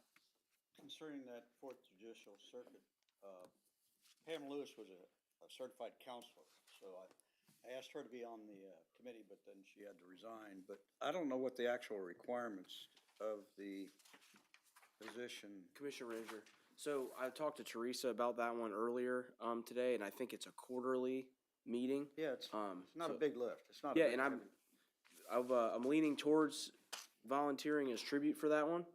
So New council? paid intern Taylor White. So we know a guy that knows a guy about that. But can I give you an answer, unless someone else wants to throw their hand in the air, if I can give you an answer in January, once I do a little bit more Sure. Yeah. research. Yeah, well, no, it's definitely my wheelhouse in my professional life for sure, Right. so. All right. And I don't really have anything. I just say Merry Christmas. So saddened by the passing of Jimmy Bennett. I think he was on our TPO, and just one of the nicest people. It's just, you just don't even think about how fast it can happen. And, so anyway, love your families and enjoy your family time. And we'll pray for those that have lost loved ones. And we love you, Betsy. And if there's not anything else for the